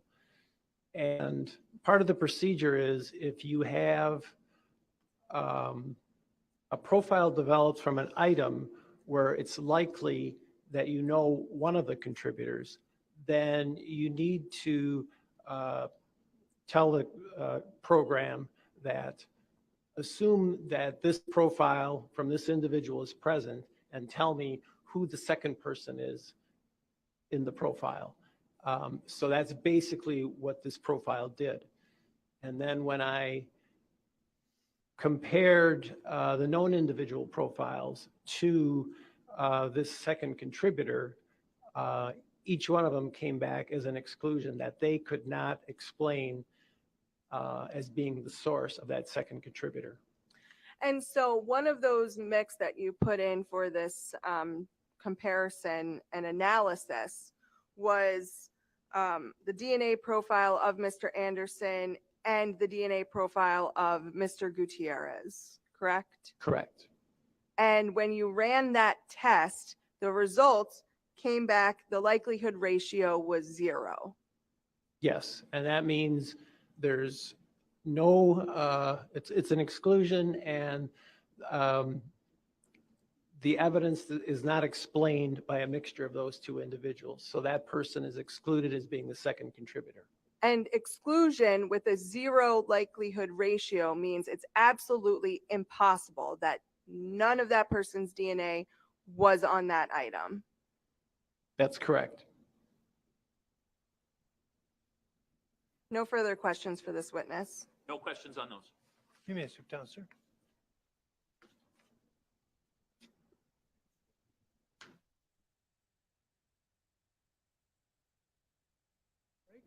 Please don't talk about the case during the break.